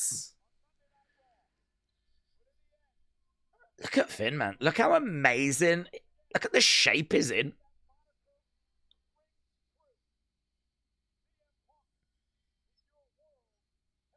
What a great main event. Is he about to get murked by Bron Breakker? Or are we just ending it? I wonder what's going through Finn's brain right now. I mean, there's no shame in losing. You could do a story arc where Finn uses this as motivation. You know, too long I've been out of that spotlight. I've got a taste of it and I want more. This does not have to be the end of the dream for Finn, but it's just not meant to be tonight. There's a Pepsi logo in the front row, actually. CM Punk is celebrating. Finn Balor in the entranceway. Don't know what the referee was just saying to Punk then. Celebrate more, maybe? Hold the belt up? Hold it. I saw him say summer up. I think he's just said to him, hold the belt up. They want you to hold the belt up. So CM Punk gets back in the ring. He does exactly that. And the show comes to an end. Well, there we go. I've got to tell you, I'm really impressed. I'm really impressed. That, to me, is a Raw that is so much better than the average Raw that we were getting in 2025. That is a Raw that really fills me with confidence as we continue on the road to WrestleMania. That's a Raw that really makes me think that WWE are aware of where they were falling short last year. That is a Raw that seems to have quite a bit of story in it and quite a bit of... It feels like work has been done, right? That does not feel like an episode you just quickly chuck together and, yeah, will this do? You know, and I've got to be honest with you. Some shows last year where it does feel like that's what happened. I wonder if there was a little bit last year of Triple H and, you know, the guys just like, let's just get through to next year. When we get through to next year, we've got some plans in place. You know, we can start things off with January 6th and, you know, that big kind of Raw 1 year on Netflix, Stranger Things crossover. You know, we'll launch it from there. And, I don't know, man. I really enjoyed tonight. And, you know, that show that they did with the Strange Things, I didn't think it was terrible. I thought that was, you know, better than what we were getting for a lot of the Raws last year as well. So I feel like we're in a good place. And then when you remember this is the European tour that was so awful last year. That European tour sucked. So we're not even in America. And we're not even the right side of the Rumble yet, you know? Technically, WrestleMania season doesn't start until we get to the Rumble. So this is like unofficial WrestleMania season, but I still feel like this is a marked improvement on what we had last year. So, yeah, I enjoyed it. I hope you lots enjoyed it as well. I'm really looking forward to doing the opinions video, actually, and getting your thoughts. So I'm going to put that feedback up now. We are going to be back in, well, not long, actually. We'll do a full breakdown of everything. What did you think about Raw? What did you think about Raw? Feedback request. Let's get that up. Between the changes on SmackDown and Drew winning the title and improved shows and pacing, I feel like I can give WWE some grace. And we'll see what then is next. Yeah. Yeah, I feel like if nothing else, there is some effort that is going into these shows. If nothing else, but there are other things that I will credit them with. Okay, let's get your scores in for the match. That's what we need. That's what we need.